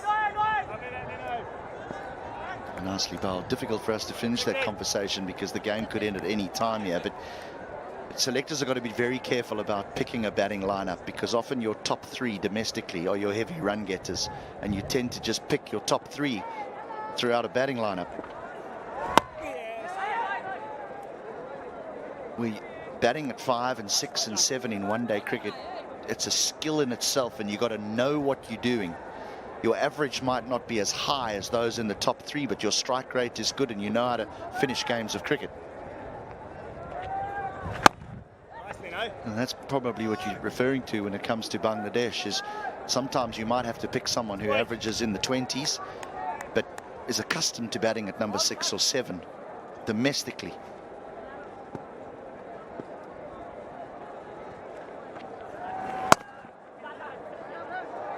In the gap. More runs on offer. They deserve to win this game. They've been the better side all round today. They bowled brilliantly up front. They made it difficult for New Zealand to score. And then they picked it up in the field, where they let themselves down in the first one-day international. They were exceptional in the field. And now we've seen a professional run chase.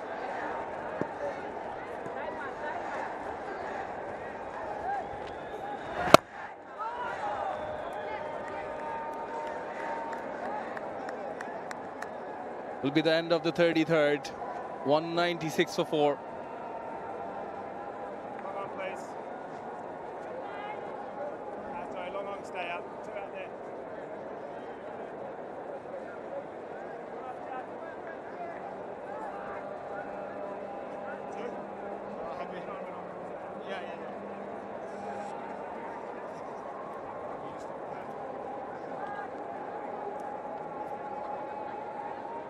might change the bowling.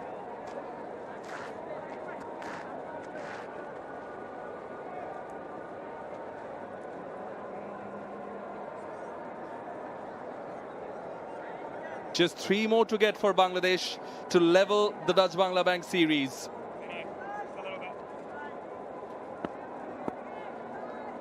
Foxcroft it is. Miraz very cautious as quite a few fielders are closing in. Last line there, Foxy.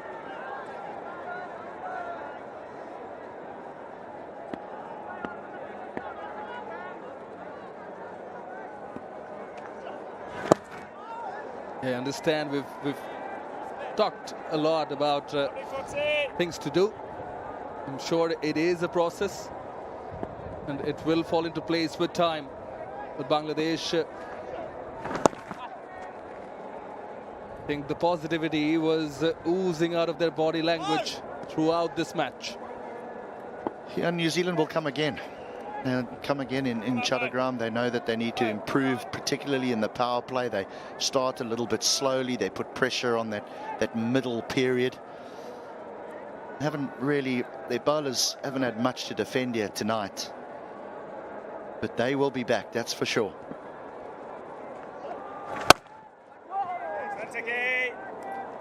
Even in the mid-show, you mentioned how the middle order is slightly inexperienced compared to the strengthened, full-strength side of the Kiwis. And hence, the top order tends to take the pressure, the responsibility. Maybe go into their shell, but more than that, I think a lot of credit is due to the fast bowlers here.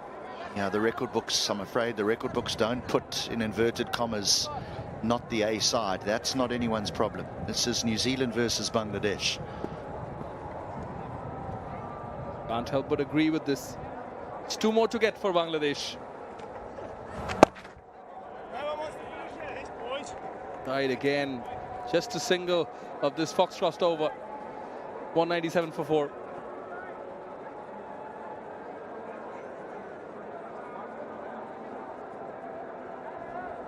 Jack, come up. Just look like about that line. Top edge swing. About there, about there.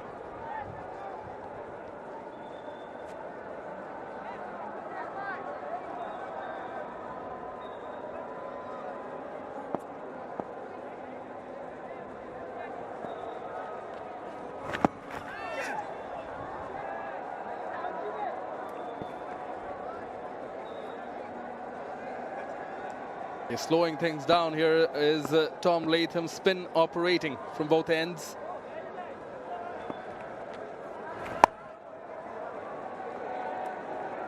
Again, very, very watchful is Mehdi Hasan Miraj.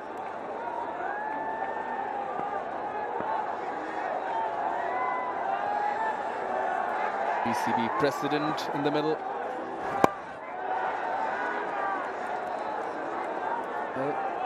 Someone knows about winning formula. He does. Like the last ODI series he featured in was versus this very opposition. Continues to be watchful.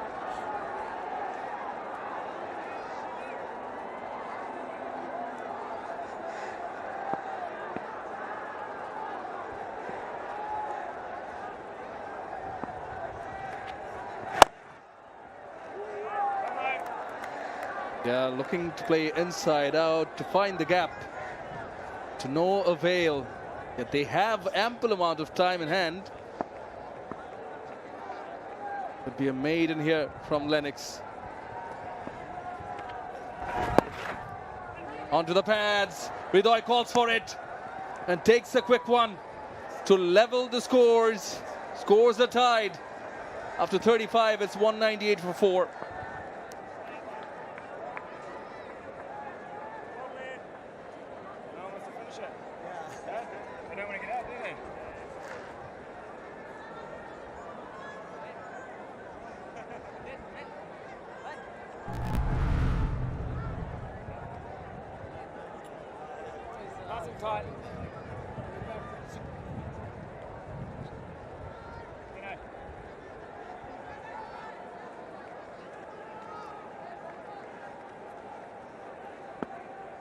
They're just a run away are Bangladesh. Onto the pads. Not in the gap. Not in the gap. Only fielder in the boundary is the deep mid wicket. The rest are inside the circle.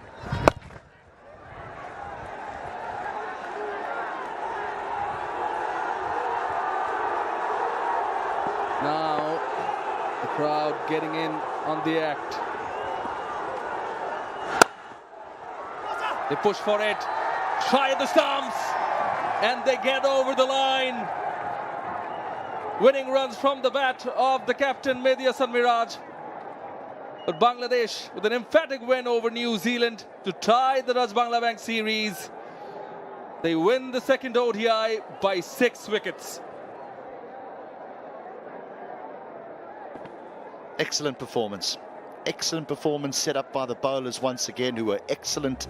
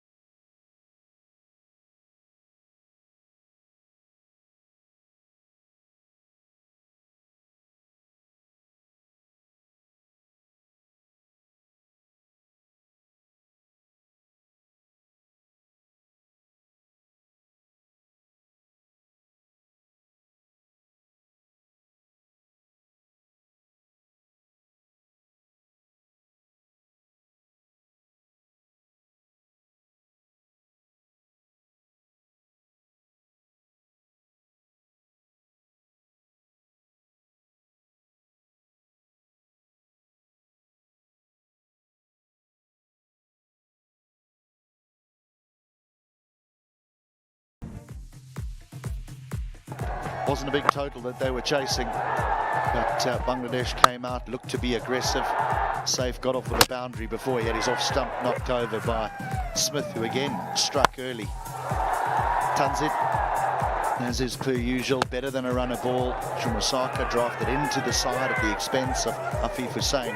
Doesn't make the required impact. This was the partnership that sealed it. Shanto and Tanzit. Yeah, they really complemented each other. Took on the bowling, particularly Tanzir Santamim with his six-hitting capability. Took on the bowlers, counter-attacked them, never really let them settle and dictated terms. And then Shanto found his flow. Feet started moving, whether be it back foot or charging down the track. They were on full control. And then came a shot. He got too excited, skied it. Good catch. Very good catch to get the better of Tanzit Tamim. And then Liton Das too on his 100th ODI. Couldn't really convert. Tawhid Ridoy got back in touch in the previous ODI. He batted with responsibility. He took it on himself to make sure that the team reaches the target. Took the pressure. Then the winning runs of the bat of the captain Mehdi Hasan Miraz. Bangladesh would be quite relieved and content as they move on to the port city of Chattogram.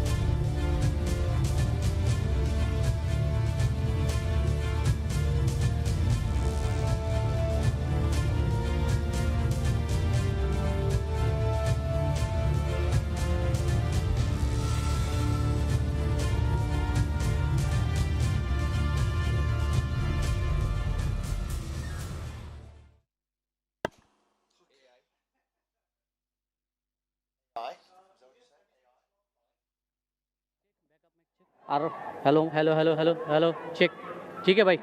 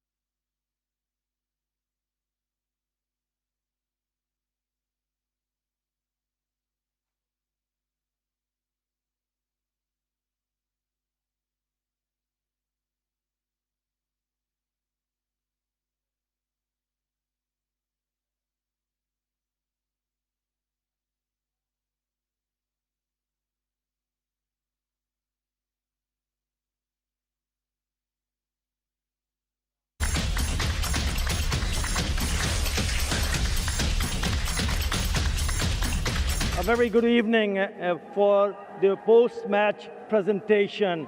Dutch Bangla Bank ODI Series 2026, Bangladesh versus New Zealand, powered by Rocket.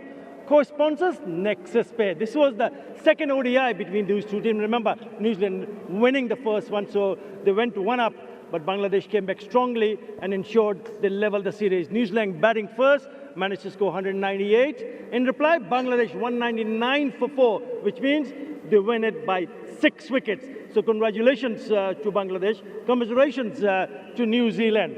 Right, time for me to introduce the guests. To start from my left, Mr. Syed Ibrahim Ahmed, Member Ad Hoc Committee, Bangladesh Cricket Board, Chairman, Tender and Purchase Committee of BCB, and Chairman, Security Committee of BCB.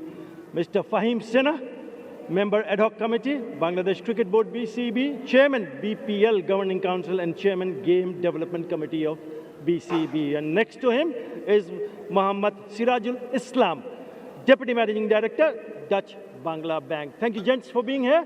Right, may I invite Tom Latham to come up and have a few words, please.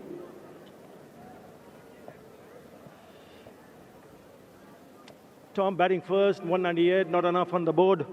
No, I think the pressure that Bangladesh were able to apply, certainly in those first 10 overs, we never managed to build many partnerships, which obviously makes it hard. And then obviously trying to defend 200, it's important to take early wickets. We took a couple, but credit to the way that they played. They came out and showed a lot of intent and put us on the back foot straight away. Right, Nick Kelly was outstanding on that surface, made it a magnificent 83, and had there been a little bit more support, perhaps maybe 30, 40 runs would have been added. Yeah, look, he played fantastically well. I think someone who hasn't played a lot in these conditions, absorbed a lot of pressure early on, and then obviously managed to put a little bit of pressure, back on the Bangladesh side. And as you said, if we had a couple of partnerships that, maybe as you said, 30 or 40, 50 runs, you just never know. Obviously, the surface, showed a few characteristics to the other night where it did get a little bit slower. So, unfortunately tonight it wasn't meant to be, and full credit to Bangladesh. Right, now heading off to the port city of Chattogram for the final one. You will get some time to prepare yourself. Important to stay focused and ensure that you come up tops in the last one.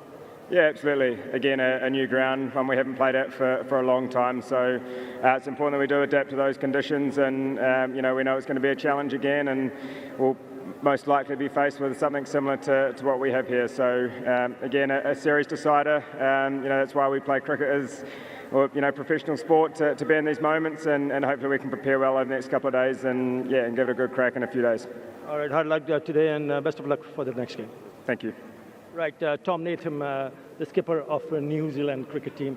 Right, an award-giving ceremony, the Dutch Bangla Bank Player of the Match, an award of USD 1,000 check to be jointly handed over by all, and crest to be handed over by Mohammad Sirajul Islam. Nahid Rana for his second fifer in the one-day international, spell of 10 overs, which had a maiden, picked up 5 for 32. He bowled with some serious pace, I can tell you that. Excellent from Nahid Rana. Nahid will also collect the crest from Mohammad Sirajul Islam. Right, Nahid, if you can quickly come over. প্রথমে congratulations, দ্বিতীয়বার 5 উইকেটের হল, কেমন লাগছে? আলহামদুলিল্লাহ, ভালো লাগতেছে। Last ম্যাচে কিছুটা স্ট্রাগল দেখেছিলাম, কিন্তু বিশ্বাস ছিল আপনার আজকে আমার কিছু একটা স্পেশাল করতে হবে, তাই করেছেন আপনি? না, বেশি কিছু চিন্তা করি না যে আজকে অনেক কিছু করতে হবে। জাস্ট এর আগের ম্যাচে এক্সিকিউট হয় নাই বা ভালো জায়গায় বোলিং করতে পারি না, এর জন্য ভালো হয় না। আজকে এক্সিকিউট ভালো হয়েছে, ভালো জায়গায় বোলিং করতে পারছি, এর জন্য আলহামদুলিল্লাহ সাকসেস পেয়েছি। কিছু প্ল্যান চেঞ্জ ছিল আপনার, বিকজ গত ম্যাচে বেশ কয়েকটা রান দিয়েছিলেন, কিন্তু আজকে শুধু উইকেট নয়, আজকে কিন্তু দুর্দান্ত বোলিং লাইনের লেন্থে অল্প রান দিয়েছেন 10 ওভারে। আসলে টিমের সিচুয়েশন এরকম ছিল। আসলে আমি যেটা চলে গেছে সেটা নিয়ে চিন্তা করি না। এর আগের ম্যাচ যেটা চলে গেছে সেটা চলে গেছে, সেখান থেকে ভুলগুলো শিক্ষা নিয়েছি, এবং এর আগের ম্যাচে যে ভুলগুলো করেছি এই ম্যাচে সেই ভুলগুলো যাতে না হয় ওই জিনিসটাই করেছি, এবং ভালো জায়গায় বোলিং করার চেষ্টা করছি। দুর্দান্ত বোলিং করেছেন, আশা করি ভবিষ্যতে এটাই করবেন। Thank you. Thank you. Right, Nahid Rana, the player of the match. May I now request the winning captain, Mehdi Hasan Miraj from Bangladesh, to come up here, please. Mehdi Hasan Miraj, first of all, congratulations to level the series. Thank you very much, Adar bhai. Yes. Yeah, I can see the smile on your face. It's nice to see the team coming back strongly, because you were under pressure when you came to play this second one-day international. Yes, I think boys they did very well. Their job is done. I think the Rana bowled really well, and Shoriful and Taskin, the way he bowling, and I think it's not easy to bowl in this condition. Wickets looks very good. Right.